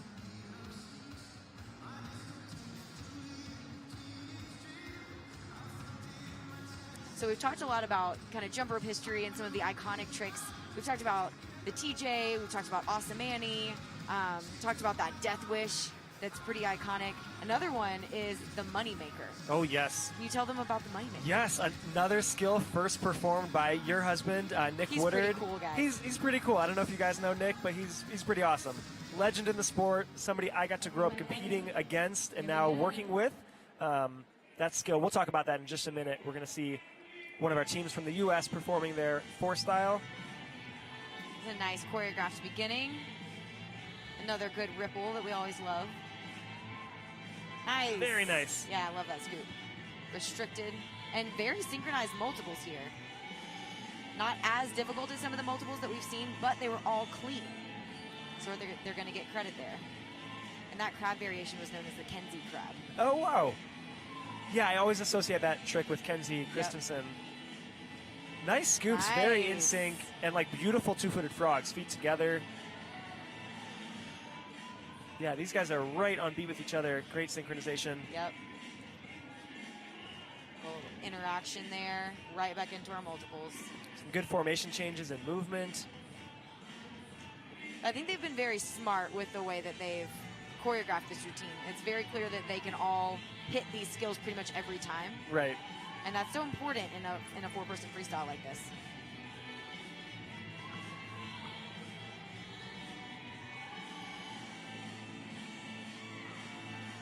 Very nice. Yes, with the ending. I love it. Choreography. That was amazing. Very well done, girls. See some of their teammates in the stands. And yes, really quick, this does conclude our single rope team freestyle, so we do have some time really quick to come back to that question about the Moneymaker. An amazing, iconic skill that for a long time, Nick was the only one who was even attempting, I believe. Yeah. To my knowledge, Nick first landed that skill at the World Championship in 2006 in Canada. And unfortunately, we don't have a video. I think it's pretty likely that somebody back there has a video. We just don't know where to find that. So if you have it, yes. send it in. We want that video. We want that piece of jump rope history. And what a Moneymaker is you are doing a frog, you're jumping onto your hands, and then you are jumping up in the air, rotating the rope around your body one time, and landing back on your hands. Yes. It is so hard to do. Nick was the only one who did it from probably 2006 up until maybe 2012 or 2013. I believe Hamisi Kondo from Tanzania was another one who landed that trick pretty early. And then at that point, you had some people kind of landing it in the early 2010s, and sort of that barrier of disbelief we talked about before started getting broken down, and people are like, hey, maybe I could at least try this trick. Who knows? And then we've seen, I want to say it's close to maybe 30 jumpers over the years. I'm going to find this. I have a list on my phone of all the jumpers, to my knowledge, who have landed this trick in the different countries. So I think it's at least 19 or 20 different countries who have an athlete who has landed that trick. That's pretty awesome. And, you know, recently we just saw the first female jumper land that That's skill. right. Lauren Ellis. Shout out, Lauren. I almost lost my mind when I saw that. Oh, my gosh. And it was good. Like, she landed it pretty flawlessly. Easy. It looked easy, at least. It did. Yeah, it wasn't easy, I know. But, man, it was awesome. Yeah, and Lauren Ellis is definitely a jumper to watch. The Ellis sisters, Lauren, Renee, and Camille, definitely some athletes to watch from Team USA. We'll see them during the Senior World Championship. Yes, competing in most events. I mean, they are stacked here. But yeah, we had Nick Woodard landing the Moneymaker in 2006. 6 years later, it took another 6 years for another jumper, Hamisi from Tanzania, to hit the trick. Another few years when you saw Stuart Isaacs from the U.S. Stuart, shout out Stuart. We had Zach Tomlinson, Dante Agresta. Several jumpers from Hong Kong. Tommy Chow was the first jumper from Hong Kong, I believe, that landed that. But yeah, we've had jumpers all over, from France, from Kenya, India, Japan. It's definitely taken off. Malaysia, U.S., yeah, all over. So, but again, it took so long for one jumper to hit it, and then another 6 years. I think it was something where it was like, well, that's just like a Nick trick. Yeah. Like, he's the only one who will ever land this trick. I think it was similar with Death Wish. We didn't see a lot of those attempts or variations until several years after Nick landed the first Death Wish. Yeah, and then it's like once it caught on, jumpers believed they could do it, and we saw it take off. Yeah.